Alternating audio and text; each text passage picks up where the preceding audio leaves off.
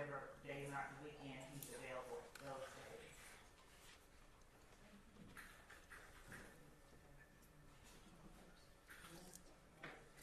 Is that going to be an all-day affair, folks, or is it going to be several hours, or what? Well, Judge, the statement that was given, that is the subject of the suppression, is about 2.5 hours long, about 2.5 hours long. I'm not certain how the proceedings will play out, but the statement itself is 2.5 hours long. So if that gives any kind of guidance, I believe we should probably anticipate perhaps most of the day on that. If it, at any point one person decides or another to play the statement or portion of it. At least we should allot 4 hours.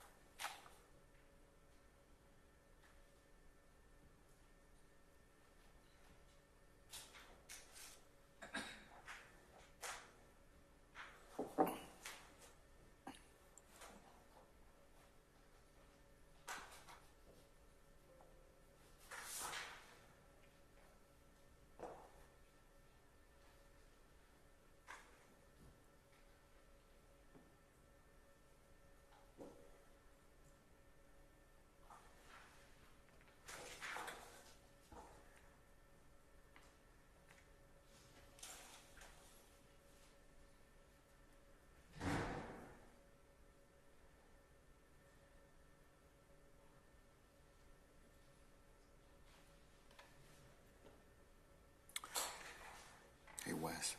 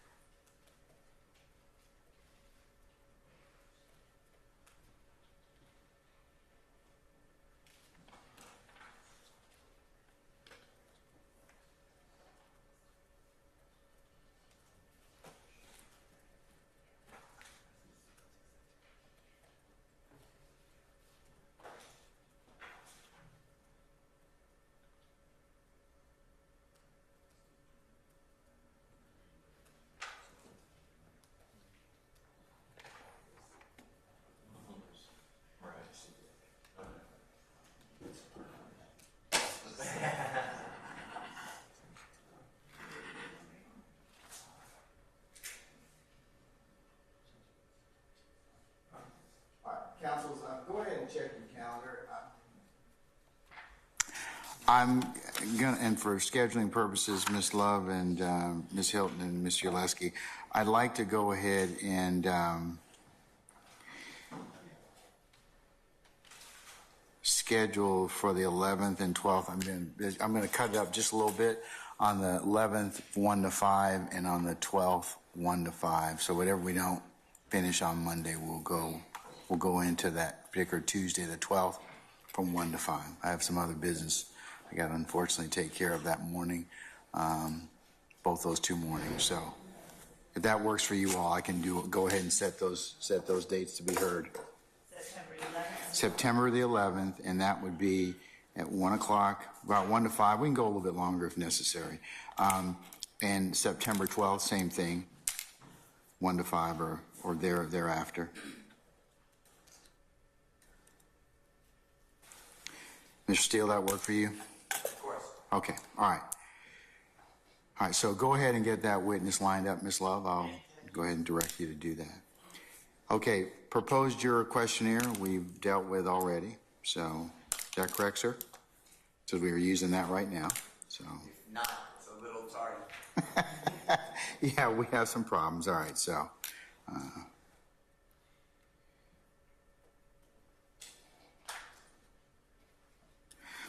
Okay, motion limiting number 1, Mr. Williams, motion limiting number 1.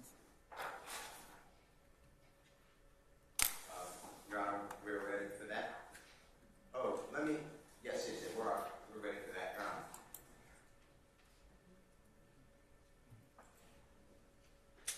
Hold on, let me get back to today.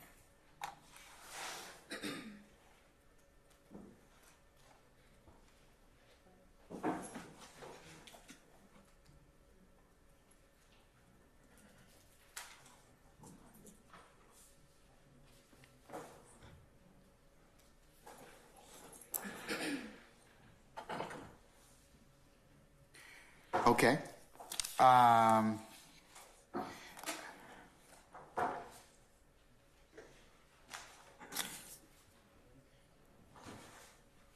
right, so if you're ready to deal with that one, we can deal with that one right now then, okay?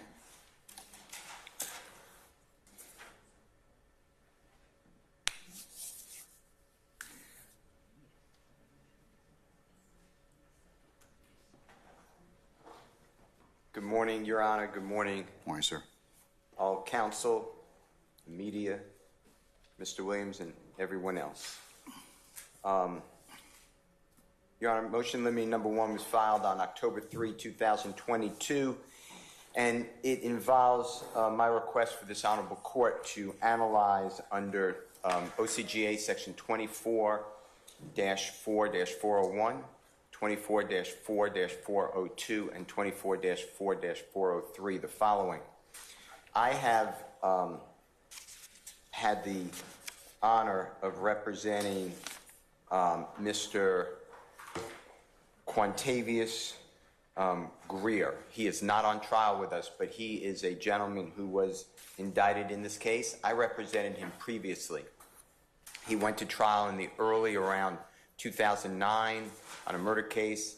He was represented by a very fine lawyer, not me, and was tragically convicted. I was asked to do his appeal, as a direct appeal. It was granted. That murder case is still pending. I do not represent him. I believe, although I don't check the docket, I believe that the Honorable Nicole Moorman is his lawyer in that case, but I just know I don't represent him. In fact, I believe this honorable court, it might have been Judge Newkirk, though. Somebody signed a motion that I am relieved from representation. I have had the honor of representing I knew Ms. Shannon Jackson. I did not know Ms. Shannon Stillwell. And I obtained bond for him in Fulton County. I obtained bond for him in Cobb County. That's all I've ever done. And that's the only way I know Mr. Jackson/Stillwell. I did not represent Mr. Martinez-Arnold, but the state sought that I did, but I did not ever represent him, so that should not matter. And I believe, if I'm leaving anyone out, I'm not trying to, but I believe that those are the persons that I've represented in the past. I currently represent Mr. Blaylock. He is a co-indictee. He's not on trial. I did not try his case. I am doing his motion for new trial. It's pending before the Honorable Judge Millender.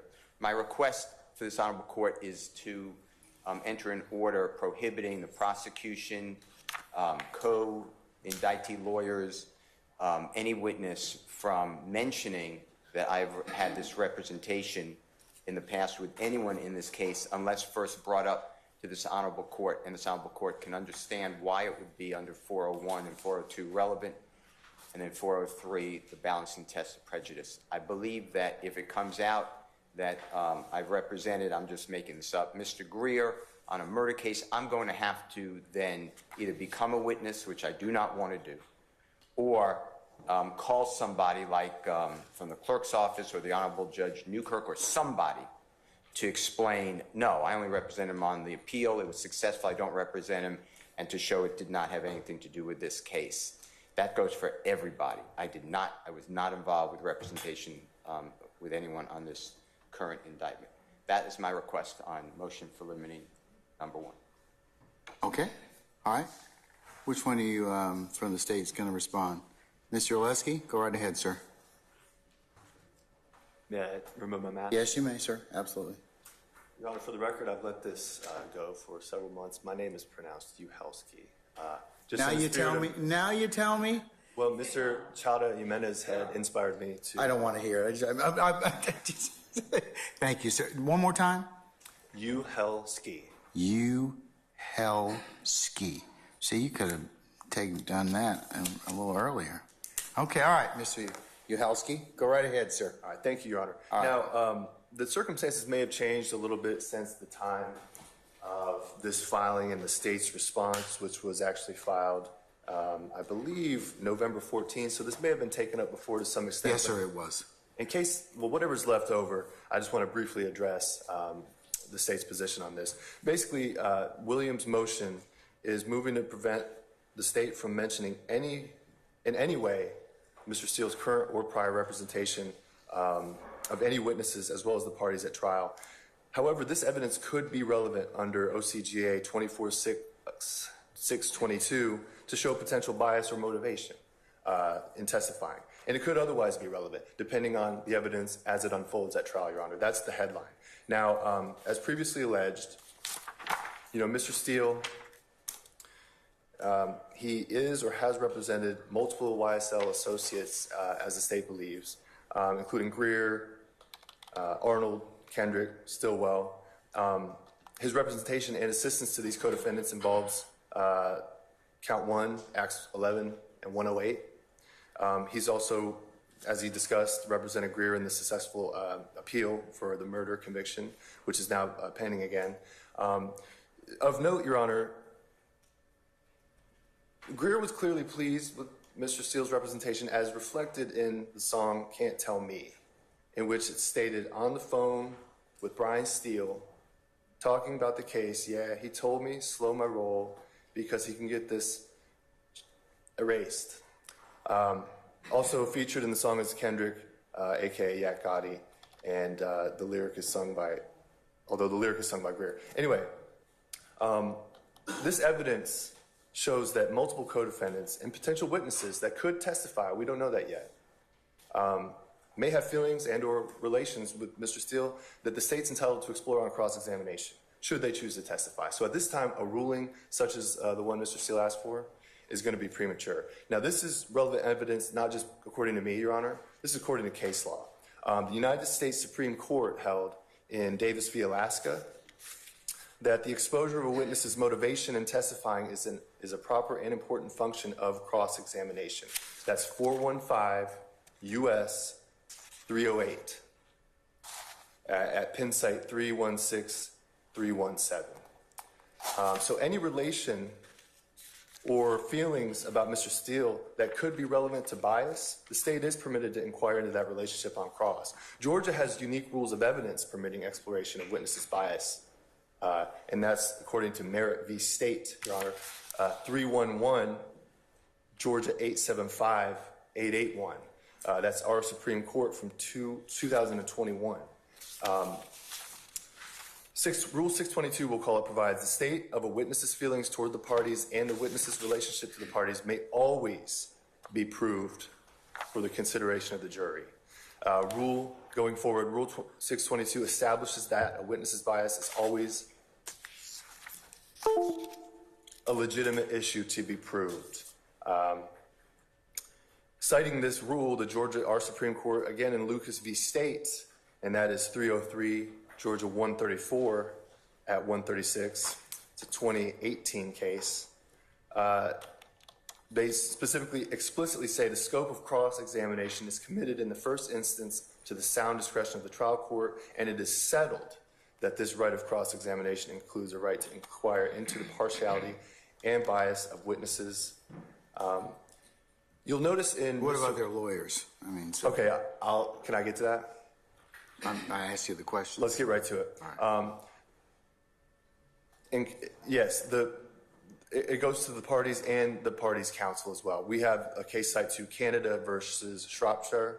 That's 232 Georgia Appellate 341 at 342. Can you say that? Sorry, I got 232 Georgia Appellate 341 at 342. And that it was held in that case that a trial court properly admitted evidence of a witness's close relationship to the plaintiff and the plaintiff's counsel. So that addresses the idea of parties as well as their counsel, Your Honor. The court went on in that case to say that the state of a witness's feelings toward the parties and his relationship to them may always be proved for the consideration of the jury, and that encompasses the plaintiff's counsel as well, which we have relevant and at issue in this case. Well, how would it be relevant? How would it be relevant? Tell me Well, how depending on if they testify, the state would be entitled to explore as to bias in relation to their relationship with Mr. Steele, previous or current. We can't really say what the relevance of it is at this point because we're not in evidence, but the rule is, Your Honor, that a motion in limine to exclude inadmissible evidence should only be granted if there is no circumstance under which the evidence is likely to be admissible. I don't believe that at this time the court is equipped to be able to be informed on ruling on that issue until the evidence has been put forward. Yeah, it's going to be circumstantial in terms of what the evidence is being offered for the circumstances. And as I mentioned earlier, the issue, Mr. Steele, as well, with multiple representation is that you have a lot of professional responsibility in landmines. So, I mean, I'd be willing to defer it at this point in time. There are some ethical considerations that may come up. I don't think I would exclude it outright because I don't have enough at this point in time to really make that determination. It's very fact specific, but I would caution you all, like we did with a bunch of the waivers already, that you all have, Mr. Steele, I'm kind of referring to you and Mr. Adams, you all have the ability, and the state as well, if it comes down to it and there's a issue in respect to potential professional responsibility, you all have a duty to raise that to the court, and for the court to kind of resolve that issue. I don't know whether or not right now I don't have enough to rule upon it, but it would be relevant. But as Mr. Steele has mentioned, it's still got overarching, even 401, 402, and 403, you have greater professional responsibility issues that I think would probably kind of seep into this. So let me hold on that one. At this point in time, I don't think, it's like I said, it's going to be very fact specific. So I'll hold on ruling, and I'll make a ruling specific to what is presented, okay? Thank you, Your Honor. All right. Thank you, sir. Okay, the next motion is a motion for Mr. Williams to be present in the courtroom. That's, Your Honor, that's when we were doing like the Zoom, if you remember.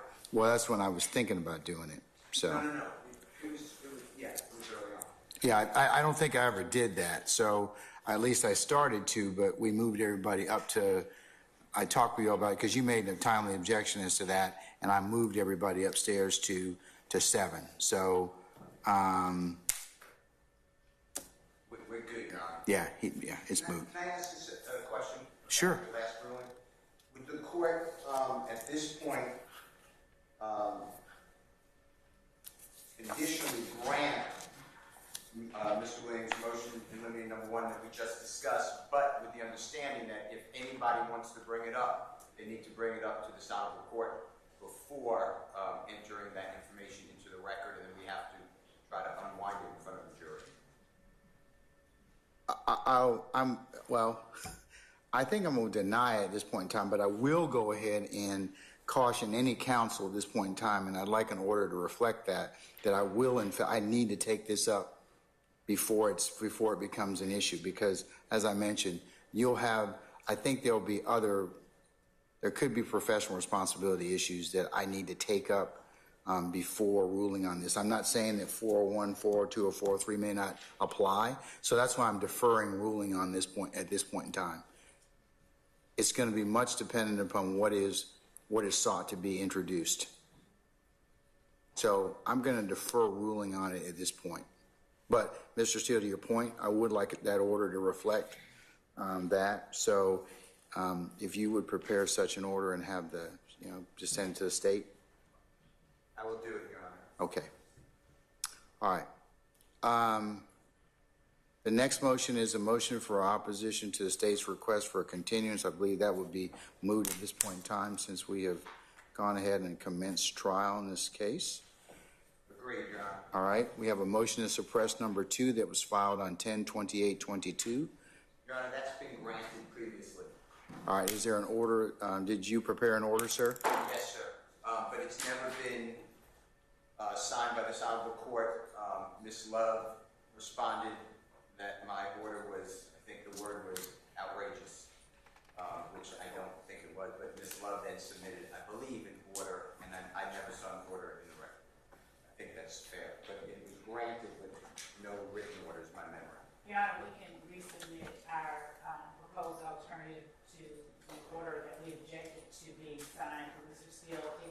In our estimation, it did not properly reflect the court's ruling or findings, and I don't know that I used the word outrageous. Doesn't seem like my language, but we did in fact submit a proposed alternative, and we can rescind that as well as our response. If you all would do that by close of business today, I can take a look at it and send that to Mr. Kearns as well as myself, please.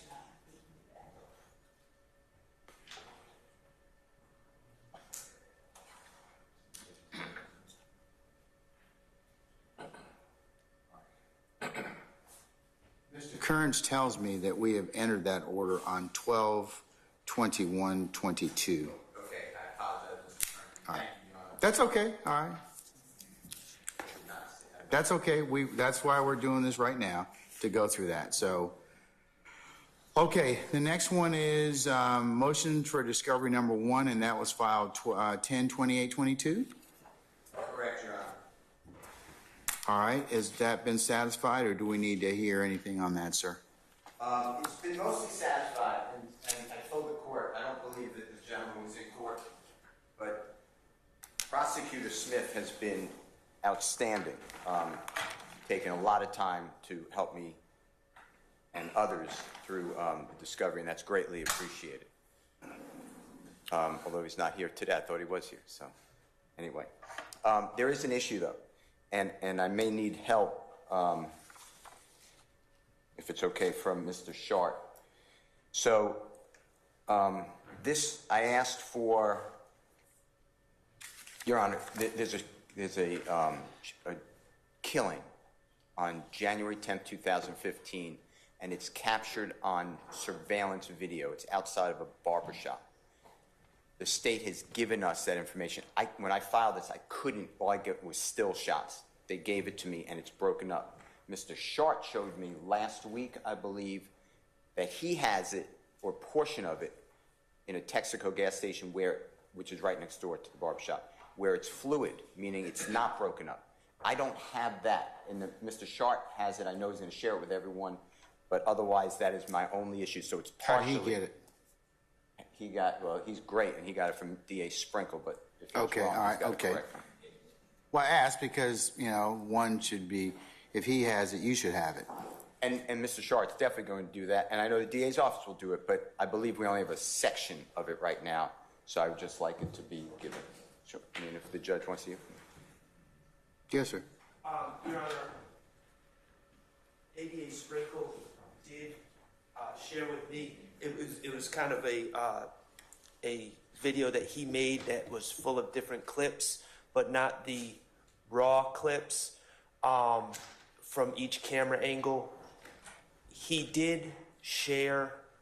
Where's the raw camera footage? Well, he did share that with me at the end of last week, or I believe it was at the end of last week. However, in fairness to Mr. Sprinkle, I haven't reached out to him about it. I'm having real challenges with the technical aspect of playing it. It involves a certain player that I'm not familiar with, and it's on my to-do list to contact Mr. Sprinkle. But from my understanding, I agree with Mr. Steele that we only had clips, at least that's how it always played on my computer. I don't believe any defense attorney has indicated otherwise. So I think that all the defense attorneys do need access and the ability to play that continuous video. Your Honor, if I may respond. Madam. All of the footage from the Texaco and the gas station from January the 10th of 2015 have been served. Having gone through the videos themselves, I know that there can be challenges to opening them. I can sit with a designated member of the defense team today to go through exactly how to access them, because you're going to have to go into a particular folder in the folders that were served and click onto a particular player and then open it that way. So I can show them how it's done, but all of that has previously been served. It was served via Dropbox, I believe, but I can go ahead and show them exactly how to get to what they're looking for. Okay. All right. Mr. Shart, if that will satisfy that, I can circle back to that maybe tomorrow when you are up arguing your motions, and you can let me know if that has satisfied that particular issue. And as long as whatever I share with Mr. Sharp, Mr. Steele, or whomever, is shared with everybody else. So And you'll share that with the rest of council? I'm going to bring co-counsel who understands computer. Well, he's kind of tied up, so, at this point. Okay, all right, well, Yeah, you can take somebody else with you. Okay, so whoever you designate. Mr. Steele, is that satisfactory, sir? Of course. Okay. Excuse me, Your Honor. Yes, Mr. Weinstein. Okay. The quality of the video that was given to Mr. Sharp is a significantly higher quality than I have seen in the discovery. So I just want to make sure that even after Ms. Love assists us in finding the video, if it's not of the same quality that was given to Mr. Sharp, that we can get that same quality video in its full form, not just snippets.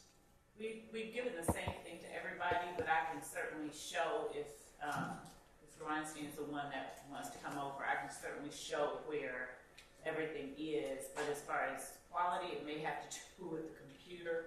I don't know, but we serve the same media to everybody. I would just say if you serve the same media, if there's an enhancement later, you should certainly supplement your discovery and share that with the defense. But is that satisfactory, sir? Yes, Your Honor. Okay, all right.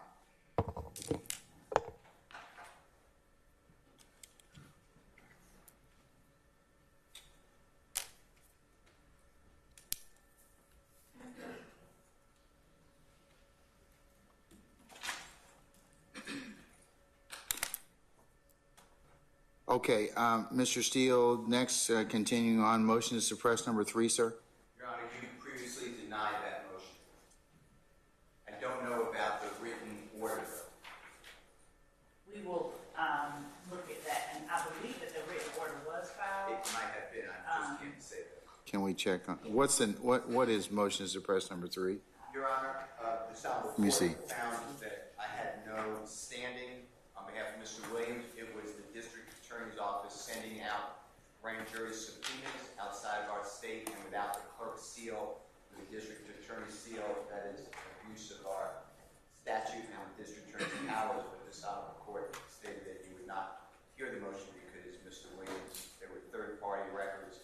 Mr. Williams did not have standing. I objected under due process, but that was the ruling. Did not go much further than that. And actually, the ruling got spoke as well to the efforts by counsel to pierce the secret proceedings of the grand jury. We did get an order signed on that, and the court did file that order. I can forward it to both the court, Mr. Kearns, and Mr. Steele. What day was that, madam? What date was the order entered? We just trying to, I just wanted, just for the purpose of the record, make sure we have it, so. Yes, Your Honor, I'm going to find it. Okay. 1 second. All right, no problem. December 21st of 2022. My co-counsel told me, both on the same day, there were two.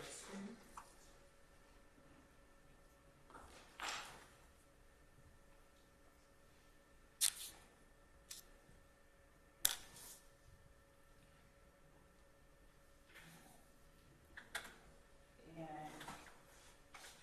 yes, December 21st was the order denying the defendant's motion to dismiss, and the order. December what date, madam? I'm sorry. 21st, Your Honor. Okay, that's the next motion. That's the motion to dismiss indictment? It was the order denying, okay, it starts off, defendant Williams filed a motion to dismiss for prosecutorial misconduct. Oh, okay. And that order was entered denying the defendant's motion to dismiss on December 21st, 2022. And it was, I can forward the court that order. Could you please? Mr. Steele, does that comport to your understanding as well, sir? Yes, sir. Is that the next one, the motion to dismiss indictment? Is that the one that is referenced for purported prosecutorial misconduct? Yes, that was filed on November 3, 2000. All right, sir. Has been denied. Yes, okay. And there was also an order granting the state's motion to quash that was entered on December 21st, 2022 that related to Deputy District Attorney Mike Sprinkle, and I believe that that specifically is the motion that Mr. Steele referenced in his colloquy to the court just a moment ago. Okay. Mr. Steele, do you concur, sir? I do. Okay, all right. Moving on, motion to suppress number 4 that was filed on November the 9th of 2022. Your Honor, that was granted previously by the honorable court, and I believe, I did not look at your honorable court's order, but the order that Mr. Kearns corrected me stated it was filed already earlier today. That would assume that motion to suppress the court. Okay. That's correct, Judge. What date was that, sir? 12/21/22. Thank you, sir. All right, we have a supplemental motion to dismiss filed on November the 10th of 2022. That's denied previously, Your Honor, and that's going back to the abuse of the grand jury and the powers of the district attorney's office. But that would have been what Ms. Love just said, and I think she said it's either December 21, 2022, or December 22, 2022 order. All right, Ms. I'm not looking at the order, but that it would be the same. Ms. Love, do you concur, madam? I do, Judge. Okay, Yes. all right, thank you. Okay, then we have motion to suppress number 5 that was filed on 11/11/2022. Your Honor, that was denied by the honorable court. I cannot speak of the order, but I believe it's going to be sustained by the December 21, 2022 order from the honorable court, or December 22, 2022 order, because it's the same issue, Your Honor, dealing with the using what I call quote grand jury subpoenas to get evidence outside of the state. So it's similar to what we've been saying. Okay, I concur. thank you, madam. Okay, then the next is motion for discovery number 2 filed on 11/22/2022. Your Honor, may I have just 1 second? No. I have that satisfied. Go right ahead, sir. Take your time. I have that as satisfied, Your Honor. I have those jail calls. So that is been complied with discovery after I filed a motion on November 22, 2022. too. So that is indeed moved. Okay, the next one is motion for discovery number 3 filed on 11/22/2022. Your Honor, that's the same announcement. I was asking for a video of a gentleman, T as in terrific, T as in terrific, and it works now. So I've been satisfied. That does not need any further action. Okay. The next motion is a motion limiting number 2, motion to strike.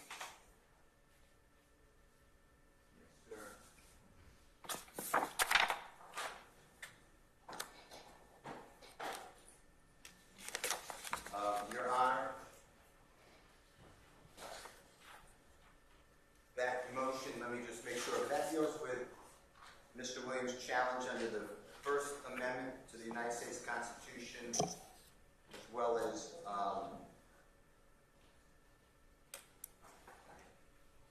Is that the rap lyrics motion?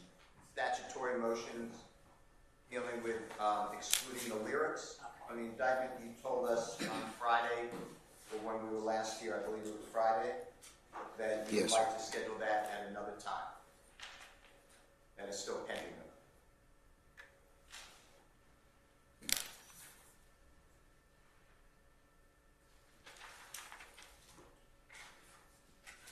That deals with lyrics in songs, poetry, artistry, videos, music videos, and the like. Yeah, I think that I need to finish the expert and I said I'd revisit it after that, so.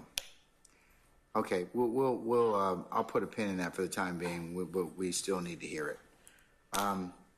Okay, then we have a motion in opposition to the state's questionnaire filed on 11/29/2022. Court already dealt with that, moved, and that, obviously, the questionnaire has been given out. Okay. We have a motion to view and test and inspect physical evidence that was filed on 11/29/2022. Your Honor, that has been satisfied. We have seen the state representative, we've seen the evidence, and we took advantage of that courtesy, and thank you, and thank the district attorney. So that was the days that Ms. Love and Ms. Hilton were able to do the outside inspection of physical evidence. We did it on, I don't remember the dates, but we did it on several days, Your Honor, that's true. Okay, all right. Is there anything else that needs to be viewed, tested, or inspected at this point in time?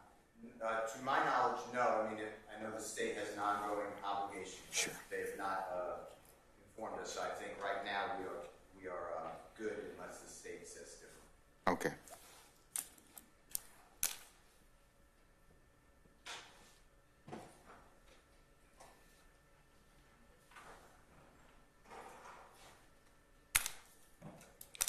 Okay, and then the next inquiry is a motion for a Daubert hearing filed on 12/5/2022. That's still ongoing. Still on? Can I make a quick announcement to someone? Yes.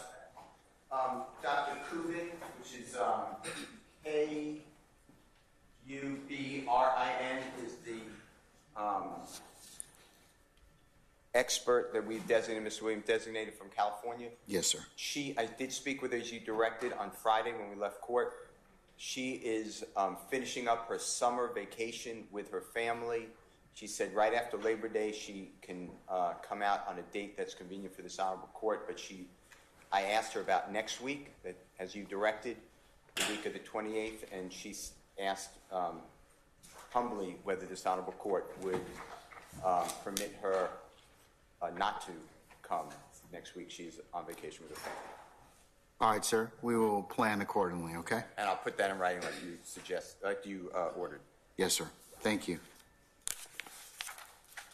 Okay, the next motion is a motion for a complete witness list and expert reports, analysis, and findings filed on 12/12/2022.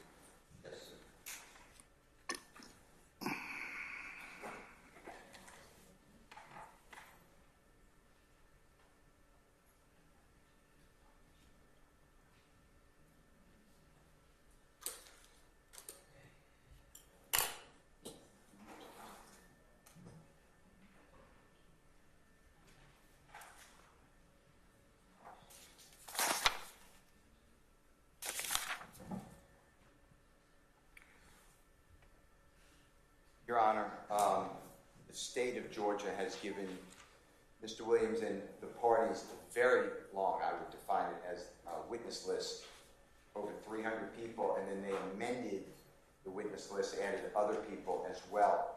On that witness list, I cannot find a lot of people. I do not have a lot of dates of birth. I do not have correct addresses. I do not have the telephone numbers. In some cases, I have the name as being BOO, and that is the identity of the individual. I would like a firm, accurate witness list because we have been trying to interview every person and finding everyone, and we're using tremendous resources and cannot accomplish that. In addition, so that's one part. How many people are you talking about? Can you give me an exact number of people that you are that fall in that category of no date of birth or address? Yes, I've never counted it up, but yes, I could do that. I just need to recess for just a moment, or when you take a recess, I can count it up. It's very easy to do. Okay, all right. But I will give you the exact number. It is a huge amount. Okay. And then material witnesses, from what I can tell, or what I believe. All right. Okay, and then I believe underneath that is a filed on 12/29 of 2022 is a witness list. That was my witness list. Okay, all right. I was just, it probably shouldn't have been on, I just filed. Well, one is filed on 12/12, and it has motion for complete witness list and expert reports, analysis of findings, and then the next one is a witness list. Correct, and that was it's not a motion you need to take up. It was a witness list from Mr. Williams. It's going to be amended, we're still getting discovery, so, but I could amend it soon, and there's over 30 people on Mr. Williams' witness list so far. There'll be closer to 45. Okay, And all I'll right. give the state all the, the accurate information. I'm sorry, Ms. Love. Your Honor, I was just going to say that when Mr. Steele does provide to the court the number, if he could just give us people that he has tried to reach and that he has been unable to reach based on the information that we've given, because we too, as we go along, we have people with changing residents, changing phone numbers, sometimes changing birth dates. But I'd like to get those from him so that I can give that to our investigative team, and we can at the very least, based on the ones that he has tried to reach so far that he has been unable to get in touch with, we can find out where those people are now and get him that information first, and then work on the ones that we did not have sufficient information on the list for after we get at least the ones that he's already made an effort to get. How about, Found okay. that they are bad, like he has bad information, like the numbers have changed or the addresses have changed. But we want to get all of it to him, but I want to get that to them as soon as possible. How about I do this? How about I let you all work collaboratively as you've all already done already, and just circle back with you on the 24th because you've got other matters on that day, and we can see if that's been satisfied by that time. Thank you. Or you're in the process of at least the list has been, the state knows who you're still missing, and I can give you another date to see if that can be complied by, okay? Yes, sir. Okay, all right. Oh, I'm sorry. go ahead. There's a subpart to the motion for complete witness list. It deals with the expert reports, analysis, and findings, Your Honor. It's in paragraph 3. And it also deals with the motion entitled Motion for Disclosure of State's Experts Notes, and that's filed on January 12, 2023, Your Honor. So they kind of merged together. And what Mr. Williams is seeking is that the prosecution, I believe, are qualifying or need to qualify under Daubert. That's why we filed that motion. Potential people that they deem to be experts. And before the Daubert hearing, as well as during discovery, Mr. Williams would like to understand these experts' reports, analysis, data, charts, because then I can trigger whether we need our own experts in this field to explain or impeach the state's witness, and I don't have any, I have none of that. Your Honor, may I approach for a second? Yes, sir.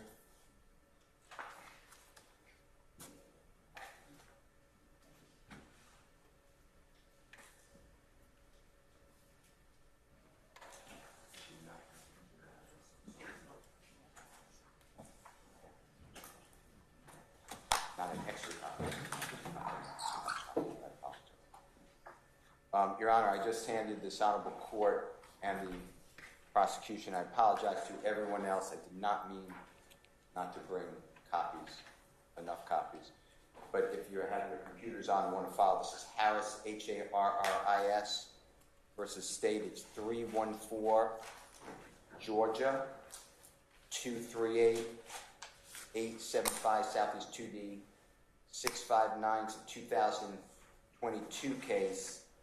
And on the printout that I've given this honorable court and the Honorable District Attorney's Office, if you look at page 40 of 52, on the right-hand side, and those of you who are looking on your computer, it's Division 6, like 5-6, A as in Elisa. And Your Honor, specifically, our highest court wrote, it's on the right-hand side under A, compelled disclosure of expert notes. The first issue involves the trial court's order compelling appellant to disclose to the state notes written by, and it's the Dr. David Diamond, D-I-A-M-O-N-D, a potential expert whom appellant consulted about incidents involving children forgotten in cars. As part of the reciprocal discovery before trial, OCGA 17-16-2, open close parentheses, little a, as in Elisa, appellant gave the state a PowerPoint presentation that Dr. Diamond planned to use during his testimony. A 2-paragraph summary of the expert's anticipated testimony. The state then spoke with Dr. Diamond. From this information, the state learned that Dr. Diamond had interviewed appellant. The state filed a motion to compel appellant to provide all documentation that Dr. Diamond created related to his interviews with appellant. The trial court granted the state's motion requiring appellant to produce any and all statements and writings memorialized in any manner regarding Dr. David Diamond's conversations, interviews, discussions with appellant. The court scheduled a pretrial disclosure was necessary under 24 OCGA 24-7-705 to allow the state an opportunity for a meaningful cross-examination as required by that order.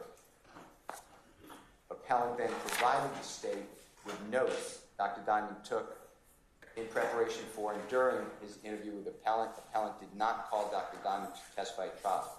The trial court's pretrial order to compel was proper under Rule 705, which states, an expert may testify in terms of opinion or inference and give reasons, therefore, without first testifying to the underlying facts or data unless the court requires otherwise.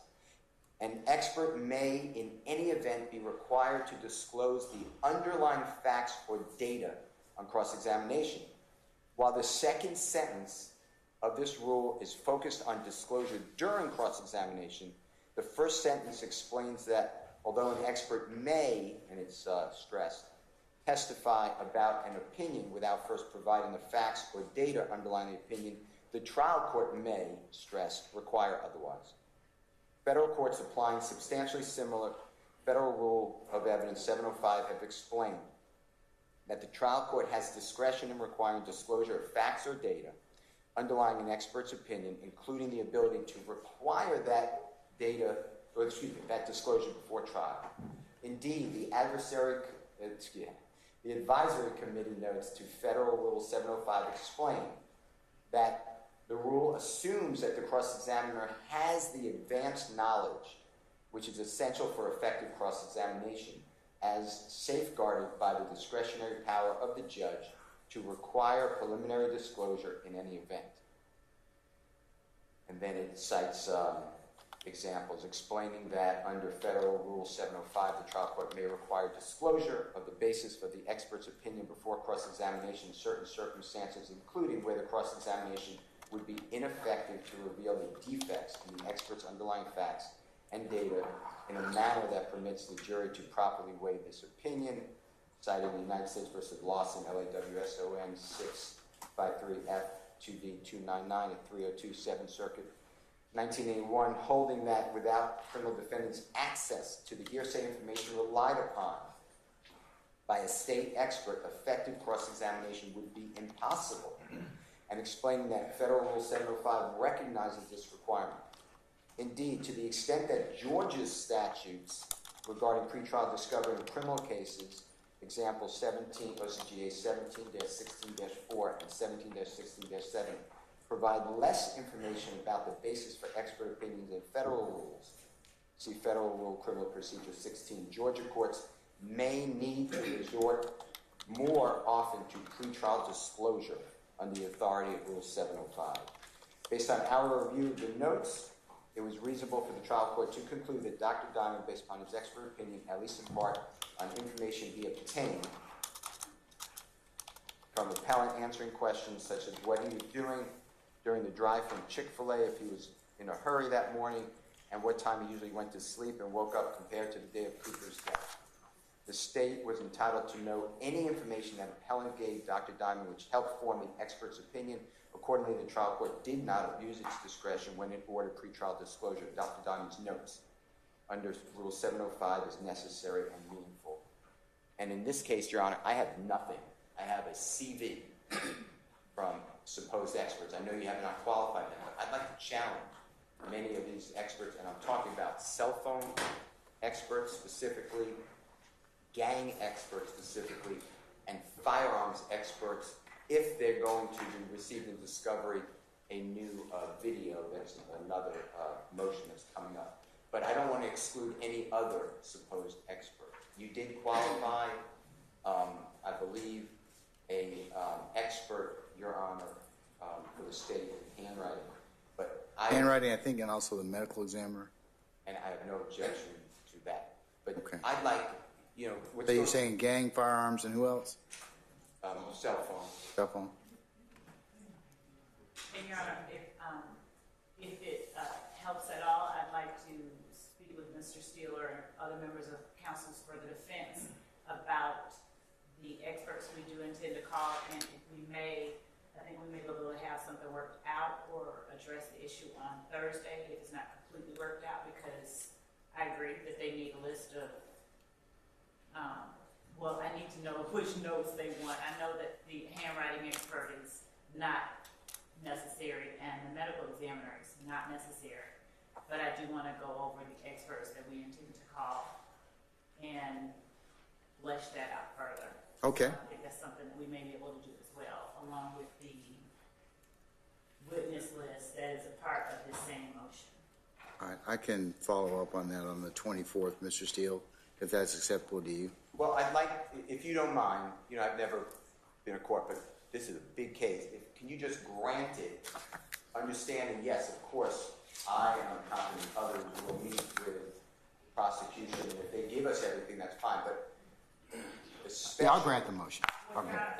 I'll grant the motion. As far as the granting of the motion, I don't have any problem with being required to turn that over, but I ask that we get some specificity before if there's a blanket granting of a motion, and if we could be allowed to be heard on the specifics, as opposed to granting a motion without us having to be heard on it. Because we can respond to specifics now. Because we were having the other portion of it on Thursday, I thought that that was an optimal opportunity for us to get together and discuss it. And then if the court decides to grant or deny any part of it, we can address it then. But I'd ask that the court reserve granting or denying or ruling on this motion until the state, one, has had an opportunity to respond, even in this setting, and two, until we've had an opportunity to speak more with Mr. Steele. But I would ask the court not just simply grant the motion without allowing us an opportunity to be heard. I interjected only because I felt that we could have an opportunity and we could address all of them on Thursday. But if the court's going to rule, then I'd ask to be heard before that happens. I think that Harris is pretty clear. You're going to have to turn over the notes. I mean, I'll let you argue it right now if you like, but I think that, I mean, this is the most recent pronouncement out of our Supreme Court in regards to expert notes. So, I mean, so I think that, I mean, I'll invite your argument if you'd like to make an argument now, but I mean, but I need to kind of button up as much as I can, Ms. Love. Yes, I'm not trying to be difficult, but there's a lot of stuff pending. So is there some specific exception, or do you disagree with Harris versus the state? I do not, Your Honor. And in fact, that's because Harris is pretty plain as to giving the turning over of notes and things like that, and because Mr. Steele indicated he didn't need the notes for the handwriting expert and he didn't need the notes for the medical examiner's office, I wanted to know or hear from Mr. Steele what it is that he continues to need going forward or doesn't want going forward, and without having to endure sanctions for non-compliance, because we left out a part of it. I just wanted to make sure that we buttoned it all down as far as what we were, you know, gearing up to make sure that we have provided or will provide in the future. That's the only reason I wanted to do that before the court made any ruling. I think that we can certainly have the matters ready to come before the court in a concise manner on Thursday, and all of it is a part of the same motion that the court is hearing part of on Thursday. That's the reason that I had asked for that. Okay. I mean, I'll defer a ruling until Thursday. I mean, but what I'd like there to be is an order. Mr. Steele, I'll leave you to draft that order. You can go ahead and get with Ms. Love about that.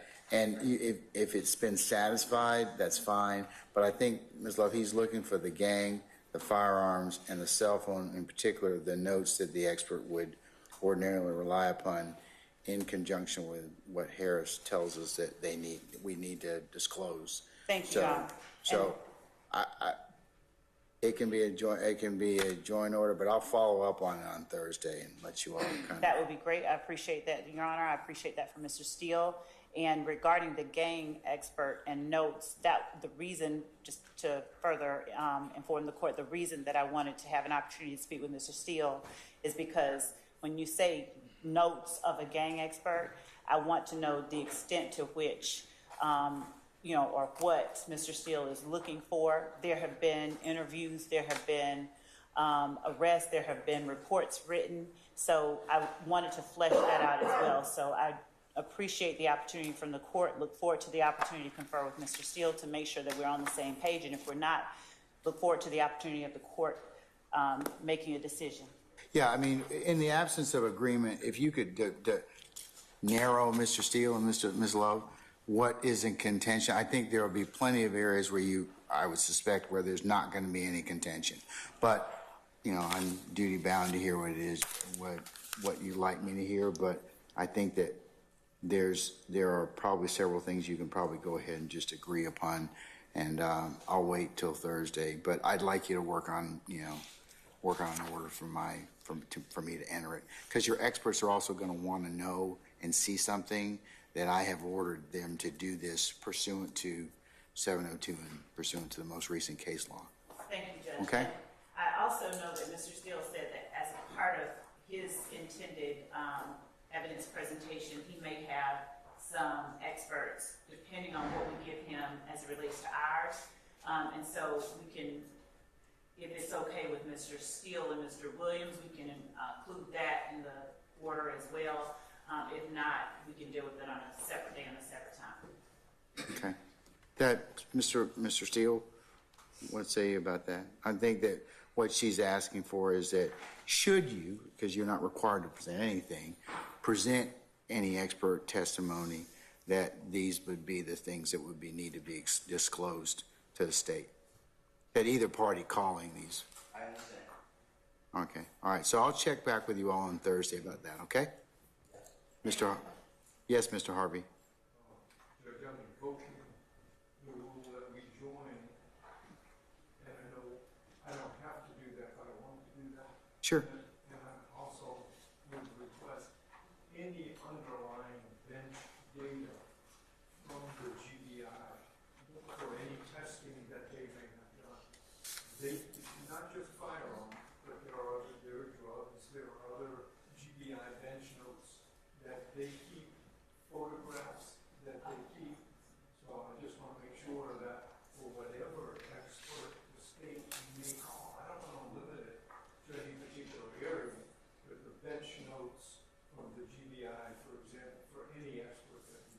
if you wish to add that to Mr. Steele's, and Ms. Love's order, yes, like I said, I'll make it for any particular expert that testifies. Wordsmith that, that's fine. Yeah, that's number one. Okay. Number two is we've been going for a little bit now, and Mr. Nichols requests that we take a short comfort. I have no objection with that. That's 10 minutes. And we can kind of look at where we are in terms of lunch or otherwise. So let's take 10 minutes, all right? Okay, we'll be in recess.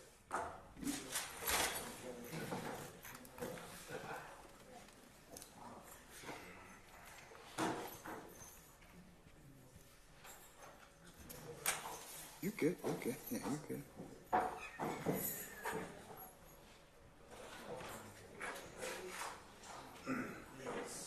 Oh, you're cold? You just like holding hands with me. We have.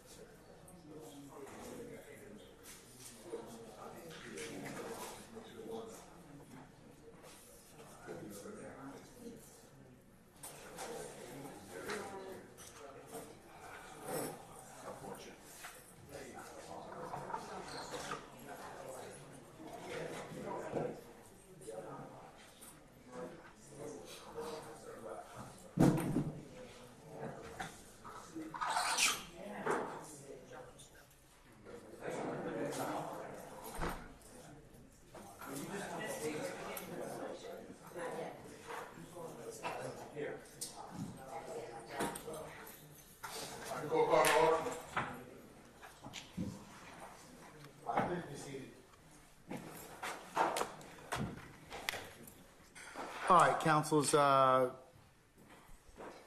since it is the lunchtime hour, I understand lunch is available. I'm going to go ahead and recess, and let's come back at 1:45.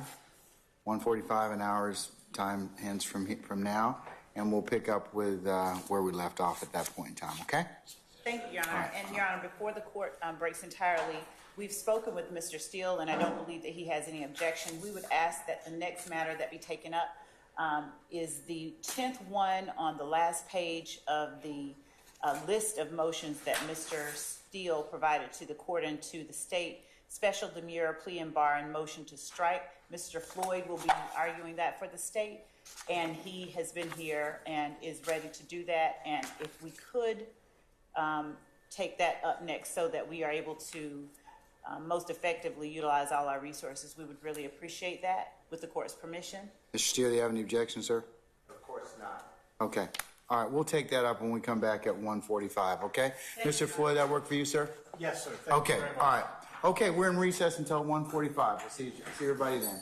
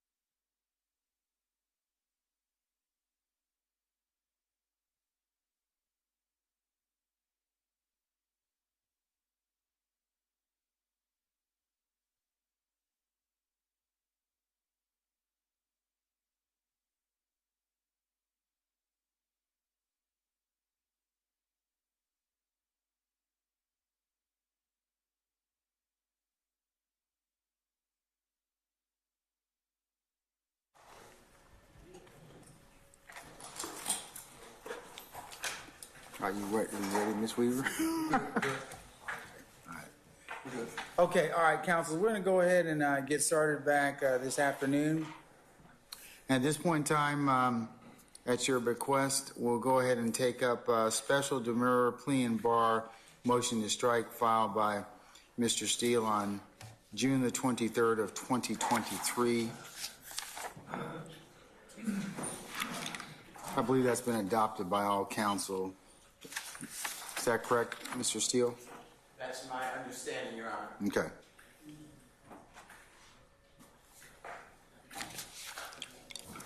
Thank you, Your Honor. Mr. Floyd, good afternoon. Good afternoon.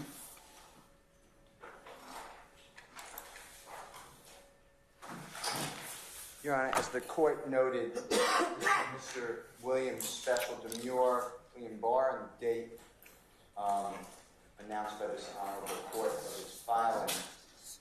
And I appreciate the court's time in analyzing this motion. And this motion, Your Honor, seeks to ask the honorable court to strike based upon two factors. One, the statute of limitations, and then two, a special demurrer. Special demurrer, as the court may know, is a product of the state of Georgia that mandates that if raised pre-trial, that an indictment must be perfect in form and substance, as opposed to, God forbid, there's a conviction. It is not like that on appeal. On appeal, you have to show error, not just that the indictment's not perfect in form and substance. And that's State versus Gambling, Gamblin. That's 251 Georgia Appeal. It's a 2001 case, and it's in Division 1 of page 283. Your Honor, I have a couple of cases I'd like to share with this honorable court and the parties, if I may, and then I'd like to get into yours. Sure. I did not bring enough copies, but I will announce with the court's permission, I'll announce the citation so everyone could follow along on their computers. And this is also cited in the motion, Your Honor.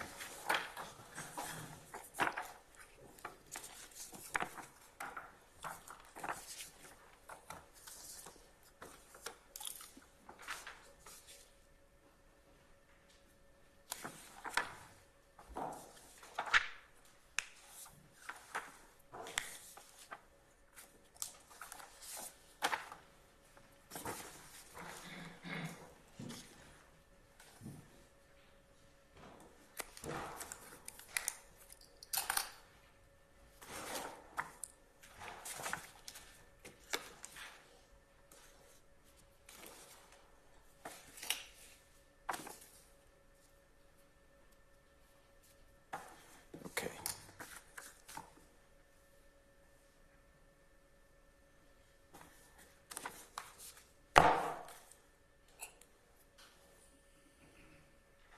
May I approach?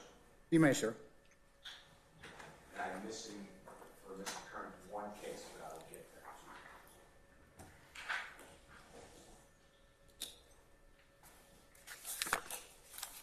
that.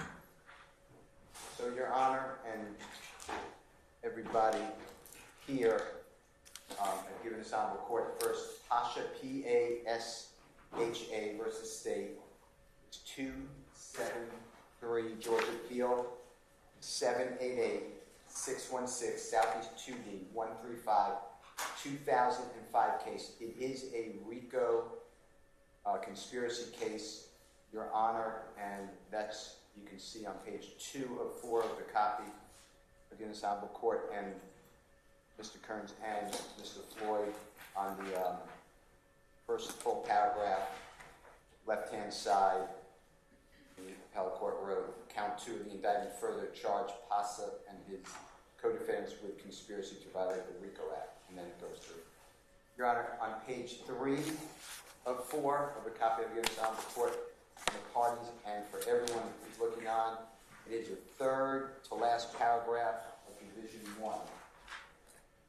And, Your Honor, on the left-hand side in the middle of the page, the appellate court wrote, the indictment charging Pasha with 2 counts of conspiracy to violate the RICO Act is 38 pages long. It sets forth the wide-ranging, highly organized conspiracy in great detail. The indictment clearly gives Pasha notice of the nature of his involvement in the conspiracy, the overt acts attributed to him as advancing the conspiracy, and the underlying predicate offenses which establish racketeering activity. Under these circumstances, we find no fair potential that the indictment as drafted might mislead the jury with respect to racketeering charges brought against Pasha. Furthermore, while Pasha argues that he was not adequately charged with the predicate offenses, he misunderstands what is central to conspiracy, and this is what I'm stressing on. Namely, that each actor in a conspiracy is responsible for the overt actions undertaken by all other co-conspirators in furtherance of the conspiracy. A person commits the offense of conspiracy to commit a crime when he, together with one or more persons, conspires to commit any crime, and any one or more of such persons does any overt act to affect the object of the conspiracy. And then just to be complete, the essence of conspiracy is a common design, and conduct which discloses a common design may give rise to the inference of a conspiracy. Thus, Pasha's, and this is important, Your Honor, argument is unveiling, since there is no requirement in a conspiracy case that the state prove that Pasha personally committed the underlying predicate offenses. So, what the state did here, and this is specifically going to count 1, is they charged everyone on trial here and the people who are not on trial, total 28, with racketeering conspiracy. And what the state did was they alleged the enterprise, the conspiratorial allegations of what the conspiracy was trying to further or gain, the object of the conspiracy, and then charged overt acts. They also charged predicate acts, but every one of their overt acts, it goes from 1 to 191, Your Honor. In the indictment, says at the end of it, an overt act in furtherance of the conspiracy. I'm not reading it, but I'll make sure it's right, but I'm positive that's right. An act, and as alleged in act, whatever act it is, of this count, an overt act in furtherance of the conspiracy. So the state does not have to prove any predicate acts, and predicate acts, as the court is aware, are crimes that are designated by a legislature that encompass RICO. They're most felonies. The state doesn't have to prove anybody committed a racketeering activity or a predicate act or a crime because it's a conspiracy. So the conspiracy, if you join that conspiracy knowingly and voluntarily, and then any one of the other members of the conspiracy commit an overt act, it could be renting of a car, it could be making a telephone call, making a movie. If that overt act furthers the object of conspiracy, then those people who the jury believe are in the conspiracy are guilty. What the state did, though, here is they have taken overt acts that are within the statute of limitations, which is 5 years, and that's OCGA 16-14-8. In a RICO conspiracy, the statute of limitations is 5 years before the return, so it stops on the return of the indictment, satisfies the bill of indictment, and you go back 5 years. It has to be an overt act, at least one, or only one. I shouldn't say at least, it could be more, but you need one overt act within the 5-year period. What Mr. Williams has noticed and what he has challenged is that overt act 62 through 191, Your Honor, all allege that the overt act was committed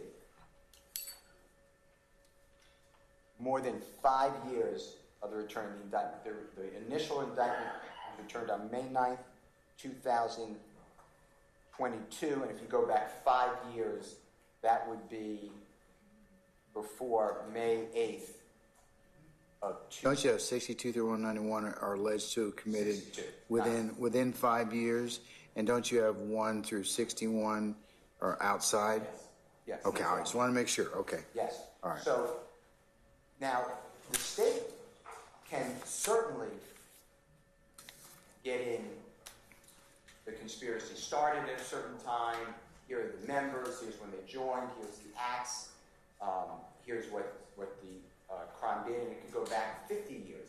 But they're not overt acts when someone like Mr. Williams challenges them in the indictment via special demurrer and a statute of limitations defense, because if you think it through, if Mr. Williams, if we have a special verdict form, which we will ask for, and the jury has to find beyond a reasonable doubt one overt act within the 5-year statute of limitations, hypothetically, if Mr. Williams is acquitted of overt act 62 through, well, it's not acquitted, if he's found that the state did not prove overt act 62 through 191, then Mr. Williams stands acquitted by the statute of limitations of any overt act that the state proves to the jury beyond a reasonable doubt in overt act 1 through 61. Now, I understand it doesn't not have to be, I'm not ever arguing, never argued, that Mr. Williams has to be the one doing the overt act. You join a conspiracy, the act of one is the act of all. So if Mr. Sharp and Mr. Botts were in a conspiracy to steal a pencil, and Mr. Botts put on the glove, Mr. Sharp could be found responsible because Mr. Botts committed the overt act. So what we have here, and what I'd like you to do, is strike from the indictment overt act 1 through 61. What happened in Georgia is different than federal court, and that's why I'll go through the state's cases, and I appreciate Mr. Floyd telling me that they filed a response earlier today and pointing that out to me. But what happens in Georgia is the second case I've given this honorable court, and Mr. Floyd and Mr. Kearns, and it's Jenkins, Jenkins versus State. It's 278 Georgia, 598604, Southeast 2D, 789, 2004 case. Your Honor, on page, starting at 4 of 7.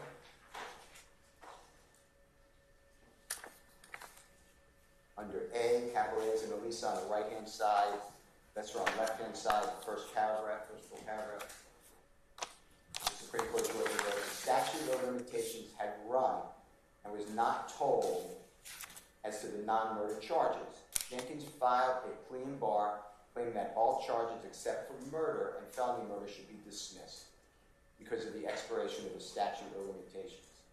Armed robbery and kidnapping with bodily injury have a 7-year statute of limitations. Burglary, aggravated assault, and the firearm possession charges have a 4-year statute of limitations. In criminal cases, the statute of limitations runs from the time of the criminal act to the time of the indictment. It is uncontroverted that the state did not indict Jenkins until more than 7 years has elapsed from the date of the indictment. On page 5 of 7, Your Honor, on the right-hand side, the very last 2 lines, going into page 6, the Supreme Court wrote, the law is unclear as to the proper procedure for determining the application of a statute of limitations. State versus Tuzman, which is T-U-Z-M-A-N. The Court of Appeals held that a pretrial evidentiary hearing on a plea in bar based upon the statute of limitations is a very effective, fair, and expedient method to deal with limitations problems in many cases.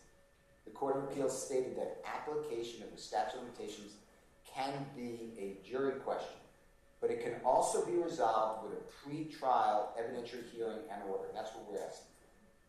We note that while it is true that an exception to the statute of limitations must be pled in the indictment if the state is relying on one, the statute of limitations is not an element of the crime per se. It is found in Title 17, the title in the chapter entitled Limitation on Prosecutions. Obviously, it exists for the protection of the defendant.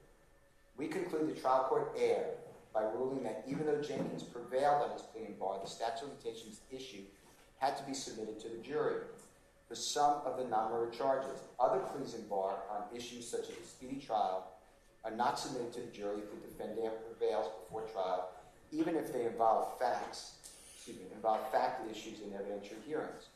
Although the Court of Appeals in Tuzman suggested that the trial court could refuse to hold a pretrial hearing on a plea and bar and submit the statute of limitations issue to the jury, we believe that the proper procedure for litigating a plea and bar based upon the statute of limitations should be analogous to a pretrial Jackson versus Deno hearing, wherein if the defendant, that's Mr. Williams and everyone else, prevails on this issue of the voluntariness of a statement, or in this case the plea and bar, the jury never hears the statement.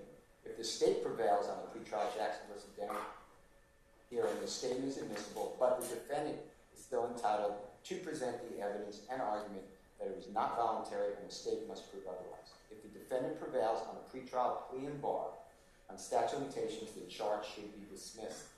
If the state prevails on this issue before trial, the defendant may still require the state to prove at trial that the charge is not barred by statute of limitations. Otherwise, if the state could still submit the charges to a jury, even though the trial court has found the pretrial evidentiary hearing on the statute of limitations applies to part of the prosecution.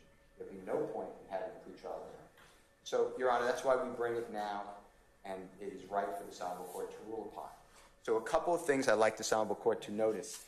In the indictment, both our original indictment and the re-indictment / superseding indictment, the state never alleged any type of tolling provision. They never alleged a tolling provision. And without a tolling provision, that means that each overt act must stand on its own to win the day against Mr. Williams' challenge that the statute of limitations is gone.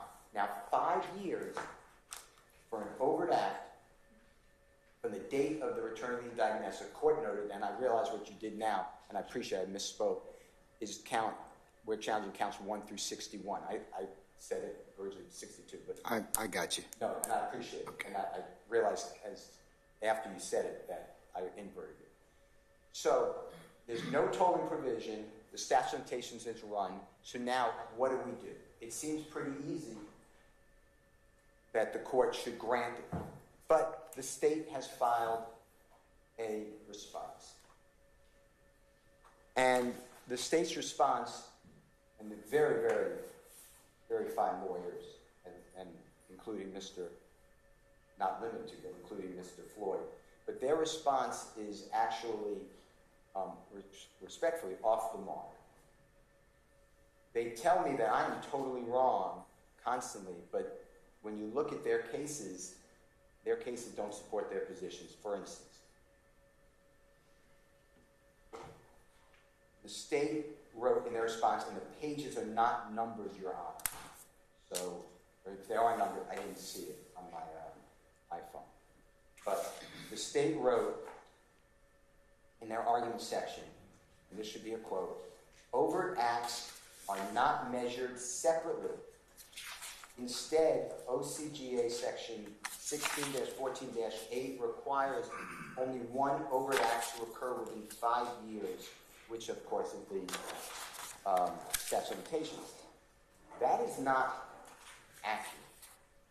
What's going to happen, the reason they made it 191 counts is they want the jury to have 191 different opportunities to find one overt act. The problem that they have, though, is Mr. Williams and all challenged the statute of limitations. And there's no tolling provision. They could have had a tolling provision. The crime was unknown. That might have worked, and it would have brought all 191 overt acts into play. But without that, we are now looking at the indictment the way it was returned, and every one from 1 to 61 must be barred. To say that the overt acts are not measured separately is wrong, because you are going to give an instruction, I believe, that the elements of a RICO conspiracy are as follows. An enterprise, you're going to define it. The conspiracy, you will define that. The object of the conspiracy, you will define it.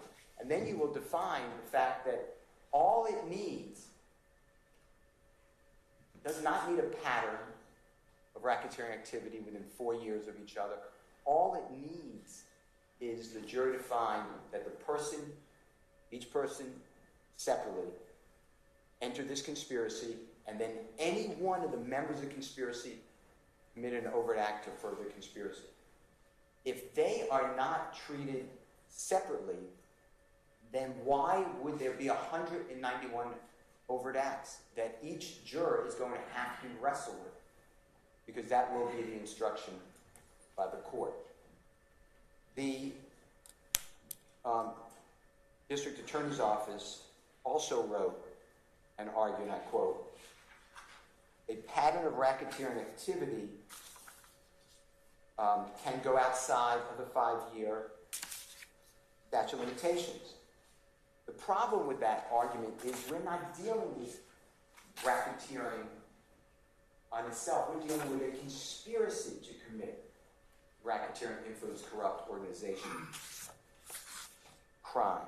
And what that means is, generally, yes, in order to convict someone of the crime of RICO, there has to be a pattern of racketeering activity which is defined by statute as two offenses, 2 crimes, predicate acts of racketeering that happen within 4 years of each other. And if someone went to prison, that 4 years is excluded from the time in prison. But here, as the court knows, we are not dealing with a RICO charge. And therefore, to say that, hey, Brian Steele can't be right, because just look at the statute for racketeering. If the indictments returned May 9th of 2022, if we would have alleged 2 predicate acts, 2 acts of racketeering, one could have been 4 years, one could have been 8 years.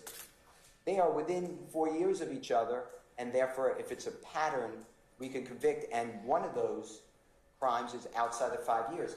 The problem with that is that's not what we're dealing with. We are dealing with overt acts, and the overt act must be, that's by statute, must be within 5 years of the return of the indictment. I cited state versus... I want to interrupt you, and if I can, Mr. Steele. I think what the state's saying is it possible for them to, they're saying that the latter conspiratorial acts kind of bring the last conspiratorial acts can, because everyone's within the conspiracy, would pull in the acts that have occurred outside or with beyond 5 years. Is that true, or can you address that? Yes. So I think that, yes, the state, I believe that that's true. I think, and you have to ask the state, but I think the indictment's purpose was to say, hey, this started in 2012, continues through the date of the indictment, includes at least these people and others that are known and unknown, and here's what occurred. The problem is the state chose the language to ask the grand jury to indict each of overt acts, 1 through 61, Your Honor. Every one of them, at the very end of each act, says, as alleged in act whatever, an overt act in furtherance of the conspiracy. It cannot be an overt act in furtherance of this conspiracy if it's outside the statute of limitations. They barred the statute of limitations. So what could they have written? They could have clearly written that this act occurred. Don't call it an overt act. But what they did is they made it where an overt act is now being met by a statute of limitations defense. And you can't ignore, not you, the state, can't ignore that the statute of limitations bars it.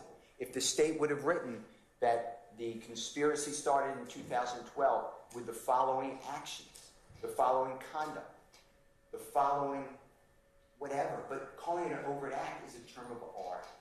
It is an essential element of a RICO conspiracy case. And we are meeting it with a special demurrer. I mean, Mr. Williams put a lot of time into this. And a special demurrer in Georgia is not like federal court. We are asking this pre-trial. That indictment must be perfect. The word perfect has meaning in form and substance. It is not perfect in form because it is not an overt act that can be alleged. It is certainly not perfect in substance since now Mr. Williams challenged it through a statute of limitations. So that is why I don't believe that the state's argument is correct, and the reliance on federal cases is just not here. There's not one federal case, and it won't be, that says that it's a special demure. The federal cases talk about whether there was enough evidence of an act within the statute of limitations. I'm not alleging that. I'm alleging that right now, before the jury is impaneled, Mr. Williams is entitled to, and others, entitled to an indictment perfect in form and substance. It cannot withstand a challenge to the via a special demure / statute of limitations. The state argues that my reliance on State versus Conzo, C-O-N-Z-O, is not helpful, they wrote, but Conzo is helpful because Conzo wrote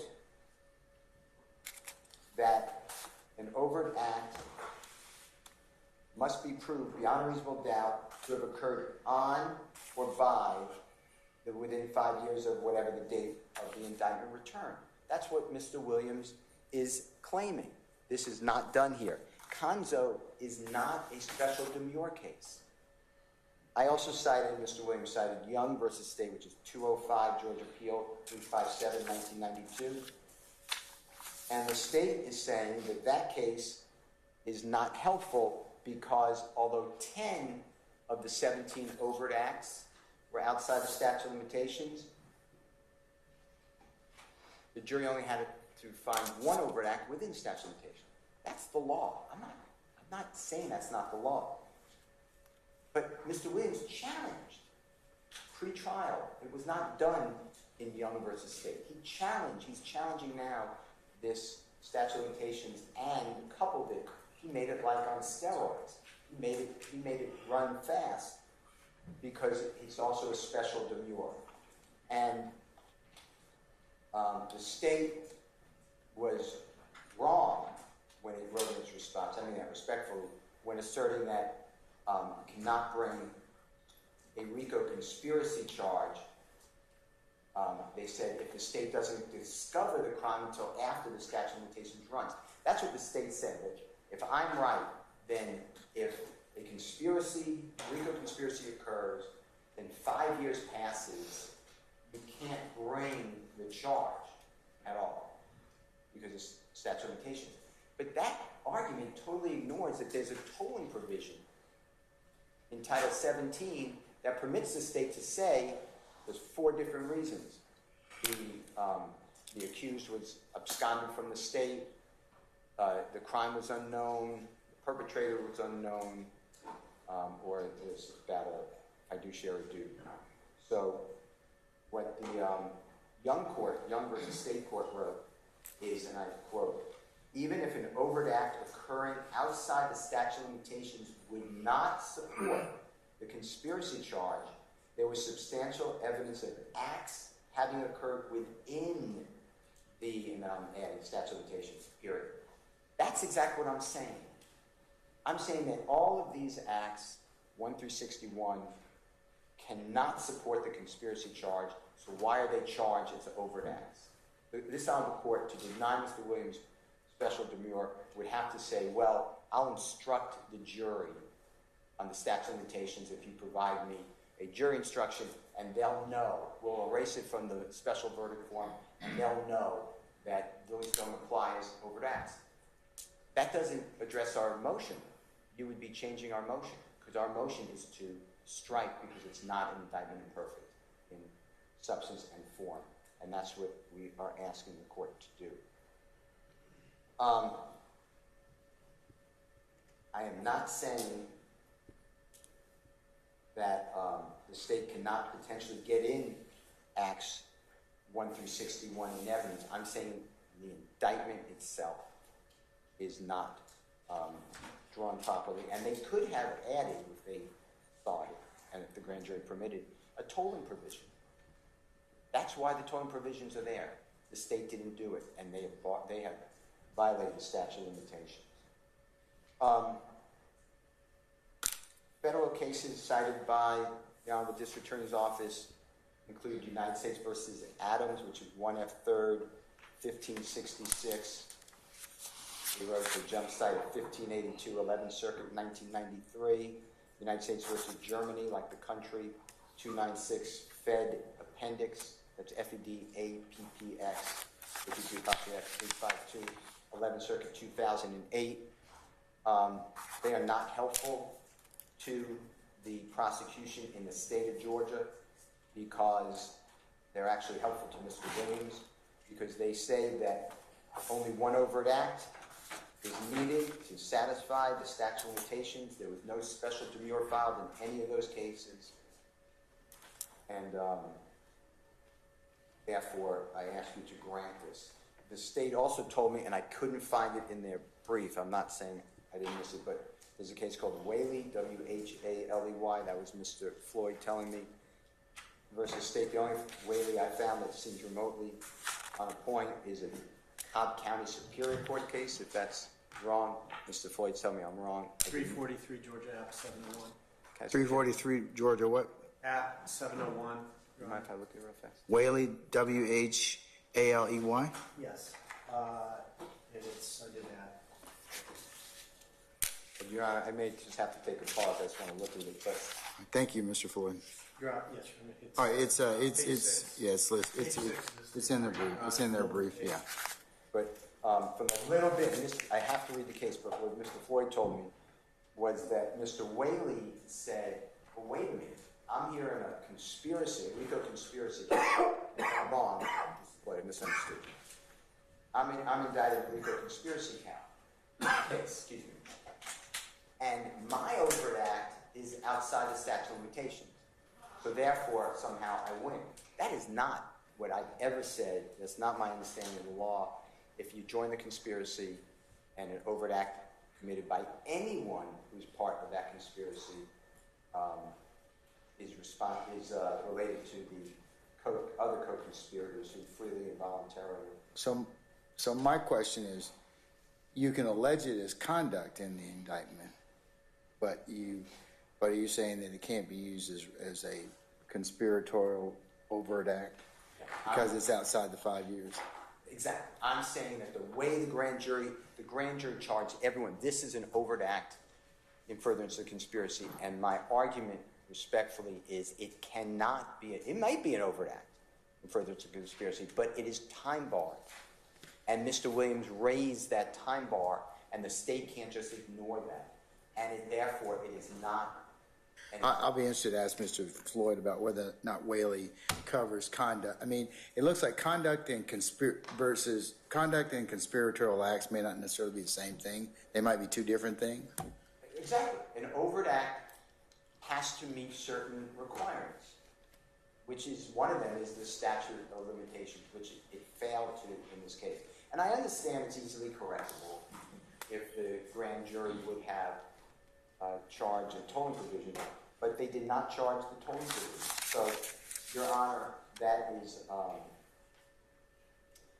is my issue. I also gave the court, I did not, I believe, and I apologize, Mr. Kearns, give Mr. Kearns, United States versus Ravenel, R-A-V-E-N-E-L-L, that is 66F472, 4th Circuit, 2023. And Your Honor, on page, starting on page 7 of 26, if you don't mind. And this is a fascinating decision. It's a great case to read. It's a money laundering conspiracy, not a RICO conspiracy. What page did you say, sir? Starting on page 7 All right, sir. of 26, on the right-hand side under Division 1. And towards the top of the page, first full paragraph, money laundering conspiracy under 18 U.S.C. 1956 H as in happy is not an overt act conspiracy. So what that means is different than RICO conspiracy. You don't have to charge an overt act. And then on the bottom of that page, Your Honor, that column 9 lines up from the bottom, the court wrote, therefore, while overt act conspiracies, which is what we're dealing with here before this honorable court, require a showing that at least one overt act in furtherance of the conspiratorial agreement was performed within the applicable statute of limitations period, non-overt act conspiracies are presumed to continue absent evidence to the contrary. On page 8 of 9, Your Honor, 8 of 26, in Division 2, right-hand side, second paragraph, center, lower center, Ravenel relies upon our decision, United States versus Head, which is H-E-A-D, 641 F. 2nd, 174, 4th Circuit, 1981, to argue that his conviction for money laundering conspiracy relied heavily on conduct that occurred outside the limitations period, which necessitated an instruction on the statute of limitations. Head, however, is inapplicable. The appellants in that case were charged under the general criminal conspiracy statute, 18 U.S.C. 371, which requires proof of an overt act. We held that the district court erred in not providing a statute of limitations instruction when requested, as an indictment rested in large part on acts occurring without the statute of limitations period, meaning without, meaning outside. Where a mere agreement is the relevant conduct, however, the temporal nature of certain overt acts has much less bearing on the conspiracy's continuation into the statute of limitations without evidence of termination or withdrawal. What that is saying, that's a non-overt act case. It's a money laundering case. You don't have to show an overt act. It's just the conspiracy. Indeed, Head did not conclude that a jury instruction on statute of limitations was necessary in every case, or that the statute of limitations had become an essential element of conspiracy. Instead, it announced a general rule that the prosecution must prove an overt act in furtherance of conspiracy committed within the limitation period for the general criminal conspiracy statute. In short, it said nothing about a non-overt act conspiracy. And here we have an overt act conspiracy. As in Jenkins, it is not, statute of limitation is not an essential element of the crime. It's found in another section, in Title 17, not Title 16. And therefore, Your Honor, the state of Georgia, through the grand jury, has violated the mandates of a special demure and the statute of limitations. When this honorable court said and asked me, and I agree with the court, could it have alleged, here are all these conduct, but not allege them as overt acts? The answer, as I said, is yes. There would be a different challenge to that, though, because this is other act conduct that I would ask the court to rule upon in 404B. The court may say that's intrinsic. Therefore, it's not 404B, and therefore it's proper.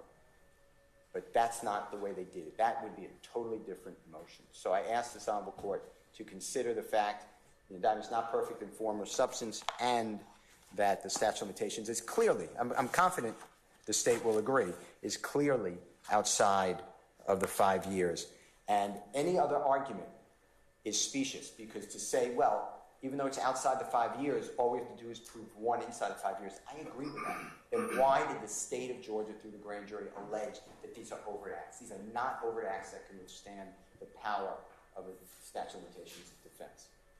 Thank you, sir. All right. Mr. Floyd? Yes, Your Honor. Thank you.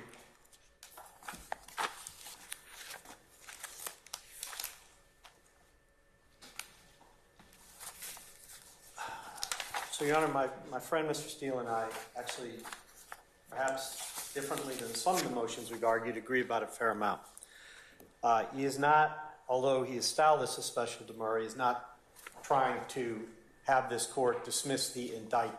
That much is clear. Just some counts therein. Right, overt acts alleged therein. Yes, correct. And it's the distinction between overt acts and counts that's really fundamental to this discussion. He acknowledges that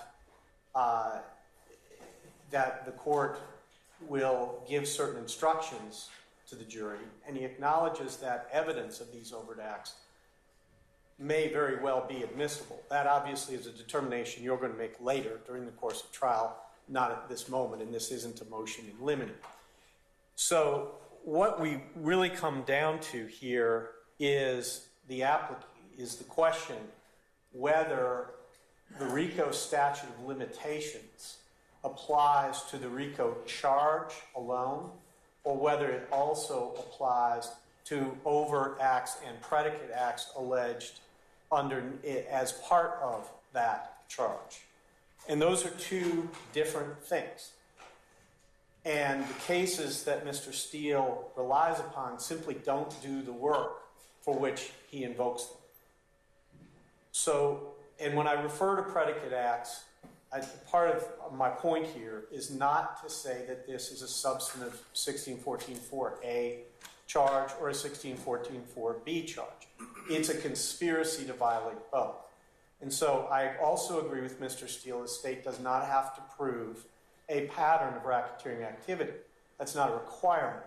Now, if we prove it, it's certainly very powerful evidence of the existence of a conspiracy. And it's proof of the nature of the agreement, that it was an agreement to engage in criminal conduct that involved, as an objective, engaging in a pattern of racketeering activity. So it's certainly germane, it's relevant, it goes to the gravamen of the crime, but we both agree it's not an essential element here. So let me turn to where we disagree.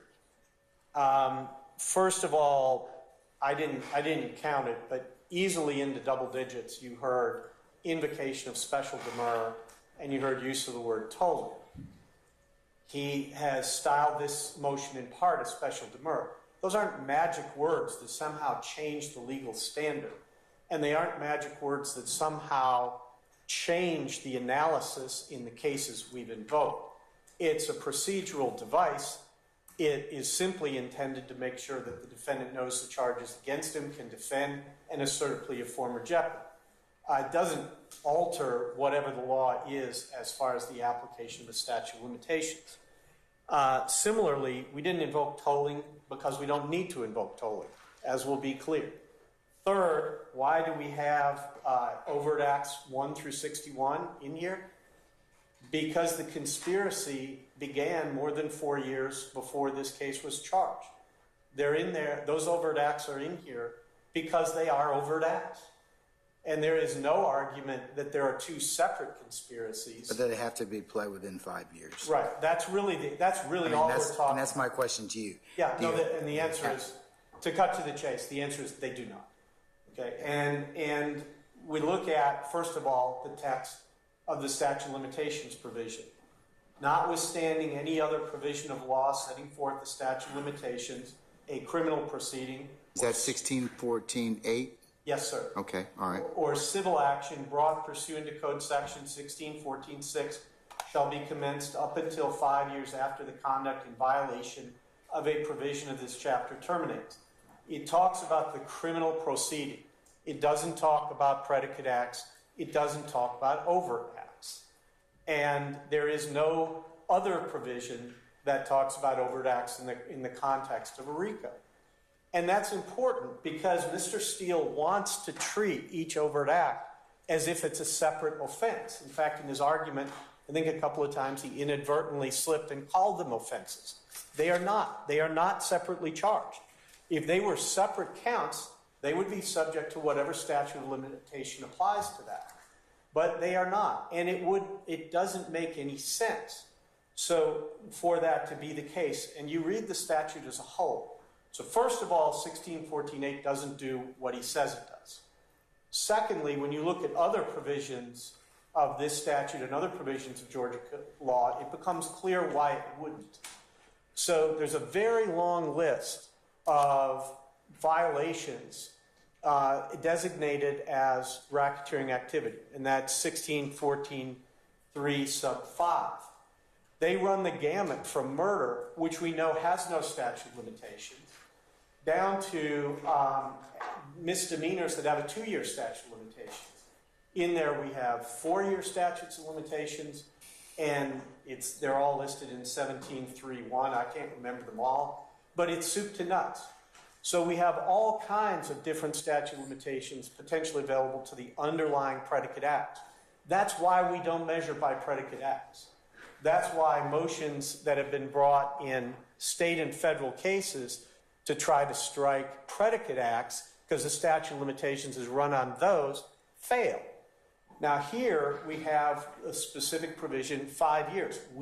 No question, this case was indicted within 5 years of the most recent acts. So that takes Conzo out. In Conzo there are 7 cases I want to discuss that we cited, and Conzo's the first one. In Conzo, there were no overt acts. It was a conspiracy case. There were no overt acts alleged within 5 years of the indictment. That was the exact question the court addressed, nothing else. We must determine whether any overt act in furtherance of the conspiracy had occurred within 5 years before the date the indictment was issued. Different question. The answer was no. The case was dismissed. Conzo doesn't do anything here for Mr. Williams or the other defendants. We cited Whaley. Whaley was one of the defendants. There were 2. He said, I'm out because you didn't allege any overt acts, you, the state, didn't allege any overt acts against me within 5 years. And the court said, no. That as a fact is true, but that doesn't do you any good because your co-conspirator committed them within that time. Court did not disapprove in any way the fact that evidence was introduced of Mr. Whaley's overt acts outside the 5-year statute of limitations, and in fact specifically relied upon it in affirming his conviction. Certainly admissible, nothing wrong about that. Young, which Mr. Williams also relies upon, talks about, it basically has a dicta observation where it says even if an overt act occurring outside the statute of limitations would not support the conspiracy charge, there was substantial evidence of acts having occurred within that period. So that's the question it was asking. Was there evidence within the statute of limitations? It did not hold that overt acts outside the statute of limitations cannot be considered. It acknowledged perhaps that's a possibility, but did not rule on the point. So that doesn't carry any water for any of the defendants. Then we get to Adams, and there was an effort to distinguish the federal cases, not on the substantive law, but again on the idea that they're not a special demur. That doesn't change, again, the legal standard. It doesn't change the way we look at overt acts. The court specifically said evidence of any acts in furtherance of the conspiracy are admissible even if they occurred longer than the statutory period before the indictment. And Adams also cites United States v. Gonzalez, which was another 11th Circuit RICO case, for the principle that predicate acts for RICO conspiracy occurring outside limitations period could support conviction if conspiracy continued into the limitations period. And as here, the defendant who was making the argument was a man named Coran. Coran does not claim that the conspiracy ceased operations outside the statutory period, same here, nor does he claim to have withdrawn outside that period, same here. Georgia law of withdrawal is much less favorable to defendants than federal. Therefore, all acts committed in furtherance of the conspiracy during the entire life of the conspiracy were properly admitted against him at trial. In Germany, which we also cited, another 11th Circuit case, basically the same rule, went on to say, looking at Rule 403, that we look at that evidence, and that's another reason why the argument for exclusion of the acts would fail. We further cited Torres-Lopez, which looked at, this is another federal RICO case, but looked at the question in a particular specific context, applicable here as well, that evidence of predicate acts occurring outside the 5-year statute of limitations, it's the same, it's 5 years by federal statute, it's 5 years by Georgia statute for Georgia RICO. Outside the federal 5 years couldn't be considered. The court said the fact that the predicate acts are time barred by the statute of limitations in the substantive count does not mean that they cannot be considered in determining whether defendant was part of a RICO conspiracy. That's exactly what we're dealing with here. And Tannenbaum is the seventh of the cases that I wanted to mention to you, the last of seven. That was not a RICO case. In that situation, the defendant argued that overt acts occurring outside the 5-year statute of limitations for the substantive offense could not be considered to establish venue. Court rejected that argument and said no, that it was permissible and did affirm the conviction. So the fundamental difference that we do have here is the effort to treat overt acts as if they were separately charged offenses, each under its own count, that can therefore be attacked on the basis of statute of limitations. That's not it. The charge is conspiracy. Everybody agrees if there's a conspiracy, it's one conspiracy. The case law says we can look to overts both inside and outside. Now, I do agree with Mr. Steele that we have to prove at least one overt act within the statute of limitations, because that's necessary to prove the case. But in proving the other elements of the case, the agreement, the existence of an enterprise, etc., the association, all of that is grist for the mill, whether it's inside or outside. And I've got one last statutory reference for you here. And this is something Mr. Steele sought to distinguish, but I don't think it can be because it shows you the logic of the statute. When RICO became effective July 1, 1980, you had a pattern definition. One of the questions the General Assembly had to address, like Congress did, and they did it exactly the same way, was they said, all right, we don't want to have an ex post facto problem. So we're not going to let the government charge somebody with acts of racketeering activity where the whole pattern occurred before the effective date of the statute. It obviously triggered the ex post facto issue. So they said you have to have one act after it's enacted. But that didn't mean you couldn't reach back. And in Georgia, 4-year separation between predicates, federal 10. But isn't there a distinction? I think Mr. Steele's saying that you could do that, but the distinction is whether or not you can charge it as an overt act prior to or outside the 5-year period. It's clear you can use it for other purposes to show, hey, this is the development of what your criminal activity purportedly is. Right. But he's distinguishing the fact that since you charged it as an overt act outside the statute, he's asking me to strike that. I understand. He is. And so not to be persnickety about it, but again, we're not separately charging it. We're just alleging it. We have to allege at least one. We have alleged more than one because more than one occurred. If we didn't allege them and we tried to put them into evidence, you can be sure you would hear an argument that that wasn't in the indictment. So defense can't have it both ways. But couldn't you have charged the indictment to just say it's conduct? I mean, you indict the way you want, of course, but I think that's the distinguishment he's trying to make, is in terms of, okay, look, you're not saying that conduct couldn't be alleged, but he's saying that the conspiratorial aspect of conduct beyond the 5 years would be different. I think you and I agree that that's what he's saying.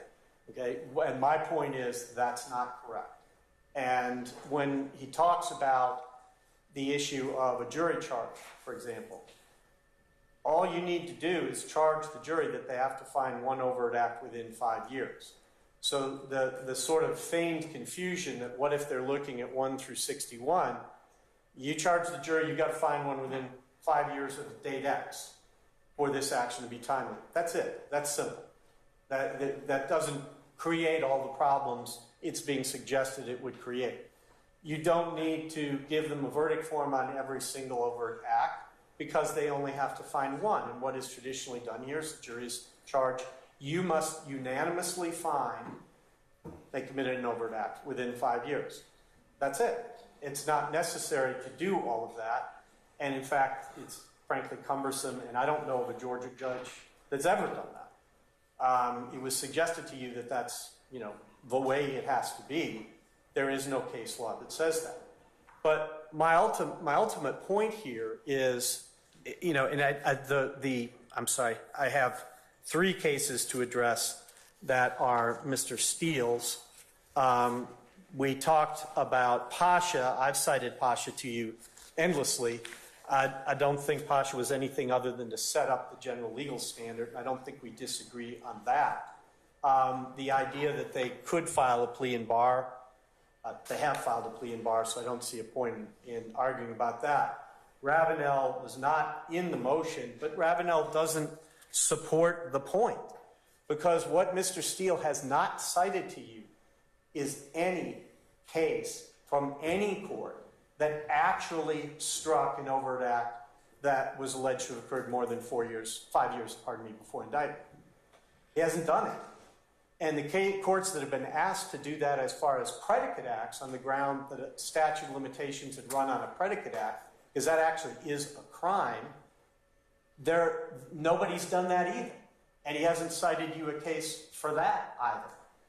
And when the United States Supreme Court was looking at the question, because federal RICO doesn't have a statutory limitations period, when they looked at that question, and they looked at it in the civil context, one of the arguments was you should look at the statute of limitations for the individual predicate acts that are alleged in that case.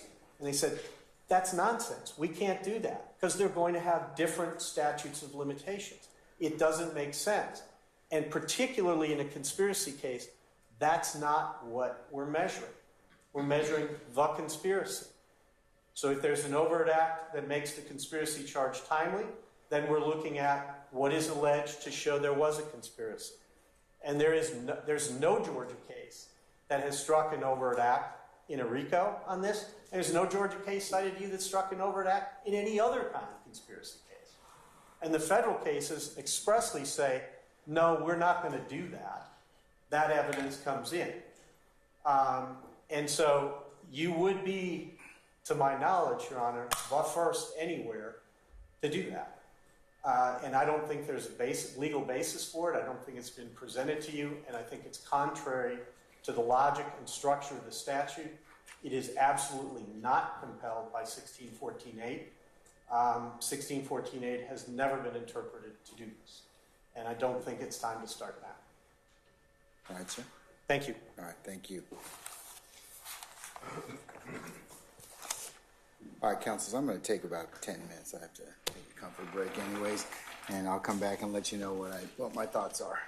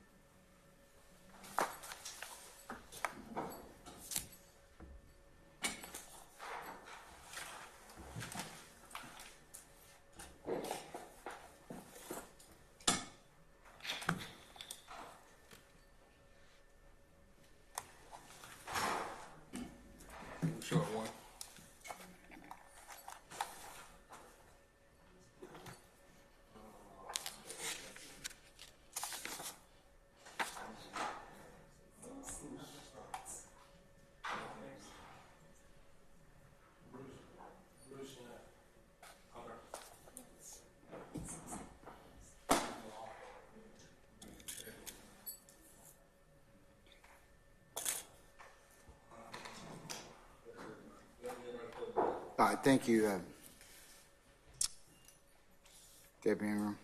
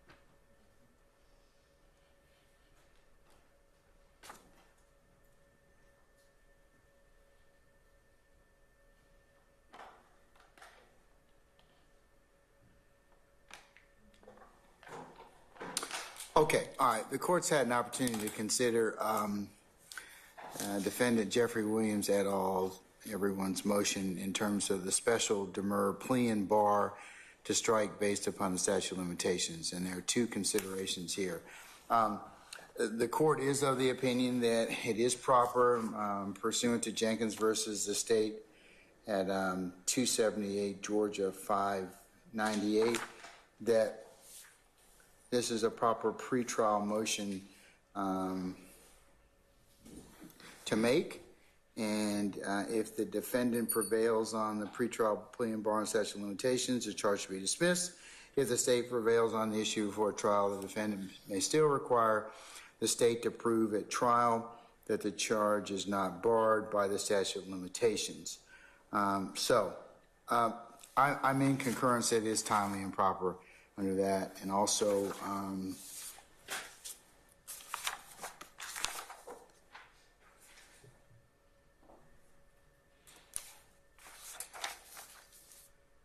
for that reason, it's the court will consider it. However, in looking at the defendant's argument in terms of the asking this court to strike counts 1 through 61 in the indictment, alleging in the special demur that this indictment be perfect in form, and that the statute of limitations be brought within the 5 years as it pertains to count 1 through 61.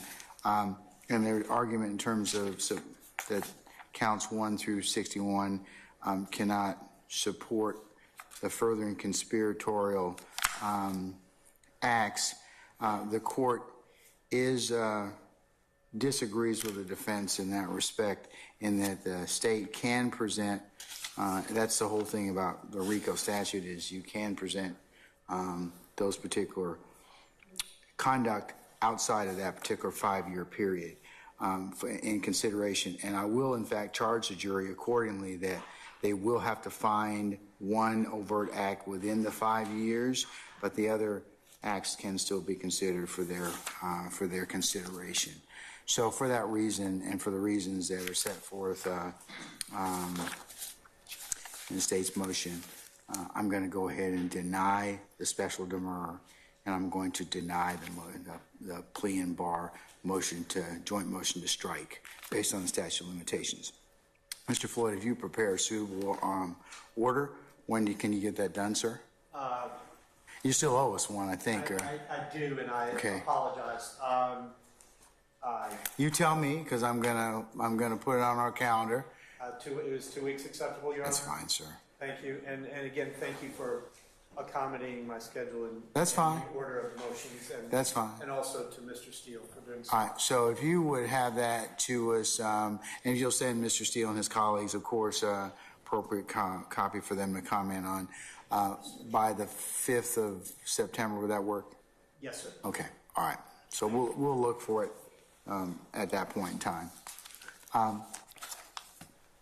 May I be excused? Yes, sir. Unless you have any other business before us at this point in time, I'll excuse you for the time being. Okay. Understood. All right. Thank you, sir.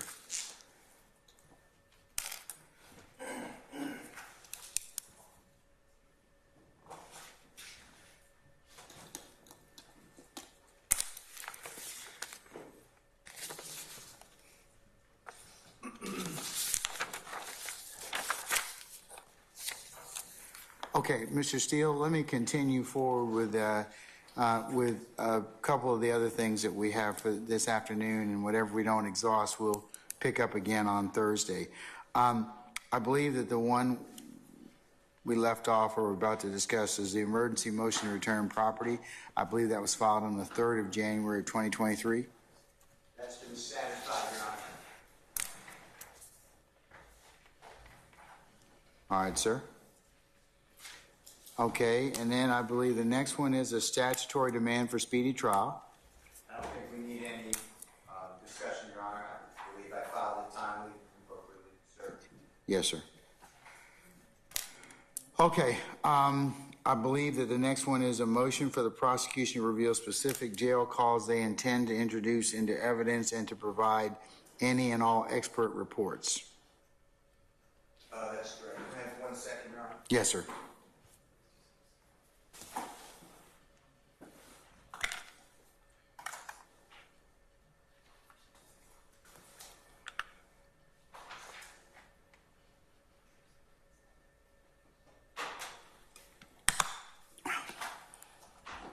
Your Honor, you already ruled this morning on the expert reports and the data and charts, et cetera, and so that doesn't have to be dealt with. The jail calls, the court already ordered it. I believe it was by consent. The state has served upon us, and I don't know if this number is accurate, but it was said earlier, over 40,000 jail calls. We are trying to go through them. We continue to do that. The state, I believe, served us with some jail calls that they are going to use, and if that's all that they're going to use, or at least based upon their belief right now, that's fine. Otherwise, I'd like it to be continuing updated as previously ordered by the court. Okay. Ms. Love, are you okay with the court just, I mean, it would be an obligation anyways under discovery for you all to continue to update that accordingly, so. So yes, Your Honor, we have, obviously we've provided them, but I think that the issue wasn't so much the providing as the additional act of letting them know which ones we intend to use just for ease of trial process. And we do intend to continue doing that. As I stated previously before the court and to counsel for the defendants, what we've done is provided a list of calls that we've identified thus far. There are several thousands of calls, and we are continuing to go through them. And what we intend to do is we identify those calls that we intend to use, provide that list to the defendants, and what the state obligated itself to do prior to today was if there are calls that we identify during the presentation of evidence and things of that nature, we would not intend to put those calls in or attempt to introduce them for at least until 2 weeks after we were able to provide to the defendant our intention to use them. So if we identify some, 12 calls today and we were in the middle of presentation of evidence, we would say we can give you all 2 weeks to review these calls. I believe that we said 1 week, but we can do 2 weeks, something that allows them the opportunity to review those specific calls. All right, madam. Okay. Mr. Steele, is that satisfactory? Yes, sir. Okay. All right. The next one is motion to prohibit witness intimidation and prosecutorial misconduct, filed on 1/10/23. Yes, sir. And I need, with the court's permission, I can proffer, but I need a witness for that. I called the Honorable Ricky Richardson. He is not available today. He's getting me another witness who is with the prosecutors at this time, but I don't have that. He did not give me the information yet to subpoena that person. So if we can further notice that, if that's okay with the court, otherwise I could proceed by proffer, but I assume the court doesn't want to hear it. And Your Honor, I believe that there are aspects of that particular motion that don't, if I'm not mistaken, that don't require the testimony from any witness. I could be wrong, but to the extent that we can make any response or to the extent that Mr. Steele can argue any portion of it, we would ask that whatever portion of it that could be heard today is heard.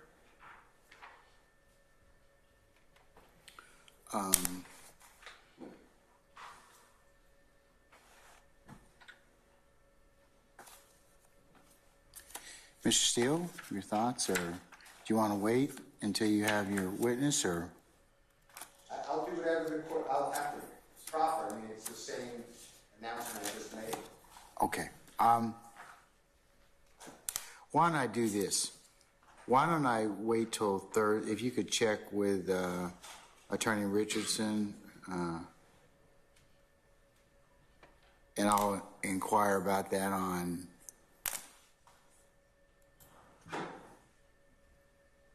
the 24th. We could schedule a motion at that point. Okay. Yes, sir.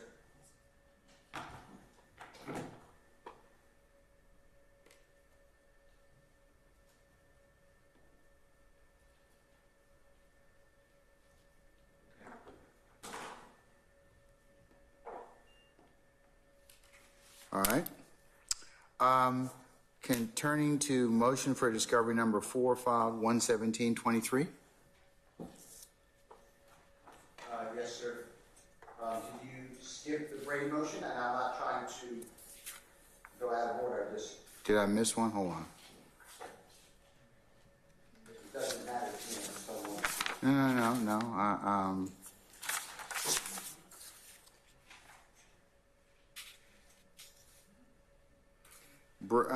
Brady versus Maryland motion is down at the end of that page. Is 2/7 filed on 2/7. We haven't gotten to that quite yet. Okay. Unless I'm missing something. No, there was one, but you're right. It falls in line with the last motion you just put off with Brady Richardson. So, okay, I have discovery number 4 with the court. Okay. Let me just pull that.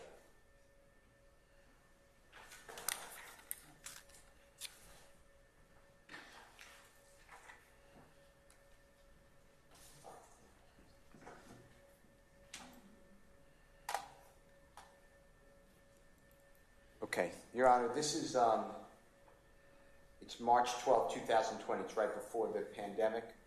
And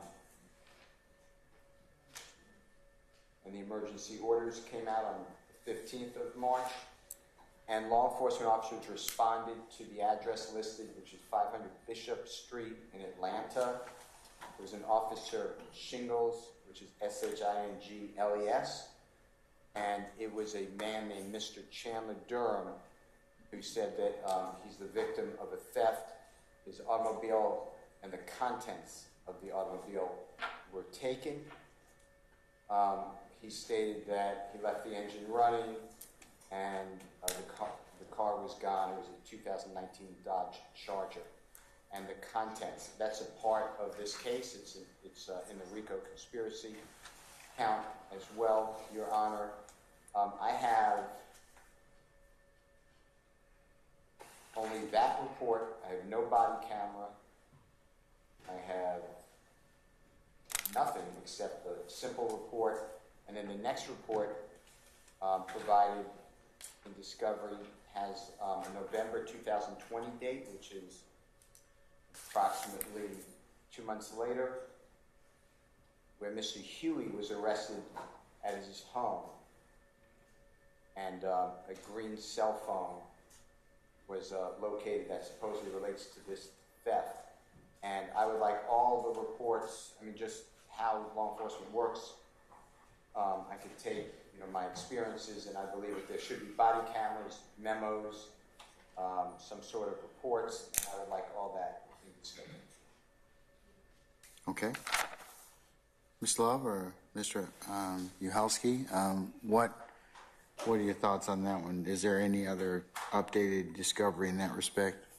Yeah, what we have served and provided to counsels for the defendants are all that we had on that, and in response to Mr. Steele's specific request to turn over body camera footage, to the extent that they don't have it, we don't have it, but we can and will reach out to APD and find out whether or not any even exists. I believe that as to Mr. Durham, that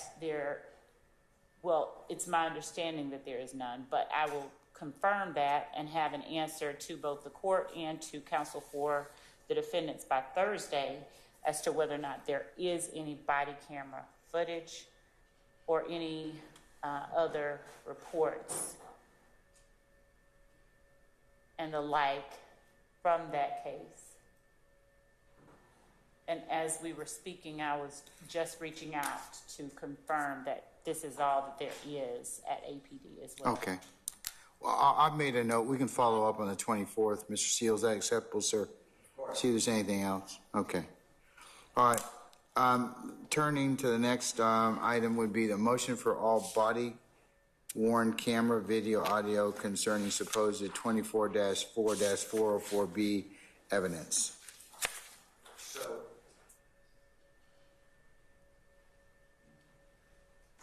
this is August 16th of 2018. Mr. Williams is in Los Angeles, California area, noticed that there's OCGA Section 24-4-404B evidence that the state's trying to admit. The court has not heard that motion yet, and I have a report on it.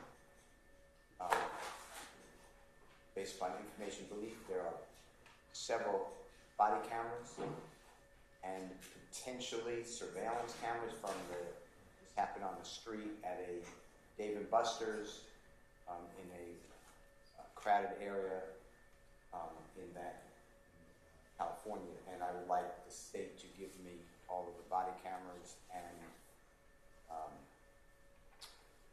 vehicle cameras or dash cam cameras and any other surveillance or other reports that they have not given to me. I understand that this is not the jurisdiction here, but if the state wants to get it in as other act evidence, they have a obligation to provide us Mr. Williams so he can defend that charge, just getting into evidence, and then if it comes into evidence at trial, or at trial.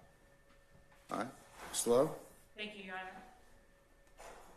The state has a similar response to this request from Mr. Steele as we did. The last request, we did not have and do not have at this time body camera footage from that incident, and certainly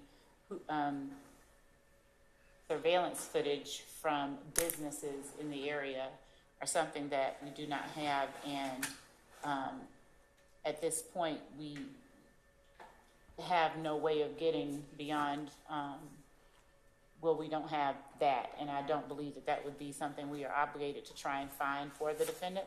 But body camera footage and dash cam footage are things that, if they exist, we are and will be obligated, and we'll turn that over. We will reach out to LA County Police Department and see if that exists, and if it does, we'll get a copy of that, and we can get an update on that as well by Thursday the 24th. Okay.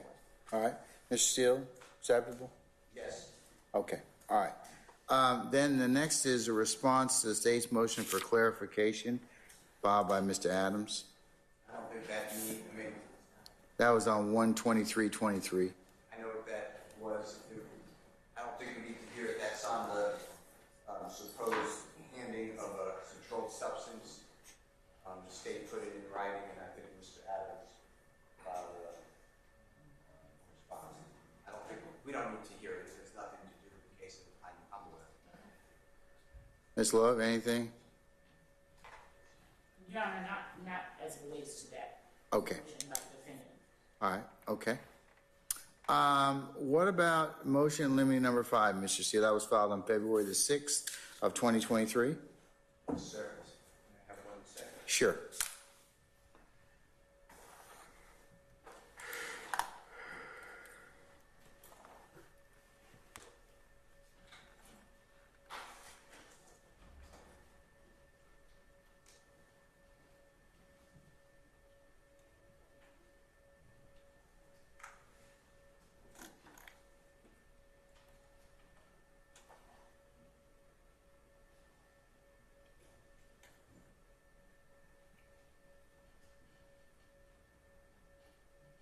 Your Honor, I'd like the court to consider a ruling the following evidence not admissible at trial under relevance 24-4-401, 24-4-402, and then if needed, if it is relevant in any way, balancing test of 24-4-403. And what happened is May 18th of 2018, Mr. Williams is in a vehicle. He is stopped by the Brookhaven Police Department, and this is all on body camera.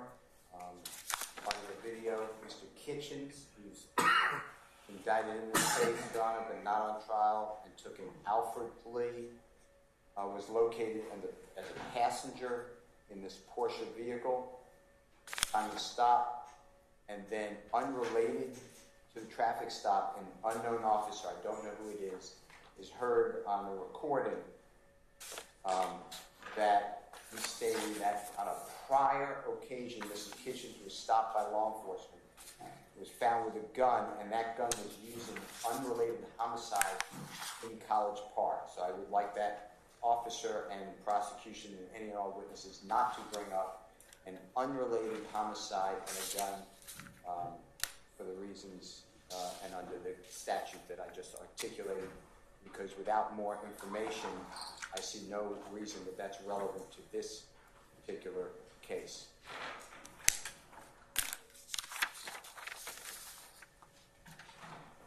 All right, Ms. Love, any argument or disagreement to the contrary? Your Honor, Mr. Yuhelski will be handling that motion. All right, sir, Mr. Yuhelski, go ahead.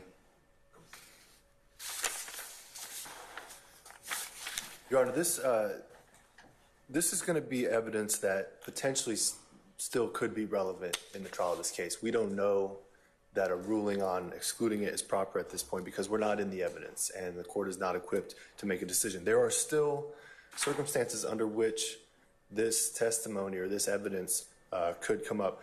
To be specific. How? Tell me how. Well, I mean, reminding the court that a motion in limine to exclude evidence as inadmissible should be granted only if there is no circumstance under which the evidence is likely to be admissible at trial. With that in mind, there remain circumstances in which the subject comment about the officer's prior encounter with Kitchens could be relevant for example, a foundation for identification, his dealing with Kitchens before, or to explain his actions. There's just not enough in front of the court to categorically exclude that evidence. And the state is not going to put forward inadmissible evidence at trial. In a sense, this is an objection to something the state has not and will not do. But we just want to caution the court that these broad rulings in limine. Mr. Oleski, I've been doing this a while. Okay? Believe me.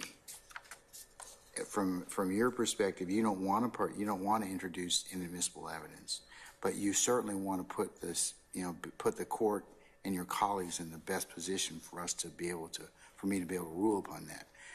I would say to you that if this type of evidence it falls under the category of it depends, but if it's unrelated, unless it becomes relevant, then why would it would need to be considered by the court? So, I mean, without you telling me more, it may come in for another reason, which but I would think that you would probably let me know that before you call that witness, right? Yes, Your Honor. I apologize for interrupting, but I wanted to make certain the court is aware. Thank you, Judge. At this time, we do not anticipate that information will be coming in at trial at all. What Mr. Yuhelski was doing was simply asking the court to not ban or bar that information under all circumstances. Oh, I won't. But Mr. Yuhelski, I would just remind you and caution you that your witnesses shouldn't bring up an unrelated homicide without first me hearing about it. You know, I mean, because it would not be, it has very limited, it may or may not be admissible. So all I'm asking you to do is, and I think Mr. Steele is asking you to do, is not to bring that up unless it's cleared by me, because it could be a violation of 401, 402, and 403. And what we will do, Your Honor, is that if circumstances are made known to us that make that information relevant, we will reach out to Mr. Steele, to counsels for the defendants, and to the court, and immediately advise all parties and the court of the same. I mean, I'm inclined to grant it with a caveat, and the caveat is if it's relevant or somebody opens the door in that respect, then I'll of course allow it at that point in time. I'll make a determination. But I believe that what he's asking you is it's an unrelated homicide. So unless somebody specifically, I could think of maybe three scenarios that it might become relevant. I know that we will revisit that particular issue at that point in time. So, Mr. Steele, do you concur with that? Yes, sir. All right. So, Mr. Lesky, I'm going to grant it in form only, but understand if the door gets open or your evidentiary posture changes, you can certainly ask me to revisit that to defendant's motion number 5 and I will take that up outside the presence and hearing of the jury and give you the opportunity to fully flesh that out, okay? Thank you, Your Honor. And All right. would the court accept a proposed order that we Sure. give to Mr. Steele? Yes, Thank you. absolutely.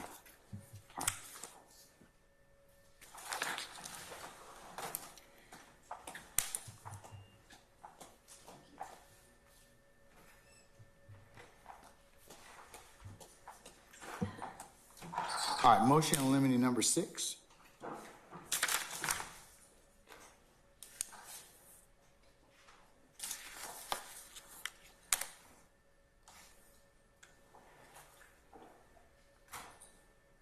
All right, this is, deals with May 18, 2018. Mr. Williams, as you know from the last motion, eliminated is stopped driving a 2018 Porsche, and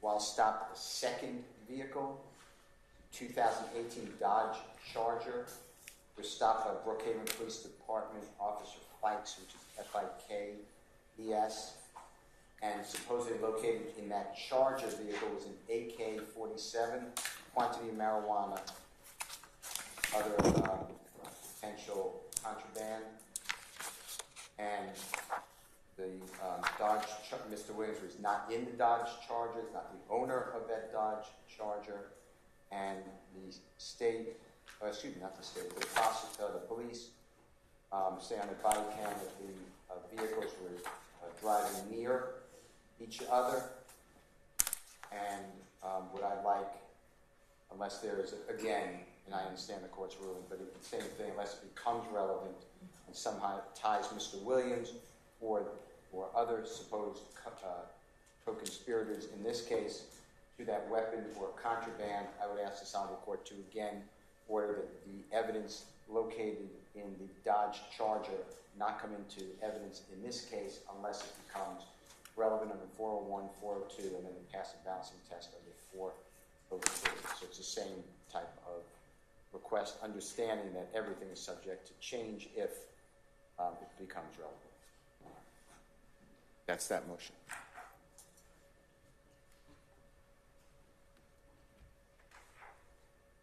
All right, Thank you. Mr. Oleski? Yalski, I'm sorry. Go ahead. Thank you, Your Honor. This is the same traffic stop we were just talking about. This is a May 18, 2018 speeding stop. Williams is in one car. Another vehicle closely following Williams' car containing 4 people with high-capacity weapons with high-capacity magazines, AK-47 with 30 rounds, etc. They're traveling in tandem. Mr. Williams is asking to exclude evidence from one car because he wasn't in that car, but the circumstances of the stop make a very ample connection between Mr. Williams and the other occupants of the vehicle following the other car. According to the police report, the occupants of the Dodge Charger that Mr. Williams was not in openly discussed how they work for a rapper named Young Thug, who is Jeffery Williams, the driver of the Porsche. Williams is asking the officers about his friends in the other vehicle and acknowledging that they all know each other. These statements, considering the circumstances of the stop, 2 vehicles traveling closely together at high speeds on a nearly empty Buford Highway, that's a sufficient link to connect Williams to the contraband within the Dodge Charger. There's no... How are there conversations specifically about this contraband? Well, the idea that the people in the Dodge Charger were employees, essentially, of Jeffery Williams, and that they were employees for the purposes of, selling drugs, which is the contraband that was found in the Dodge Charger. This is more than enough to be presented to the jury, and I don't believe that there's any authority or evidence showing otherwise. The relevance of this stop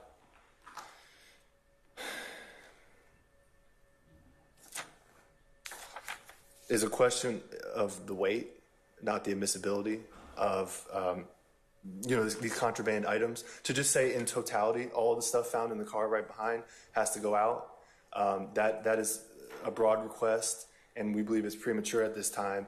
Again, it is a question of the weight of what the witnesses and the evidence are going to be to the jury, rather than just the straight up admissibility alone of it, based on the current posture of the case at this time.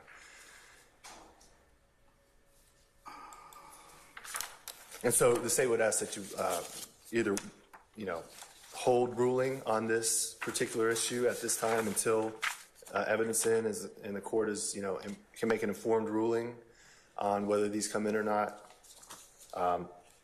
or deny it at this time, Your Honor.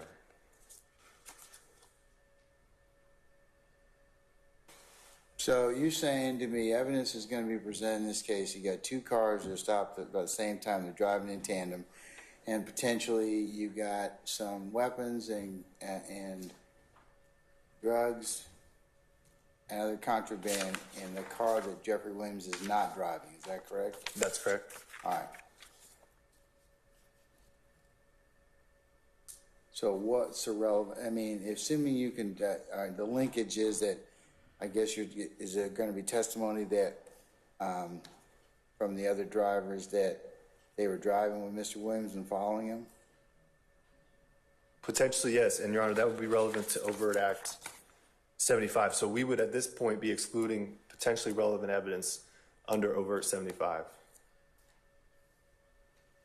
Is there going to be, are you going to present some evidence tying those two, that like you said earlier, that the conversations are going to be yield that Mr. Williams' colleagues were in that other car? Is that what you're saying?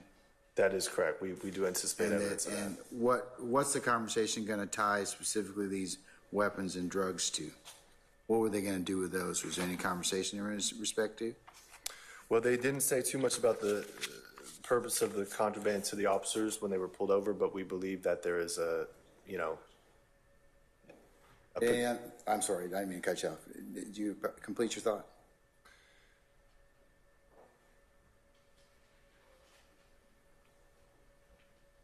Mr. Yelsey, you can complete your thought. I didn't mean to cut you off.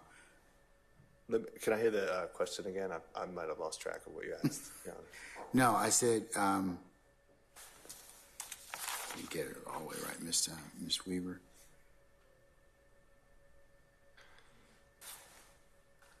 I mean, Your Honor, both. Okay. Okay. Wait 1 second.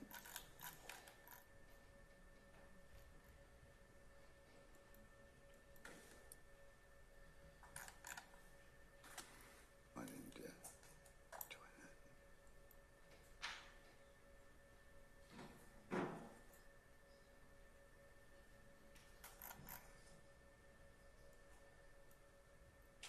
Ms. Weaver? Here. Okay.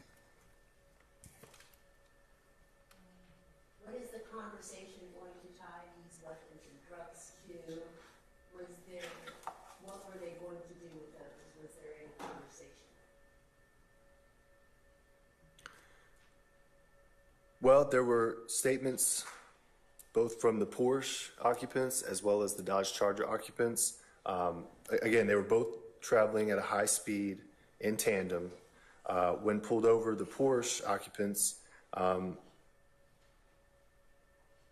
Williams and Mr. Kitchens, were asked if there were firearms in the Porsche. They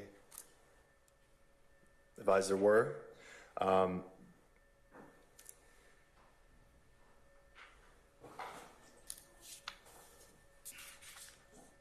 And then the Dodge Charger at this point emits an odor of marijuana. The occupants are removed from the vehicle, and conversations ensue. Okay, let me back up a second. What was in the Porsche that Mr. Williams was purportedly driving? What's that evidence going to show?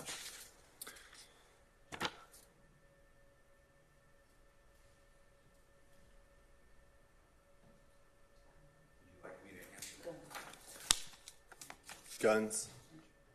Okay, so there are guns in Mr. Williams' car, right? Is that what you say the evidence is going to show me, or show the fact finder? Yeah, we believe there's going to be guns and drugs that are going to come out. Okay, Mr. Williams' car. Okay, the issue for the court is still, yeah, I mean, you've got to be able to show some linkage in terms of, okay, just because two cars are traveling down the road going the same direction, what you find in another car is on them, unless they say, hey, I'm carrying these weapons for Jeffrey Williams, or drugs for Jeffrey Williams. Was there any type of admission or conversation to that effect? 1 second. Or any predicate to that effect? Or is that what you're... Well, the occupants of the Dodge Charger openly discussed how they work for Young Thug. And with the firearms found in the Porsche and the drugs, the officer's experience led him to conclude that, this was a matter of, how drugs are moved when they're being sold. But those might be... Okay, I might work for somebody, but that doesn't necessarily mean that those guns and drugs in that car belong to that particular individual. They may belong to me. I mean, the driver of that particular vehicle.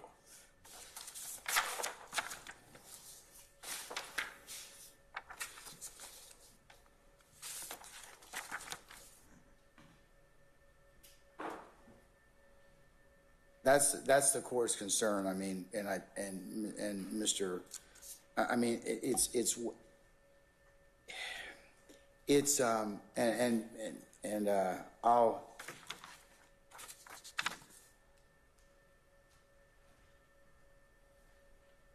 I would need to see something more that links the two of them together. I mean, just because these two cars are driving in the same direction, same place or whatever, if you can link the two of them a little bit more, I mean, I think that you might be able to kind of convince the court or the fact finder. But just because we're driving two separate cars, that doesn't mean that the weapons and drugs in that car belong to me. They may belong to you. I mean, and unless there's some specific conversations about, hey, we were going to whatever, I think to assume that would be error for me, and any type of fact finder without more. I mean, I hear what you're saying, Mr. Yalsky, but do you have some more that you're going to present in that respect? Well, we may well. I mean, relevance, it can be established at trial. This, again, my concern is the 403. Is it unfairly prejudicial or relevant? I mean, the fact that I'm stopped in a separate car with weapons and drugs, what does that have to do with the dude or lady that's in the next car to me? We may be going in the same direction unless there is something. Somebody makes an admission or somebody says, hey, yeah, we were going to rob such and such and such and such, and, Jeffrey provided the guns. Okay. And Your Honor. And is there anything that's going to tie where he's provided those particular, either contraband or weapons? Your Honor, we're asking Madam, go ahead. Thank you, Judge. We're asking that the court provide us the opportunity, permit the state to notify the court when and if we decide to introduce evidence of that particular stop. We believe that the presence of the occupants in the car closely following behind Mr. Williams and what they are holding is pertinent to matters that have been alleged in this indictment without getting very specific. Your Honor, prior to our introducing that evidence or tendering that evidence, we would ask for the opportunity to give to the court exactly what the court is asking now. What do you anticipate the relevance of the evidence as being? Without divulging, of course, complete trial strategy, Your Honor, we would ask that the court simply not simply disallow the state from tendering that evidence. What we're saying is that we anticipate that we will be proffering that evidence for a lawful reason, and we do not anticipate simply calling the witness and going right into talking about it. As a matter of fact, Your Honor, prior to our even mentioning it or bringing in the witness, we would advise the court and the parties of why it is that we are introducing this particular aspect of that stop. We believe that it is relevant in more than one way, and we would just ask that the court at this time not grant defendant's motion to exclude evidence that we believe is relevant to the defendant's position within an organization and his role within the organization, and the role of other parties that perhaps have not been named in this indictment to that organization. Here's what I'll do for the time being. I'm going to defer ruling on it, but I want the state to be perfectly clear that before this evidence comes in, you need to show some linkage, because at this point in time, it could be more prejudicial than probative, in the sense that just because two cars are driving in the same direction with differing contraband and or weapons doesn't necessarily mean that one of those provided the contraband or weapons to the other without something more tying them together. And so The state I'm just concerned that without more, potentially you may have some 403 challenges, but I'd like to hear more on that. So I'm going to mark it as, I'm just going to reserve ruling on it. Thank Okay? you, Your Honor. And we completely concur that on its face alone, we would not be attempting to draw that kind of an inference. All right, okay. Thank you. All right. Thank you, counsels. Thank you, Judge. Okay. Motion, I'm sorry, Mr. Steele. Okay, can I just correct one big thing? Just so the court knows and the record reflects. If I may? Sure, yes. Okay. So the stop of Mr. Williams' vehicle you asked about, On the 18th of May, 2018? with Mr. Kitchen, there's 2 firearms in the car. There's no contraband. Which car? The Porsche. Okay, all right. There's no contraband. There's no drugs. The 2 guns were cleared by law enforcement. They're lawful. They were given back to Mr. Williams, given back to Mr. Kitchens. Mr. Williams was free to go. He was released. The other people were maybe arrested, but not Mr. Williams or Mr. Kitchens. So the prosecutor's statement, there were drugs in Mr. Williams' car, not true. In addition to that, the prosecutor stated to this honorable court that these people in the charger were employees to sell drugs. That's not true. There's nothing on I've listened to every body count. That is not true. There's no evidence of that. There's no charge of that. And in Overt Act number 75 that the prosecutor said is charged, it has nothing to do with drugs. So I understand your ruling. You're excluding it you're deferring it, but you're excluding it until the state of Georgia presents evidence that is relevant. But I wanted you to understand the proffer was inaccurate. Yeah, I'm just going to defer ruling on it. I understand where you're headed, Mr. I share the concern, but I'm going to wait and let the state, before they offer that, it's tied together, and then I still have to do a 403 analysis under that. Thank you. Thank you. Okay. And, Your Honor, thank you. Thank you, because I understood the court to say you're simply deferring, not No, excluding. defer. I'm not. Yeah, Okay, I'm not. thank you. Yes, ma'am. Okay. All right, counsels. Mr. Steele in particular. Motion to suppress number 7 filed on 2/6/23. Yes, Your Honor. That needs witnesses, and that's exactly this stop. You're challenging the stop of Mr. Williams' vehicle. So the state doesn't have witnesses. Your Honor, we are still attempting to secure those, and I believe that we can have them by Thursday, but I will let the court know with certainty before the end of today.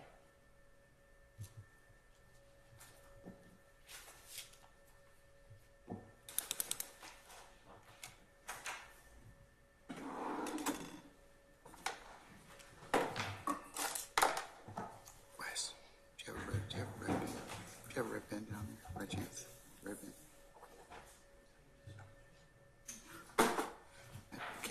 It came out of ink. Okay, all right.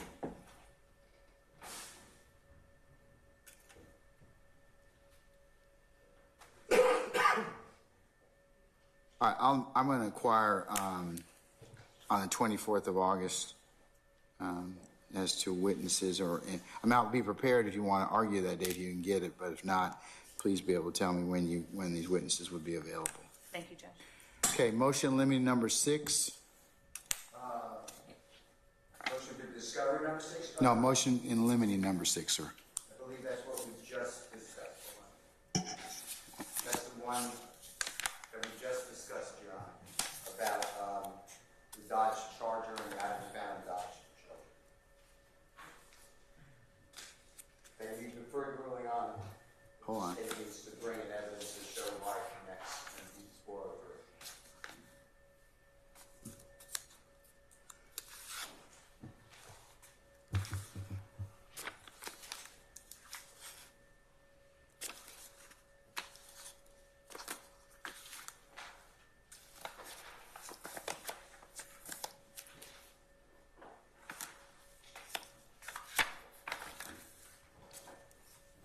Do you have that, Wes? I don't have it. Number 6.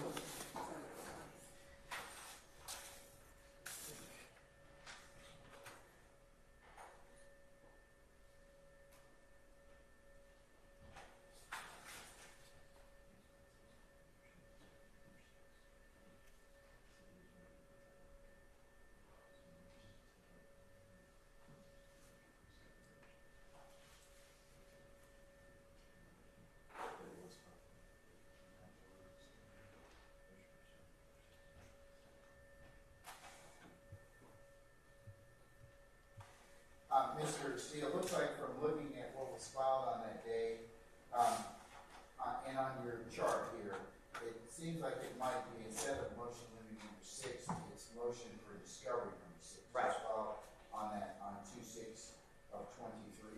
Yes, sir. May I approach and argue? Yes, you may, sir.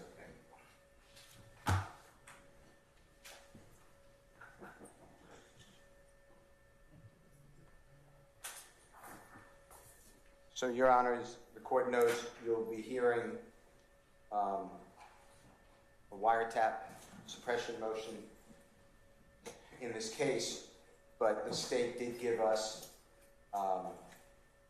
discovery to the Title III, and there are summaries on that, what I call line sheets. I'd like to show this honorable court. I gave it to prosecution. If I could just, when they're done, may any objection hands to the honorable court. Your Honor, if you need me to mark these, I will mark them. I forgot what number I am up to, though. Is it 10? Don't know. Okay. Can I just approach it for a second, Your Honor? You may, sir. Your Honor, I'm going to show this honorable court, and I just gave a sampling. That is how the discovery looks. It's just, it's is gigantic amounts of line sheets, as I call them, but they are incomplete. If you notice, Your Honor, anything more than a line or two, I'm no longer looking at it. It just stops. Are you referring to the line that says synopsis? Exactly. And it just says target tells caller to go to sheet, and she tells him she's in front of the car and she's behind him. Mercedes target tells her that he's a quotation marks 1,000 CA. And then it should end. And It ends. yeah, and that you're going to see that throughout. So we use those to determine whether the call is pertinent, not pertinent. If it's a call we want to look at, that's why we get it in the discovery. We also use it for things to challenge, like there's not proper minimization, and those notes don't just end. It's just the way it was given to us in discovery. So I'd like the honorable court to order it. I emailed the prosecution on Saturday, January 14, 2023, to advise of this issue, and I've never gotten it straight. I'm not saying they're not trying to get it straight, but we couldn't get it. Who is the proponent of this particular information? Mr. Helsky, do you know? The proponent of the actual calls that are on there? Yeah, who's actually putting it here? So, Judge, what's happening is that there are several calls that are captured on this T3. And what you see, what the notes that Mr. Steele refers to, right, Judge, those notes are made by various parties who are listening to the calls, and we contend that they are not material or pertinent to this case itself, because there are sometimes when a person who is listening to a call thinks that the call itself is not pertinent, and as it turns out, it's very pertinent, but they just don't know the scope or the case itself, and they have made an improper judgment call as to what, the relevance is of the particular call, unless they are actually working on the case. They're simply putting their notes down, their impressions. You mean the person that's listening to the Yes, so, wiretap or whatever? right, yes, Your Honor. And so- Is there anything more about the, the synopsis cuts off, but is it just due to the number of characters? Is there, like for some tables, you can, kind of expand the particular box and include more? What is the, so for the, I'm just inquiring about that. okay, so the medium that we hold those calls on, we, the prosecutor's office, hold those calls on, affords us the access that counsels for the defendant has. We can't expand it anymore. We can't do anymore. It's my understanding that you would have to be on the machine that actually captured the calls originally to expand or to look at more than what we can see now. We can only see what Mr. Steele can see and what other counsels for the defendant can see. We don't have anything that allows us to expand and look at the rest of it. I do know that the capturing machine has the capability, I think, to expand that out, but I do not know how to capture the data in such a manner that allows us access to or an opportunity to look at everything that is written. My understanding is that it's character, the number of characters rather, that is limited in that line description of the listener's opinions of the call. So if I hear you correctly, it doesn't make a difference if it's on the actual machine or if it's transmitted to you? Is there a character limitation? I don't think there's a character limitation on the machine at APD or with the feds or whoever captured the calls. I don't think that there is a character limitation on the original machine, but when they give it to us in the form that we have it and in the form that we gave it to the defendants, there is a character limit in that field. Is there any way to just inquire as to whether or not you can get in that new format? Yes, I can inquire, and I will inquire. We just didn't have it, and the only way that we knew of to date to look at it was to go down. To click the audio or Yeah. find it? It would be helpful. I mean, we all have a lot of calls, so it would be helpful certainly if you had more of a synopsis that was entered in that particular block, if possible. Right. If it's not possible, then, certainly you could let us know that, or let Mr. Steele know that. I will definitely look at that, Your Honor, and I will also say that as long as we are clear that what is written in that block is not always properly reflective of what's in the call itself, either way, I have no problem. Well, kind of, unless you have a transcript that goes along with it, you really never know what's in it. I mean, because that block could start out by doing something else like you just did, and then the text of the conversation as you listen, audio-wise, might be more important. But you'll never know unless you listen to unless there's a transcript of that particular call, or you listen to that particular call. Mr. Steele, I'm inclined to go. I'd ask the state to go ahead and see if there's another format where that synopsis is greater. And if there is one, we can see about getting produced. If not, you're in the same position the state's in this point. Having to listen to the text of. I think you're gonna have to listen to text of calls anyway, because the synopsis may not marry with the text of the call, and it's reported either not relevance or relevance. So that goes to the other issue that you're going to have to rule upon. Were the people who were doing the listening actually instructed appropriately to know what to listen for minimization? And I've done other wiretap cases, and I've never had a situation where we don't get exactly what the notes say. That's the reason for it. So it's multi-tiered issues, but if they exist on the actual machine, we can go over to the machine. There should be no issue with that.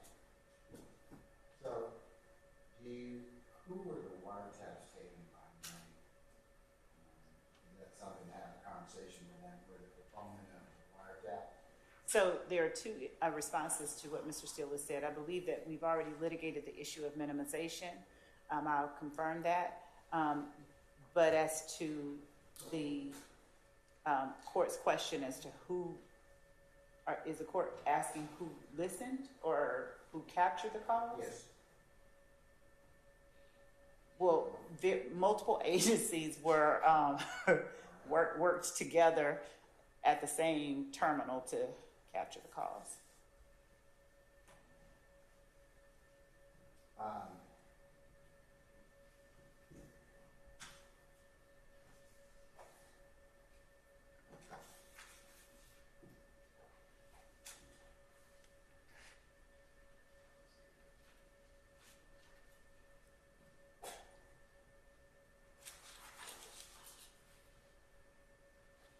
And we believe that it was the defendant Greer's challenge to the wiretap evidence where this issue of minimization was litigated. It did not happen. I don't know. I know Ms. Love. I have not been asked to call upon rule upon that. Okay, we very well could be mistaken there. We're going on our best information. I understand. So we probably need to hear some. I mean, if you, in the absence of you all being able to work out something to the contrary, I have not heard the issue of minimization, and so that would need to be heard. And we can look into Mr. the other Steele's other issue. concerns about the, in the absence thereof, how they were instructed to these 50 minutes. I mean, I think at the end of the day, Mr. Steele, are you asking this court for some other type of remedy as a result? Because here's the thing: if you got the audio, you got the audio. I mean, I have the audio. you're still gonna have to listen to it. I still think that that's incumbent upon you all getting prepared. So whether or not the minimization issue, how it's resolved, what are you asking me to necessarily do, sir? Under the discovery statute, and then it'll flow into motions. I'd like to see the complete information. I'm getting like a half a report, or I don't know if it's half. I'm getting a incomplete report. So if I can look at the entirety of the report, it would help me on many levels. And yes, I do have the calls, and we've listened to the calls, but it doesn't go to your court's going to have to one day make an analysis on a motion that's going to be brought by someone else who is standing in the wiretap, but I'm also interested in that. So I'd like to... Well, wouldn't the audio be the highest and best evidence of what was said and not what was written in the text box? I mean... Right, but there's a training component to it that you're going to have to rule upon on was it proper minimization. Okay, at the end of the day, minimization does nothing for completeness, because the completeness aspect of it would be the audio. If you got all the audio, that would be really the issue. Whether or not somebody correctly summarized it or minimized it is another whole thing, because you've got the raw audio to listen to. Right, but So unless there's some other issue, why wouldn't that control at the end of the day? The raw audio, that is. because potentially the argument that your court is going to hear is the people who were instructed and authorized to listen to these calls were not properly instructed, did not have proper tools to know what to minimize, what is pertinent, and we can tell that by what they wrote, what I have incomplete information on, and then compare it to what was said. So your Honorable Court, if that is accurate, would then say, well, wait a minute. This was like a wiretap without any type of rails. Why are they listening to these calls and writing these summaries when that has nothing to do with this? And why didn't you tell them that these are the types of words we're looking for, the people we're looking for, the items of crime that we're looking for, which is relevant to the purpose of the wiretap. The wiretap was only given. Okay, I understand. But wouldn't I have to decide the issue of the wiretap to begin with, whether that was law? I mean, I would assume whether it's lawful or not, to decide the other issues that you just raised.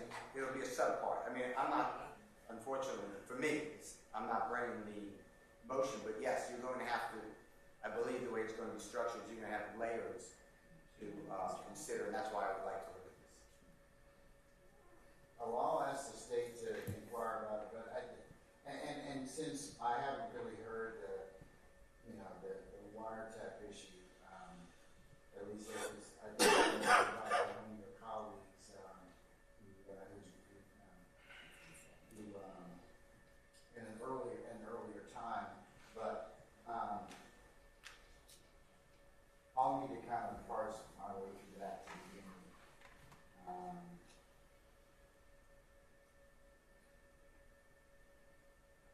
Because the court is still kind of at a loss as to what you're asking me to do. I mean, I think that it's clear you get the wiretaps admissible, you get the audio for discovery purposes.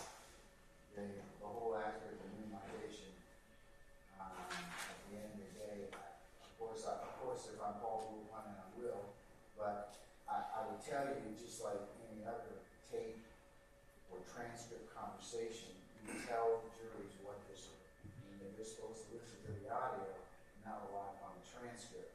And the audio is a more complete version of what was actually said. So, I probably need to get more on that before I kind of make a final ruling as to that. But if they give you the raw audio and you have that, I think and it's not missing or not incomplete, you can certainly take over the other issue. I think I understand.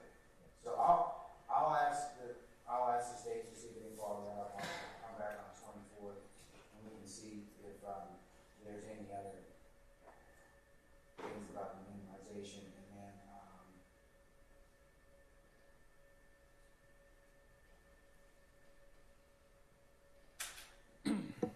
is there anybody else who's Mr. Steele, you didn't follow our motion, did you follow?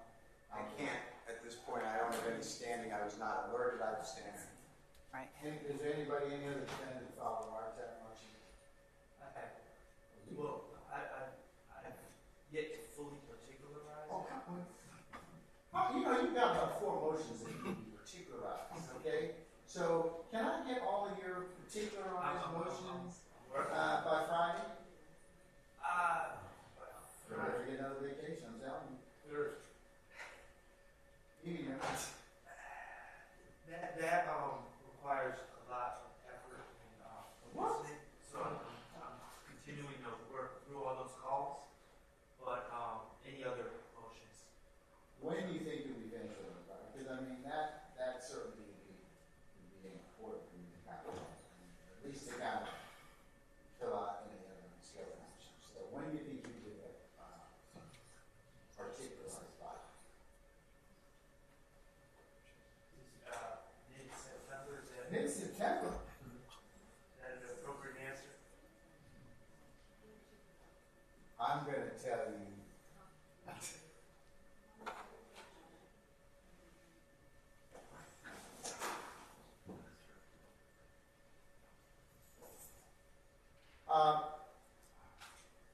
I'll give you to the 5th of September, okay? Yes. The state, you can kind of,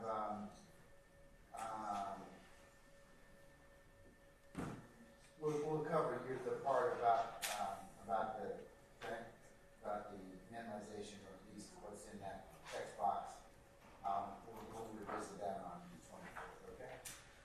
Yes, John. I've been asked to take a comfort break, so I will go ahead and recess in place. We'll take maybe about 5 minutes. So for those of you who take comfort break, you have to come back and see how much farther we can get, okay?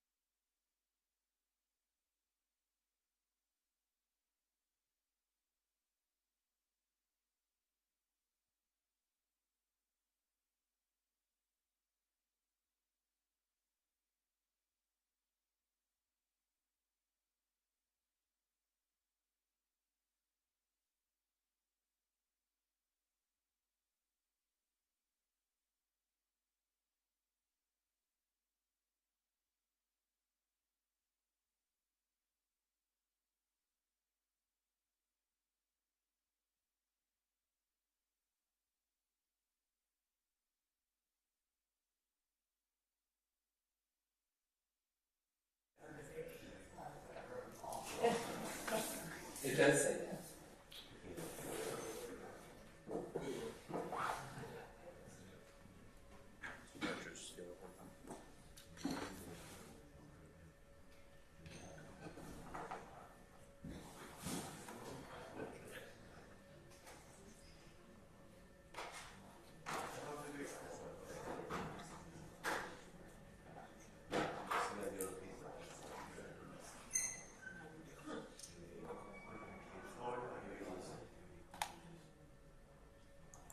Mr. Steele, I'm just going to start over with one mistake here. Dated today? Yeah, I dated it. Thank you.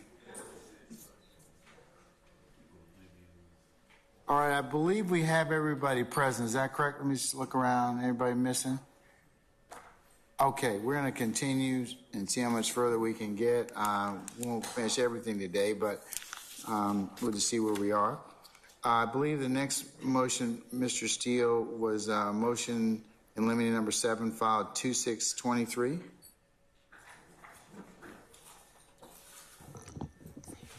Your Honor, just if I may. Sure.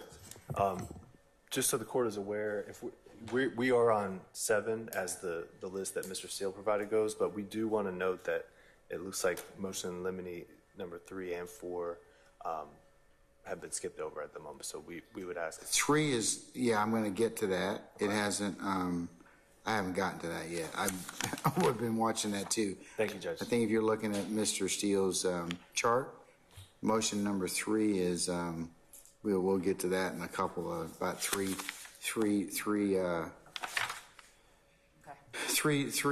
lines on his table, and then motion number 4, limit number 4 is on the following page. It's like the 5th one down from the top. Thank you, Judge. Okay. All right, sir. Motion limit number 7, sir? Yes, sir. And Your Honor, the list is in date order as it was filed. Okay, cool. All right. So, Mr. Williams, it's September 9th of 2013. This is overt act number 4. He is stopped by City of Atlanta Police Officer Monheim, M-O-N-H-E-I-M, and in the report, there's no body camera that we have.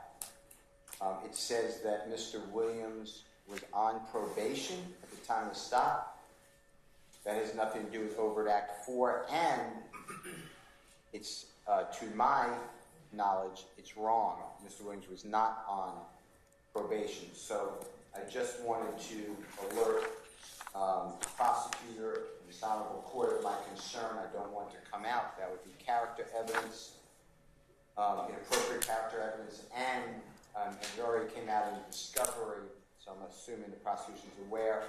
Mr. Williams had other people using his identity for juvenile cases. They were adults, and they would use his name and date of birth.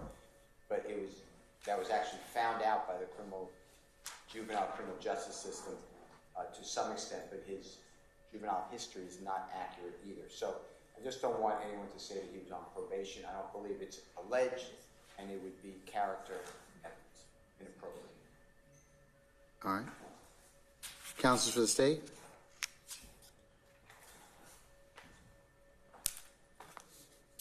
Mr. Uhelski? Yes, sir. Thank you, Your Honor. We're going to submit that at the time of this September 9, 2013 stop, we're looking into the exact situation of whether it was probation, whether it was an open case, whether it was a bond. But either way, Mr. Williams was found in possession of a stolen firearm at the time of this stop. And, if it turns out he's not on probation, we're not going to offer anything like that. The police report does have a note at the very end that says Mr. Williams is currently on probation and was transported to Fulton County Jail. That's the officer writing whatever he understood at the time. It's our understanding at this time that Mr. Williams, it may be that he wasn't on probation. We don't know, but we do know, or we believe that he had an open case from 11/8/2008. Theft by receiving a stolen vehicle that would have been still open and that would have had a bond condition preventing his possession of any firearm, stolen or otherwise. Or was he on probation? on September the 9th of 2013. We're looking into it. We don't know at this time. But you know, Your Honor, what we do know is that that Mr. Williams had in a 10SC case and an 08SC 72798 case, the nature of which was a November 8th, 08 theft by receiving stolen auto and an October 2nd, 2008 entering auto and criminal damage to property.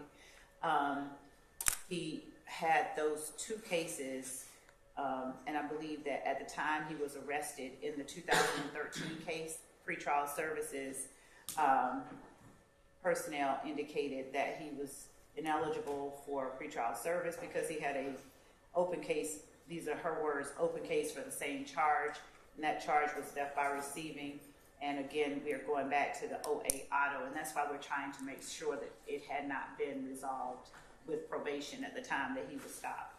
But the theft by receiving charge that he got in 2013 it referenced, the pretrial services officer referenced a theft by receiving charge, which is what makes me think that it was an auto and that it was still open.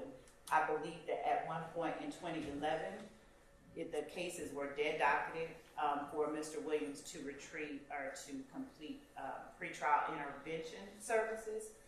But what happened after April the 5th, 2011, that's what we're looking to see to ensure that we accurately state what the status of Mr. Williams's charges were.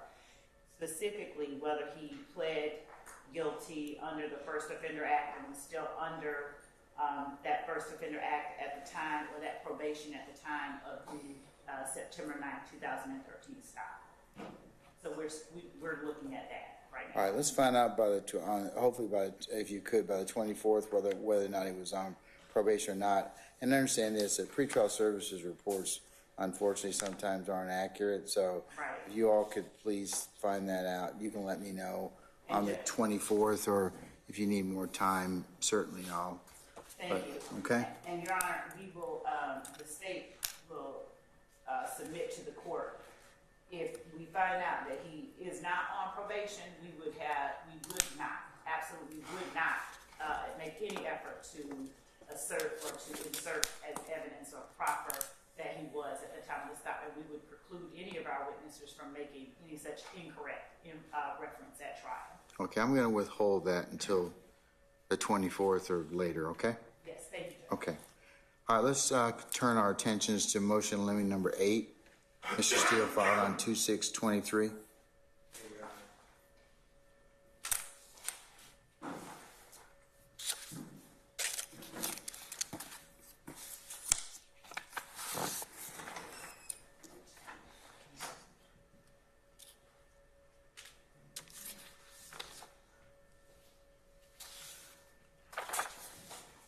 And I will note that I think that you filed this one on the 6th of February as well, but there's also in motion in limit number 8, you reference motion limit number 9. And then there's a separate motion limit number 9. I just wanted to is there anything you need to clarify in that respect? That was an error. We'll just call it motion limit number 8, filed on 2623. Okay. It says 12 o'clock a.m. for some reason. All right, sir. And Your Honor, on the last one, whether I believe Mr. Williams was not on probation, but on the last one, On motion limit number 7. yeah, even if he was, it would be character. So Yeah, it's still yeah. We'll get his status right, and then I'll make a ruling on that issue. may I approach this for a second? You may.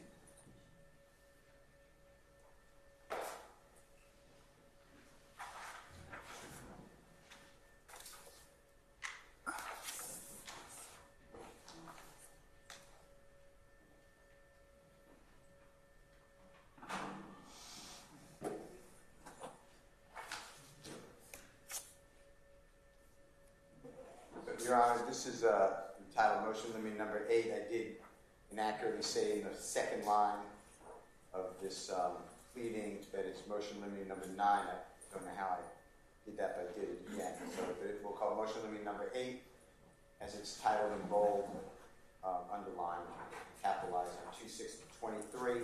And what happened here, Your Honor, is that on March 22 of 2016, Mr. T.S., he is in terrific, S as in Samantha, met with law enforcement and told them that he spoke with previously Mr. Stillwell, who was on trial in Your Honorable Court's room, and Mr. Stillwell supposedly made inculpatory statements to T.S. These were made to T.S. and his wife, allegedly. His wife is now deceased. According to T.S., statement to law enforcement, these inculpatory statements included a reference to Mr. Williams. Mr. Williams was not present, according to T.S., when Mr. Stillwell allegedly told T.S. anything. And this is about a murder that occurred on January 10th of 2015. So it's about a year and 2 months after that killing that Mr. T.S. is first speaking with law enforcement. He does not say it was an excited utterance. He does not say that it was some sort of frantic conversation. Mr. Stillwell supposedly inculpating himself and then Mr. Williams. There's reason to believe that Mr. T.S. Has fabricated the statement to law enforcement, but that is irrelevant. That would be for the jury.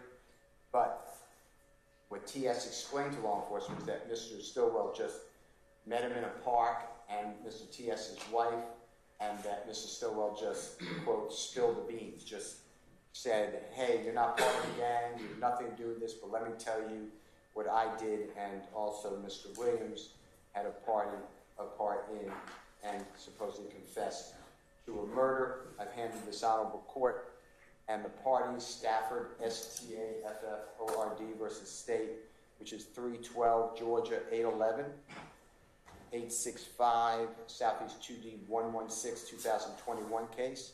This is in Division 5A, as in Elisa. Your Honor, it's on page 11 of 13 of the copy I've given this honorable court and the district attorney's office. And what happened in Mr. Stafford's case was that a person who was supposedly part of a conspiracy came forward and just confessed to the conspiracy to a person who's not in the conspiracy at all. It was a law enforcement officer at that time, and therefore it invokes confrontation clause. I'm not invoking confrontation clause because TS is not in law enforcement, but I am invoking hearsay. And on page 11 of 13, on the left-hand side, Your Honor, under A, it says hearsay, and our highest court wrote that appellant contends that the trial court abused its discretion when it admitted these statements over objection under the co-conspirator exception to the hearsay rule. We agree that the trial court abused its discretion in admitting the hearsay statements, but conclude that the error was harmless. OCGA section 24-8-801D2E provides in pertinent part, admissions shall not be excluded by the hearsay rule. An admission is a statement offered against a party, which is a statement by a co-conspirator of a party during the course and in furtherance, and that's why I stress, Your Honor, of the conspiracy, including a statement made during the concealment phase of the conspiracy. A conspiracy need not be charged in order to make a statement. And then this is the test for this honorable court. Before admitting the statement of a co-conspirator, and the state will allege, I believe, that Mr. Shannon Stillwell is a co-conspirator, the state is required to show by a preponderance of the evidence that one conspiracy existed, that the conspiracy included the declarant, in this case Mr. Stillwell, and the defendant against whom the statement is offered, that's Mr. Williams, and the statement was made during the course and in furtherance of the conspiracy. Once the conspiracy is established, a statement made by any co-conspirator is admissible hearsay.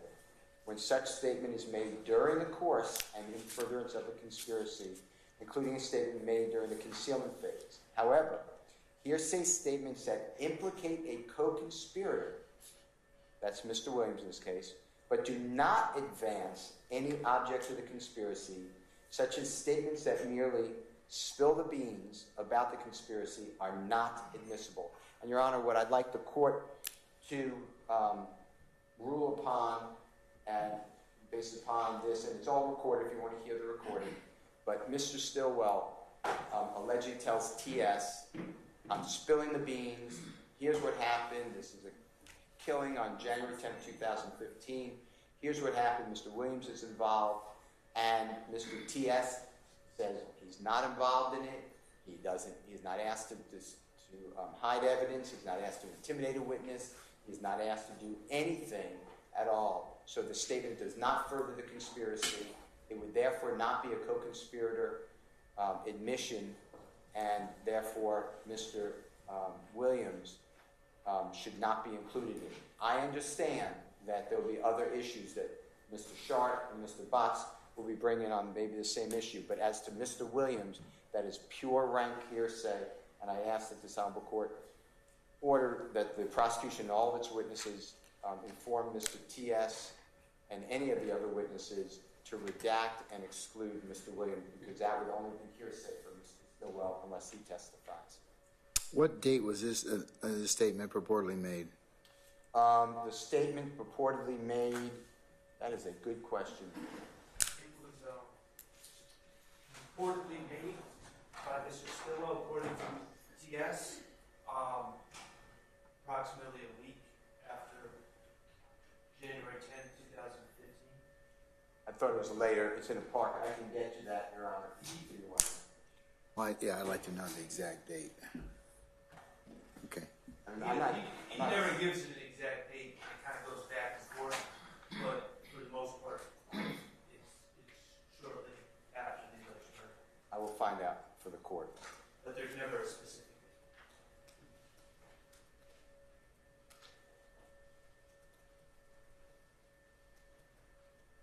Okay, all right.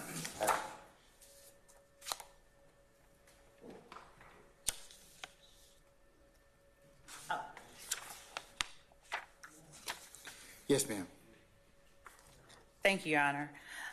Your Honor, I'd just like to make a slight correction. I'm not certain that Mr. Steele did not just misspeak. He indicated that T.S. Said that Mr. Williams allegedly confessed to the murder. I don't believe that that was intentional. I believe that that was just a misstatement on the part of Mr. Steele, because T.S., in fact, did not ascribe any words to Mr. Williams. T.S.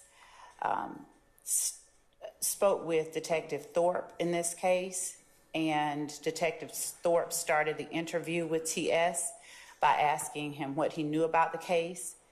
T.S. stated that Mr. Stillwell was the person who had committed the act about which T.S.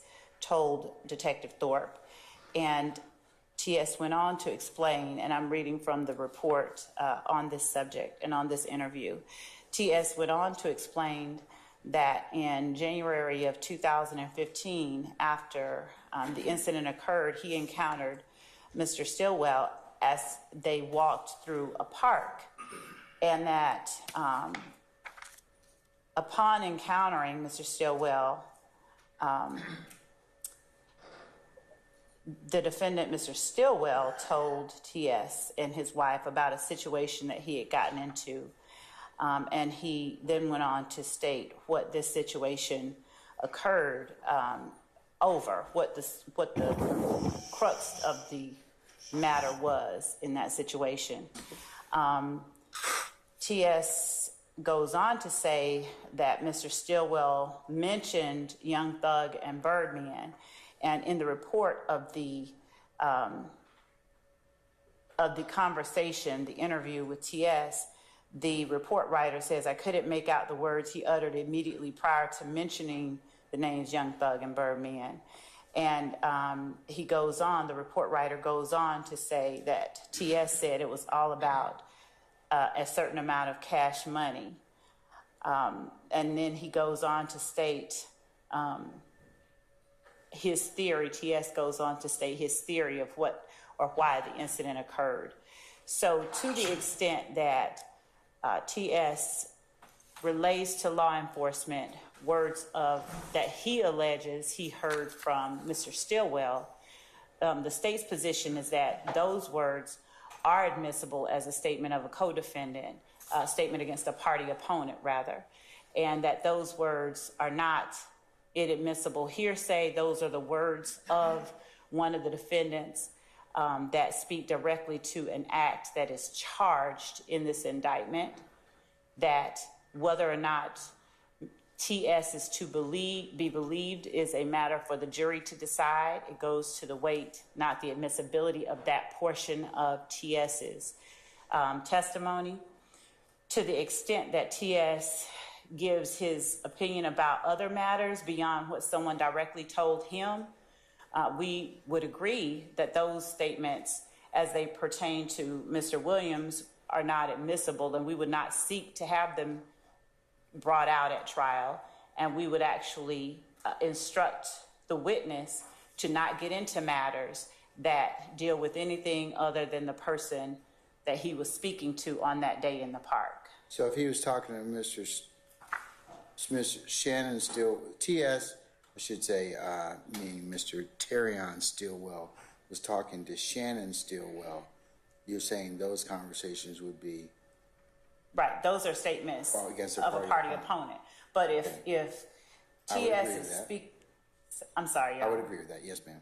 But if TS is speaking about Mr. Williams or some other third party, unless someone told him something directly, unless TS is saying, and Jeffrey Williams, for instance, said X, Y, and Z, we would not be even attempting to get into or to proffer or to allow TS to discuss or talk about those matters, unless he is saying that he was told specifically by one of the defendants in this case. And in that case, it would be a statement of a party opponent. do you have the statement by chance? We've served it. Can I see it? Well, you mean a transcript of it? Yeah, I mean, it shouldn't be that long, right? I mean, so what we have, Your Honor, is in my hand, I have the summary that was written, and I can give that to the court, but I can also look in my, look on the server to see if the transcript of that statement is there, and I can give that to the court as well. And I just want to make sure that I agree with you all legally and contextually about that. Statements made from TS to Mr. Shannon Stillwell would be statements made by a party opponent. So the statements against interest, they would come in. But to the extent that TS makes statements about a third party and attribute to those without anything more, the court would be inclined to agree that those would be inadmissible hearsay. And Your Honor, if I may, I can give to Mr. Botts, I believe, is saying to the court that he has a transcript. I also have the summary. I would be willing to let the court see my summary after I let Mr. Steele see what it is that I'm giving to the court. And we have the audio as well. And I'd let Mr. Sharp see it as well. He's standing up. And if Mr. Steele has no objection to my bringing the summary before the court, I will bring the summary before the court. I have to scratch out my little handwritings. Okay. Mr. Steele, thoughts? I mean, I tend to agree with you, but I think you and the state have the same understanding, Henry. I think we agree. Yes. I'm shocked, but I think I'm not shocked. I think that we agree. If we agree and the court agrees, then I'm not agreeing to it's admissible against Mr. Stillwell. I'm just saying exclude any mention of Mr. Wood. That was my motion. I hate to be the disagreeable one. I would just ask if we're going to be redacting TS's statement and altering the tape that TS gave to law enforcement or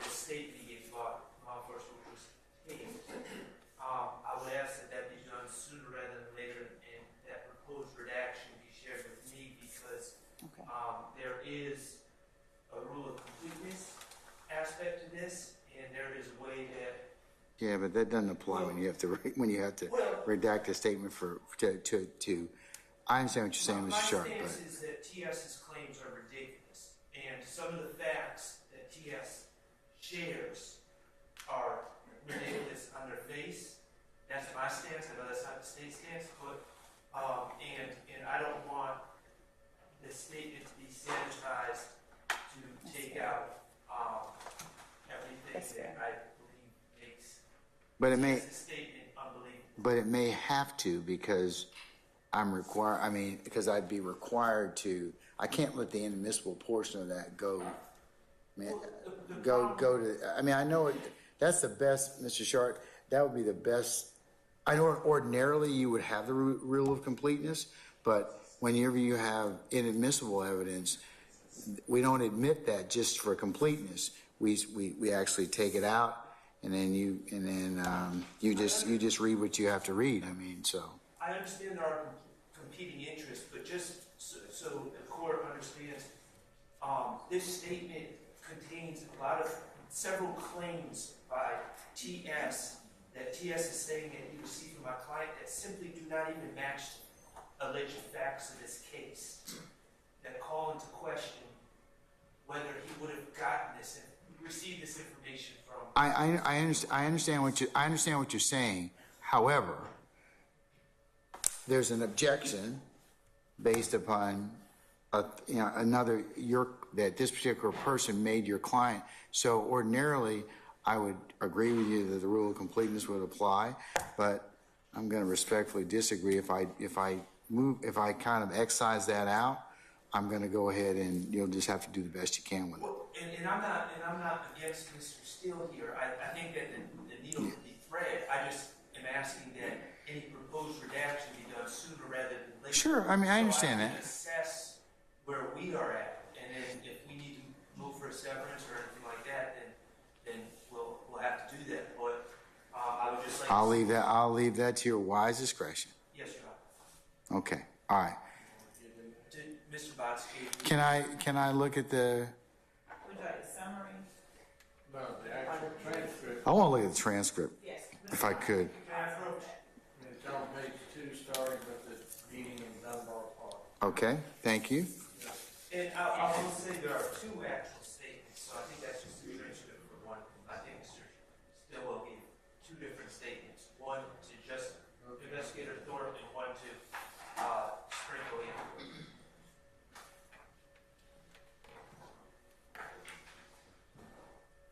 And Your Honor. Let me let me read it first. Okay. I was just going to say that I haven't, if that's a transcript provided by the state, we haven't scoured that for accuracy between the words that are on the paper and the words that have been recorded. So to the extent that some of it is inaccurate, we just point out that that hasn't been corrected yet. All right, let me just see if I can just kind of glean from it.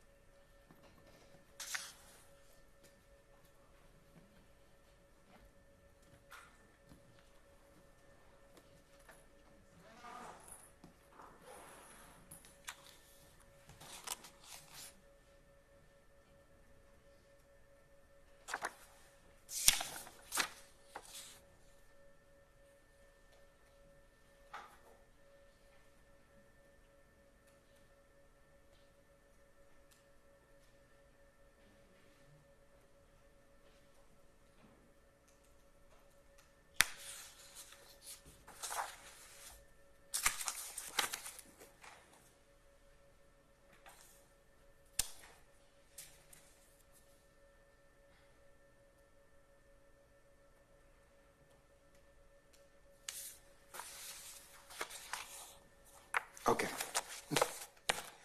Here's what I've kind of screened some of I didn't read all of it. I read the first probably 6, 7 pages. What I would suggest, and let me just defer the motion limine, Mr. Steele, you're going to have to tell me exactly what statements that you are attributing to this, because I'm not clear as to that. There's a lot of things that are said. I'm just going to say there's a lot of things that were said. So if you could point me directly as to what, and you can, I'll let you particularize your motion, because I think that if I were to have to decide on the admissibility, I have to know which statements are in fact going to be sought against Mr. Williams that would be subject to 801 D2E.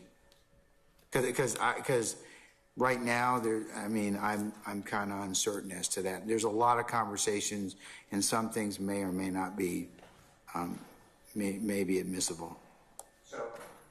So what I'm asking you to do is particularize that to the statements, and then I can rule on it. Okay.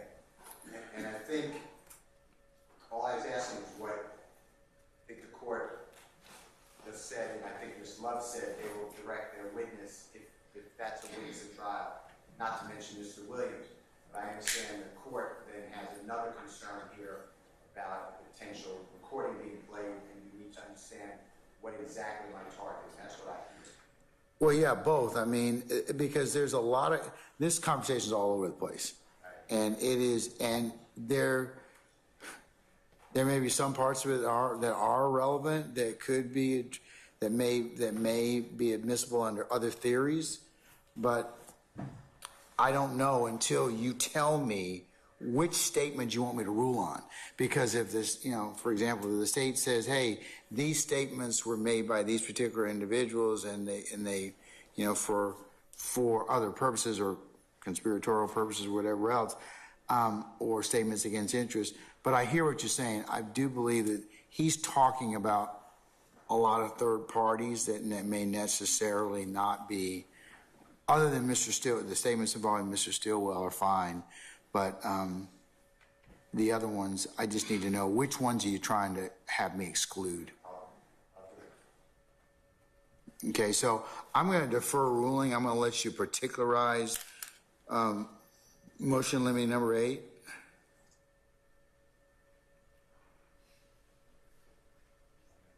And sir, when do you think you could have that done by? You tell me. And I can re-inquire. I mean, then I can set it for another. I can set it if it needs to be heard. Like, say, for example, if you identify them and the state says, yeah, we're good with it, then, I'll just inquire on the record, you do an order in that respect on that issue. But if I need to hear something, I'll, of course, I can then rule upon it. Can I have 1 second? Can I have 1 second? Sure. Absolutely.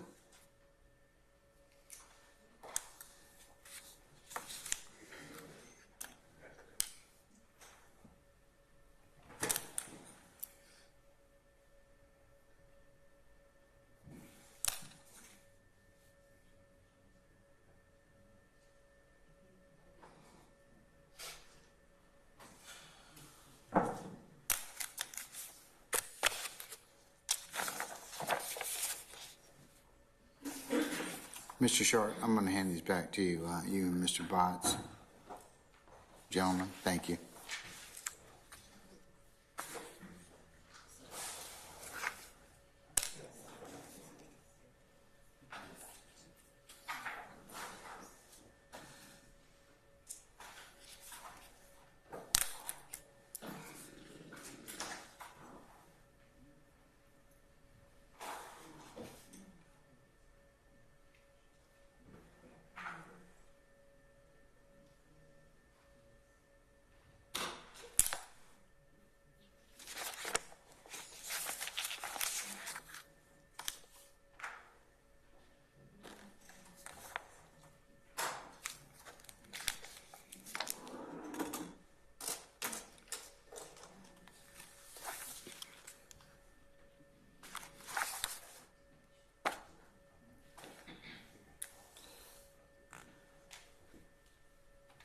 Your Honor, can I have until September 6th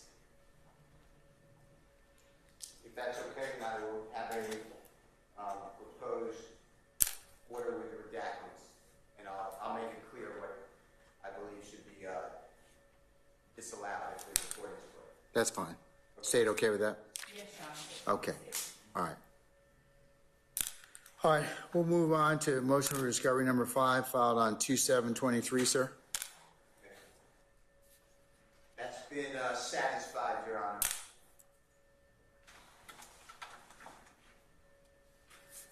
Okay, motion limiting number 3, sir. Filed on 2/7/23. Yes, sir.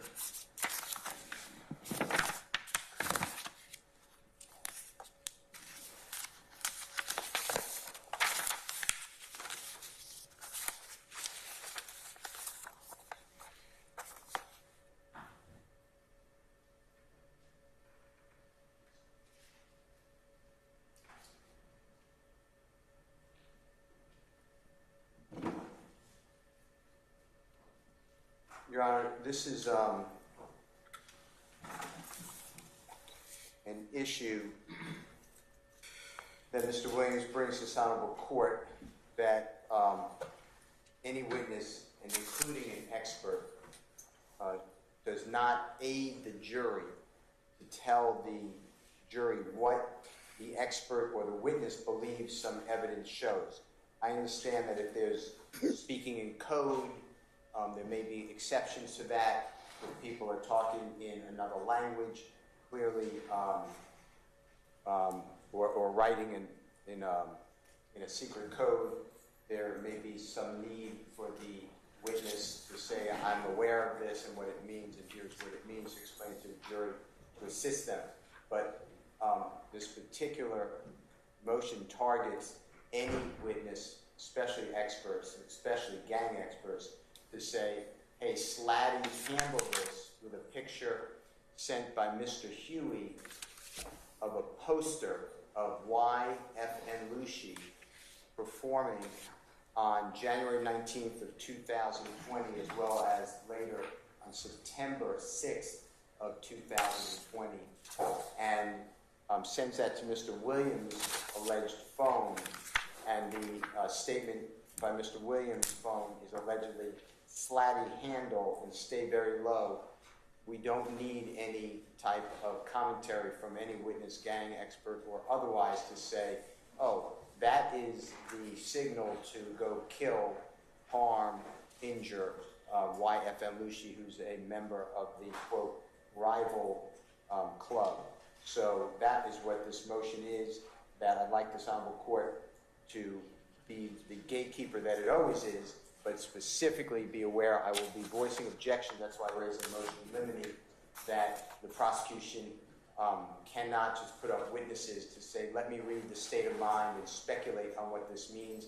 The jurors can draw those conclusions. They will have, as the court said, it's a long indictment with lots of allegations, and therefore I assume that the state's going to try to call witnesses to support those allegations, and the jurors can determine what these words mean. They will be hearing words like slatty and slime over and over again they're quoted throughout the indictment, and they're in written text messages if they get it into evidence, as well as on Instagram postings if it comes into evidence. So that is what this is about. Just jurors don't need any help to determine what somebody else means. It would be speculation.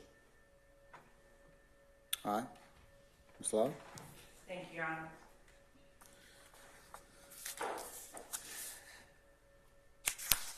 Your Honor, Defendant Williams' motion improperly attempts to exclude proper expert testimony by mischaracterizing an investigator's opinions about what words can mean as mind reading.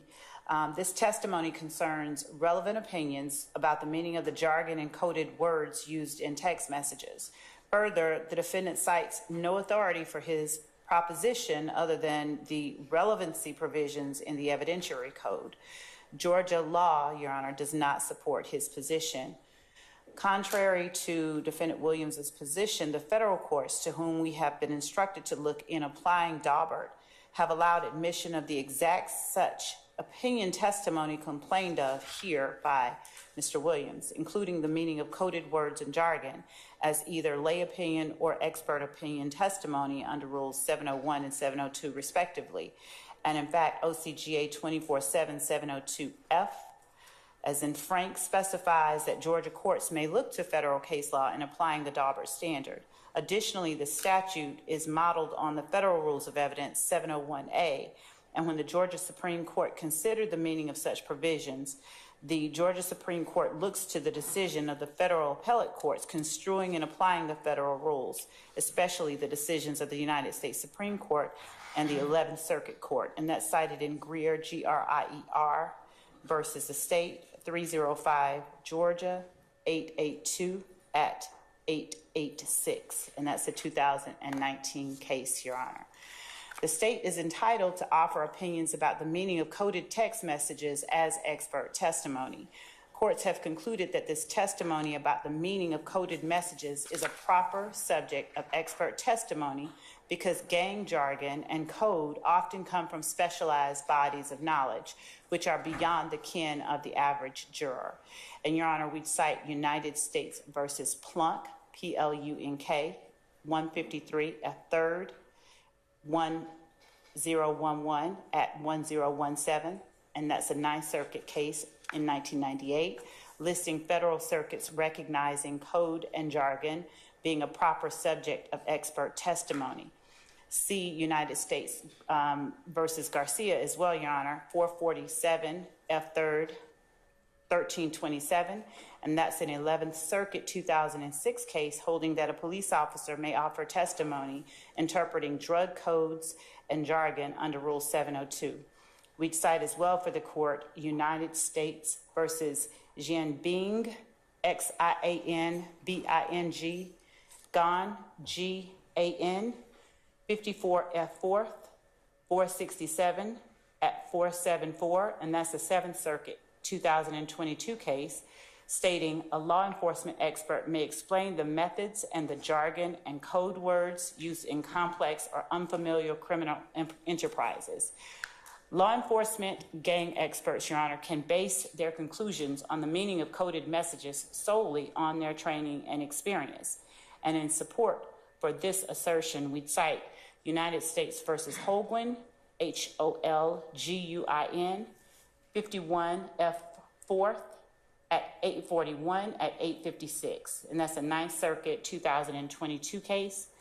Moreover, Your Honor, while the defendant challenges the relevance of the investigator's conclusions about the meaning of the messages, expert opinions about the meaning of coded messages have been considered to have tremendous probative value due to the incomprehensibility of the coded messages without interpretation. And that is from Plunk, 153 F 3rd at 1019. A gang investigator tended as an expert may testify to the meaning of the coded text messages as expert opinion. Additionally, the state need not even tender any expert witness to put forth opinion testimony about the meaning of coded messages. Federal courts have also acknowledged that even a lay witness can decode jargon. OCGA 247701A, which tracks its federal counterpart, allows lay witness testimony in the form of opinions or inferences that are rationally based on the witness's perception, helpful to a clear understanding of the determination of a fact and issue and not based on scientific, technical, or other specialized knowledge. And the court states that, the Georgia Supreme Court states that in Bullard, B-U-L-L-A-R-D versus the state, 307 Georgia, 482 at 491, and that's a 2019 case. Your Honor, the 11th Circuit has recognized that police officers may provide lay opinion testimony about the meaning of comments by defendants in United States versus A1, A-W-A-N, 966 F 2nd, 1415 at 1430. That's an 11th Circuit case from 1992. And officers need not even be a party to the conversation to testify, as the court stated in United States versus Novaton, N-O-V-A-T-O-N, 271 F 3rd, 968 at 1009. That's an 11th Circuit case from 2001. Can I stop for just a second? I appreciate the case law, I really do. The court's of the opinion that assuming you can qualify this witness, I mean, because I see she's going to testify as an expert, is that correct? Yes, Your Honor. Okay, so assuming you can qualify her, then I can, at that point in time, determine this particular issue. I could rule upon it at that point. But as to jargon and coded words, if you can lay a foundation under Daubert and qualify her, then I'll make a preliminary discussion. I should say admissibility determination. Of course, taking into account 403 at that point. But Thank you, Judge. Mr. Yes. Steele, so Mr. Steele, if they can qualify a witness, then I'll make that determination at that point in time. But I'm not going to exclude it at this point. Okay, understood. Thank you, Judge. Okay, all right. So my official position is I'm going to defer until you qualify this expert. And then assuming that you qualify them as to jargon and code, if that's what you're going to get into that, then lay a foundation, then and I will then rule upon its admissibility. Okay? Yes, thank you. All right. Okay, Mr. Steele, I believe I'm going to take up. You have filed some 76 motions. I'm just counting, but I think I've gotten through almost 2 pages. So if we could get through this like next 4.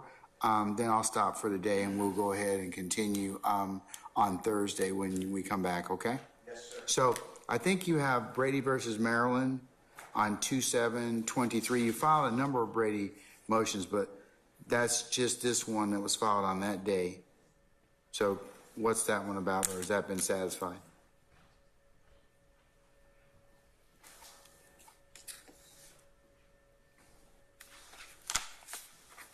And I want to say I have the motion. Let's see.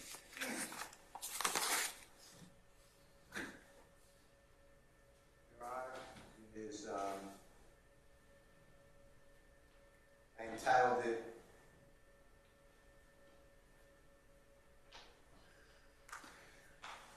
Brady versus Maryland, motion number 2, Your Honor. No, so it was filed on. 2/7/23. Well, no, this one is on 1/13/23.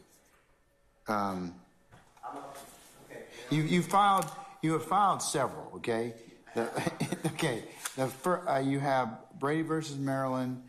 Then you got.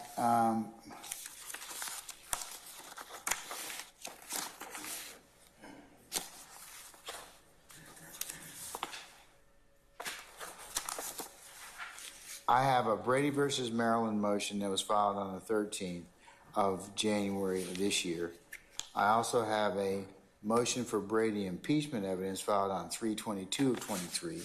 Then I have a motion, Brady versus Maryland motion number 3 filed on 4/18/23.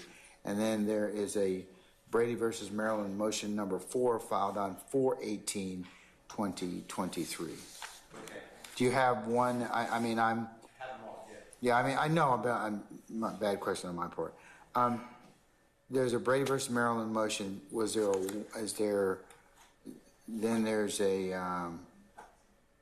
Is there a 2 that was filed, or is the motion for Brady impeachment evidence the second Brady motion that you filed? The second one is entitled Brady versus Maryland, motion number 2 was filed on 2/7/23. Okay, all right. Let me see if I can find that. Mr. Carnes, do you have that? Let's see.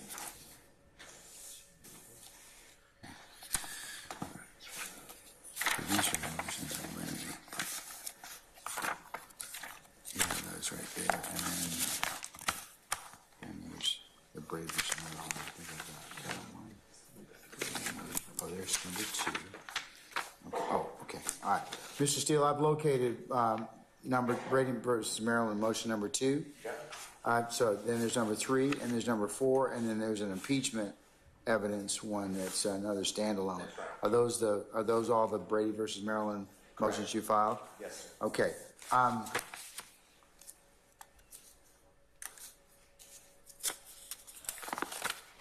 So the first one was filed, I want to say, on the 13th of January of this year. That's correct.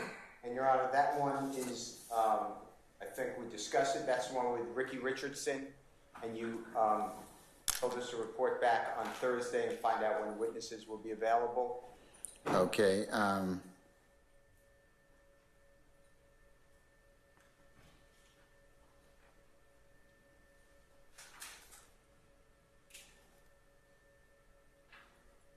All right, sir.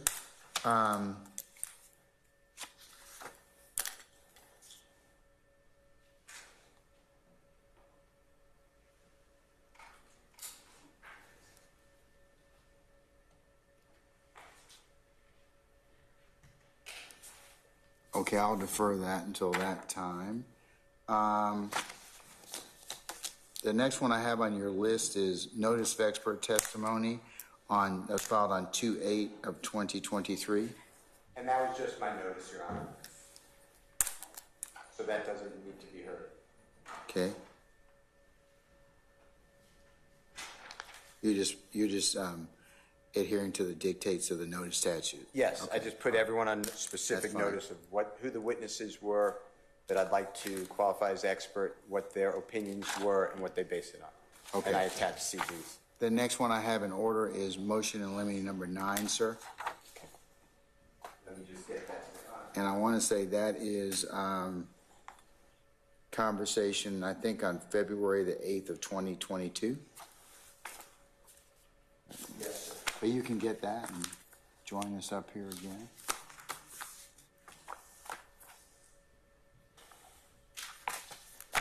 So, Your Honor, this is it's a small conversation. It's recorded. What happened is co-indictee Christian Eppinger, E-P-P-I-N-G-E-R, is arrested and charged with shooting a police officer. It is approximately February 2022, as this honorable court announced. And Mr. Eppinger is in a police interrogation room. He speaks with law enforcement. He then gets to speak with his mother. This is on audio, video. So you see Mr. Eppinger, but the speaking is by telephone. So you don't see the mother, but you hear the conversation. It's on a speakerphone. And Mr. Eppinger says during the conversation something to the effect of, "There's nothing to do, I got thugged," and possibly other references to Mr. Williams, performer known as Young Thug. And what I was going to ask the court, just like I did on the Stafford case just a short while ago, is there is nothing except, quote, spilling the beans here. There's no evidence that Mr. Eppinger's mother is a part of a conspiracy, that this somehow furthered the conspiracy. So this is simply a co-conspirator, alleged co-conspirator. We deny it vehemently, but an alleged co-conspirator making a statement, and it should not come in against Mr. Williams, that statement, and that's what motion limiting number 9 deals with. The recording, if you want to listen to it, it's very short. It can't be more than 3-4 minutes. All right, Ms. Not Love. have a transcript. Okay, Ms. Hopefully Love. not be closed. Judge, And Mr. Uhelski. Your Honor,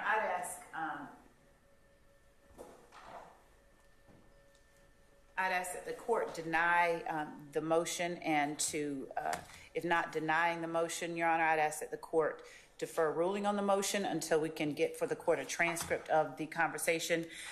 We believe that the statements that one co-defendant, this particular one listed in this motion, made to his mother during the time that he was in custody, it speaks to the association, the existence of the enterprise. It speaks to Mr. Williams' position within the enterprise, his conducting of activity within the enterprise, and we believe that more pertinently, the testimony from the party on the receiving end regarding what was being said at the time that those statements were made by the co-defendant would make it even more enlightening for the jury to hear. We'd argue that these statements made by the co-defendant to his mother are statements that should not be excluded. They are relevant, and we would like for the court at the very least to hear the portion of the statements that co-defendant Eppinger made before making any sort of ruling. Do you have a transcript of or have you prepared one as of yet? No, that's what we're asking. We can have that Okay. ready by September the 6th, the date that the court gave previously, I believe, to Mr. Steele. And All we right. can, and we can make sure that the transcript comports with what's on the recording as well. Okay. I'll defer till the 6th of September. Thank you. All right, and the last one we'll take up for today, Mr. Steele, will be your motion in limine number 10, sir?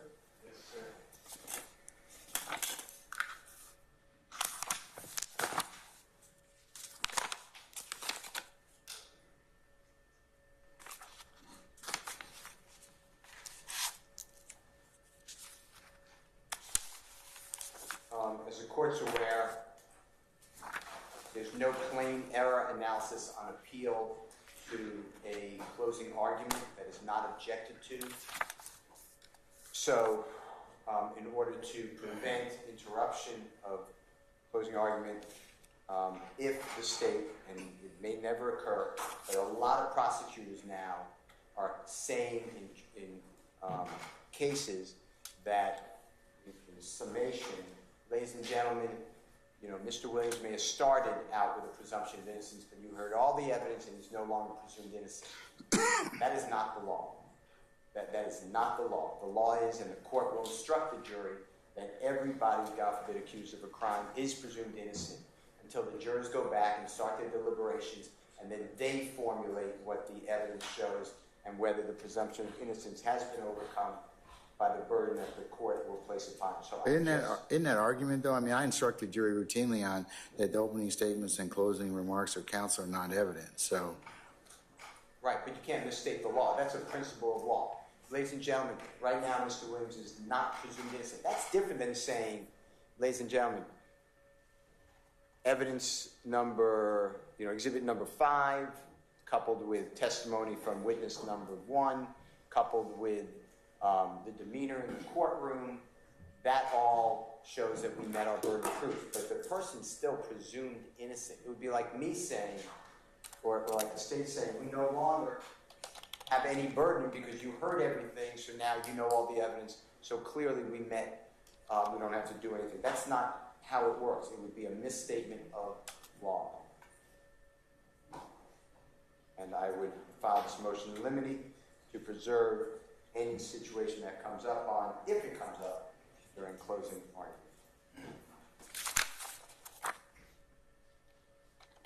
In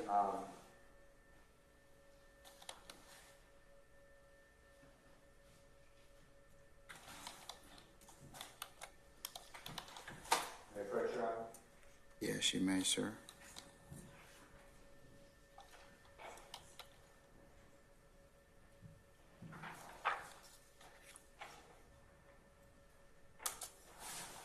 Your Honor, in Alvarado, A-L-V-A-R-A-D-O versus State, it's 365 Georgia Appeal, 305-878 Southeast 2D 266-2002 case in Division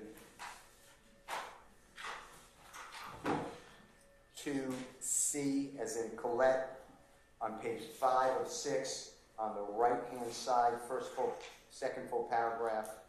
The Honorable Court of Appeals of Georgia wrote, Alvarado points to a statement by the prosecutor in her closing argument that Alvarado did not retain the presumption of innocence. The prosecutor stated, at the beginning of this trial, this defendant was cloaked in the presumption of innocence. But that's not a permanent status. That doesn't stay with him forever. Keep that in mind. Just because he had it in the beginning doesn't mean he has it now, end quote. However, she then stated, the prosecutor then stated, quote, it's my burden and I bear it, end quote. The court wrote, while the prosecutor's closing argument was unclear, she immediately attempted to clarify her remarks. Moreover, the trial court properly instructed the jury on the burden of proof, presumption of innocence, and we presume that jurors follow the truth. Then they cite Clark versus State. Yes, sir. Trial counsel not ineffective for failing to object to prosecutor's plain misstatement regarding presumption of innocence during closing argument where the trial court correctly charged. Remarks by the prosecutor during closing arguments that you don't have to be 51% sure it was both egregious and misstatement of the law, to which there was no good reason a reasonable, competent lawyer would have failed to object and uniquely harmful. So my point is, it is an improper argument, and maybe it can be cured by the court, but I would be objecting during closing argument, and I'm just trying to be courteous. Okay, I understand what you're saying, Mr. Steele. I do, and I think it depends upon the phraseology of the state. Clearly, there are some things that, and best assured, I'm going to interrupt you if you start to say the wrong thing. I'm just as a matter of, because I have that duty to do so. I would just ask both sides to be mindful of misstating what I'm going to charge a jury, or I've told you I'm going to charge a jury, or being incorrect, because I do have a duty to stop you and correct you at that point in time. Yes, sir. So, Ms. Love and Mr. Uhelsky, I mean, do you understand what I'm saying? I mean, I think that Mr. Steele is just saying that you have to be very. He's putting on notice that that there are some phraseologies of the presumption of innocence that might be improper. I don't want you to say what you'll say at this point in time, but just understand that it might be objectionable. We understand, Your Honor, and I just wanted to point out some additional wrinkles. It's not going to take too long. Just briefly respond whenever the court finds appropriate. What do you want to tell me?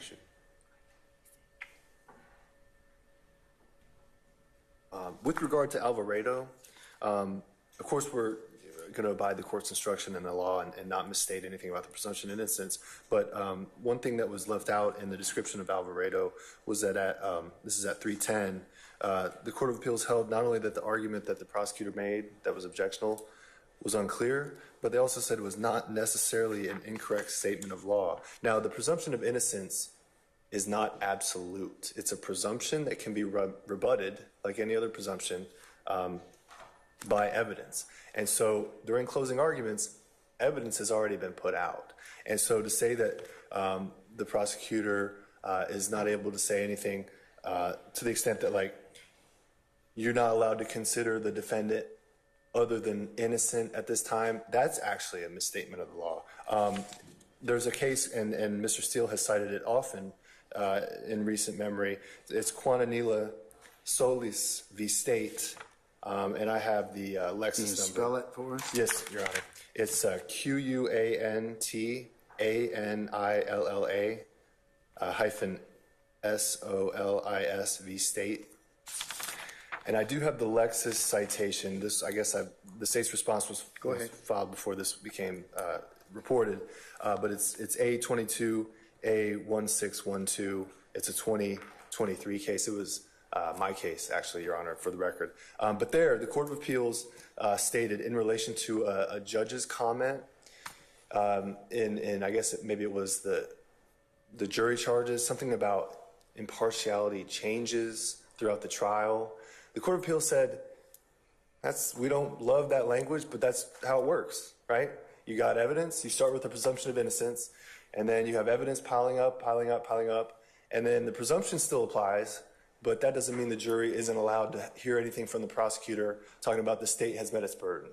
We've proved guilt based on this evidence, this evidence, this evidence. And to quote the actual opinion, the Court of Appeals says, there is no authority to support the notion that a juror, upon hearing evidence presented during the trial, must refrain from forming preliminary unfixed opinions about what the evidence might ultimately prove.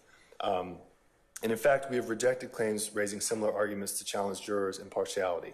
But it's your argument. Mr. Uhelsky, I understand that as your trial judge, but I think that the word of caution is just to make sure that the way you phrase whatever it is you're telling the jury is, one, that I've approved it to begin with, because we'll have had charge conference, and two, that you don't misstate it. So, I mean, however you want to argue it, and then I'm going to, of course, tell the jury, as I do when I instruct them, about, closing arguments and in opening statements about they're not considered to be evidence. But I would just ask that you just kind of be mindful of the way that you structure, if appropriate, that particular argument on the burden and the presumption. Understood, Your Honor. I mean, that's all I'm saying at this point in time. I've literally probably had hundreds of trials at this point in time. People say it all different kinds of ways, but if you misstate it, I'm going to interrupt you and I'm going to correct you. I don't want to necessarily have to do that because then that's a plain error issue. So I need to make sure that I go ahead and at least kind of tell you that, ladies and gentlemen, I will tell you, instruct you what the law is on whatever the issue is. But to not get into that, of course, you'll know what I'm going to charge, and you'll know how it's phrased. Okay, I think people get into problems when they kind of try and twist or otherwise restate what the charge is in a way that's inconsistent with its meaning. So if you do that, I think you'll run afoul of the issues. If you don't do that, there are plenty of ways to discuss what the status of you believing the evidence will be without you getting into any problems. Thank you, Your Honor. We understand and we appreciate the professional courtesy from the other side, letting us know what they will be looking for. Okay. All right. Okay. And Your Honor, with respect to closing arguments, when the court said just now to say what we expect the evidence will be, does Your Honor have any objection, and we can, of course, take it up at whatever time the court designates, to the statement that a defendant is no longer presumed innocent? We've shown because that would then be argument from the state. Is there any of... Well, in closing statement, you're authorized to argue. Yes. That's just your contention at that point in time. Thank you. So, yes. I would object to that, though. Sure you would. but we'll cross that bridge when we get to it. All right. Okay. I think we have reached, so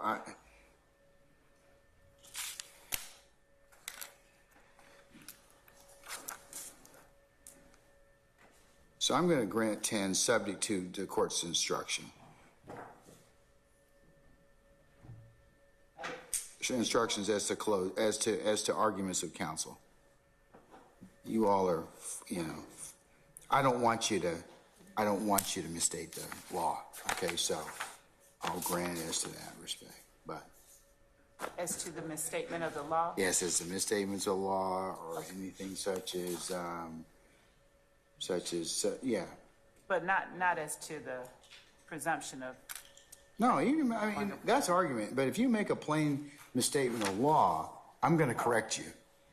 I'm just going to do it. I'm just going to do it. Do it across the... Yes, of course. Yeah, of course I'm going to do that. Yes, I'm going to do that to anybody that argues improperly. If I've charged you on the law and that's not the law that as the court is given to you and the court's charge, then I'm going to stop you and interrupt you.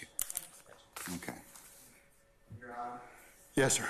I believe if you're looking at a printout, it's printed the same way mine is, the very bottom of page 2 or 4, that we don't need that either. So we can just start and when we pick up again on page 3 of 4. Yeah, I ruled on 10 already. That was what I was covering right now. So I have motion to remove potential jurors for cause. That's the first one I'll take up on Thursday.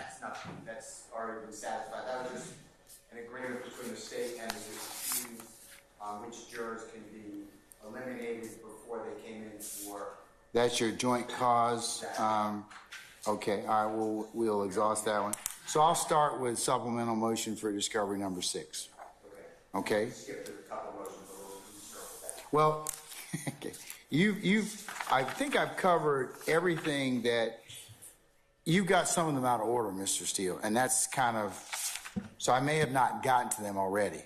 Okay. So I'm just, whatever you sent Mr. Kearns, we have just gone down the first 2 pages. So you are correct. I may not have heard, there are motions that are out of order. So I'll get to everything eventually. I understand. No, I don't want to interrupt. I just want to... No, not at all. make sure on the same page. That's fine. That's fine. Okay, so we'll start out with, at least from what I have right here, supplemental motion for discovery number 6. And that we're about at the halfway point of your motion, sir, and we'll see what we can get done on Thursday. And then Thursday, as I mentioned, Mr. Steele, we'll start at 9:30, 10 o'clock to be our exact start time for the 24th, with the list of your motions, and I'll take status on the ones that I have indicated to you about, just getting me status on when those people will be available. So, okay? Yes, sir. All right. Okay, so tomorrow, Mr. Shart, you ready, 12:30? Or thereabouts? Yes, Your Honor. Okay, all right, we'll take up your motions, all right, tomorrow, or at least the ones we can, tomorrow.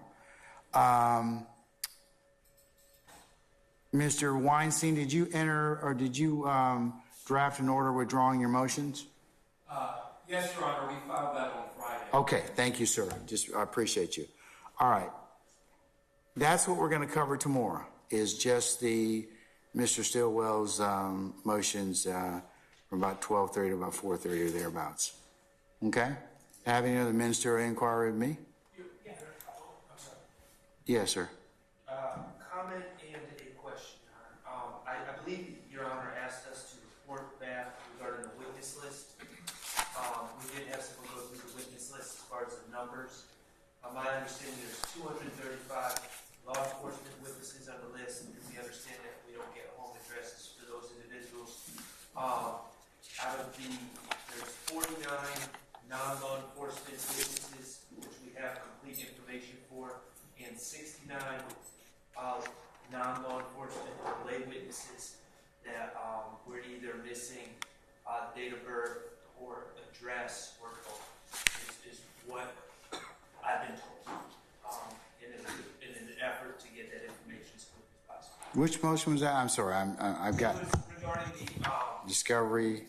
the updated witness list that Mr. Steele brought up, and you asked us to give you an idea of the numbers. Okay.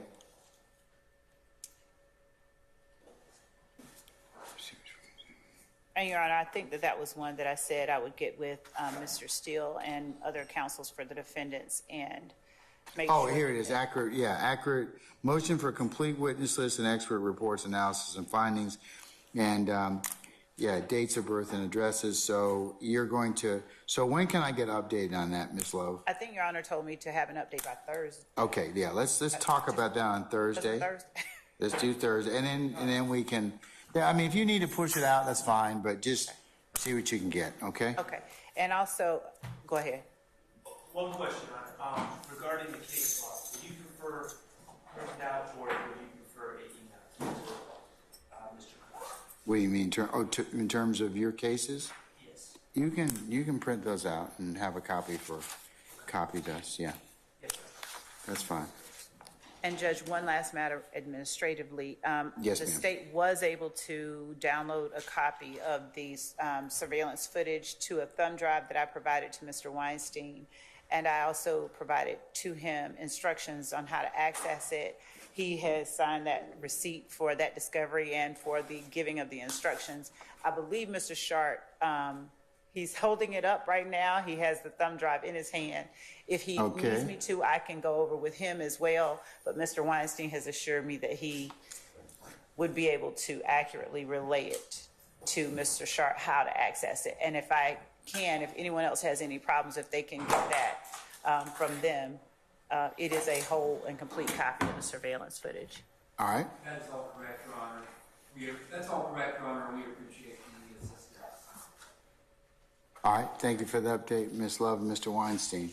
All right, anybody else have any other ministerial inquiry of me? 12:30, Your Honor. Wednesday start time is 1000 hours, 10 to 4. That's when we're doing, that's the Mr. Harvey Day. Oh, okay, Wednesday. And Ms. Westmoreland? You gonna have Mr. Harvey here all day that day? Okay, all right, I just want to make sure, but no, that's the day he's supposed to take, we'll take up whatever he has. Okay. All right, any other questions of me at this point? Okay, all right. So, councils, I will see you tomorrow for a start time at 12:30, and we'll start out with Mr. Shart's motions as it relates to Mr. Stillwell. Okay, we're in recess. See you tomorrow. Okay.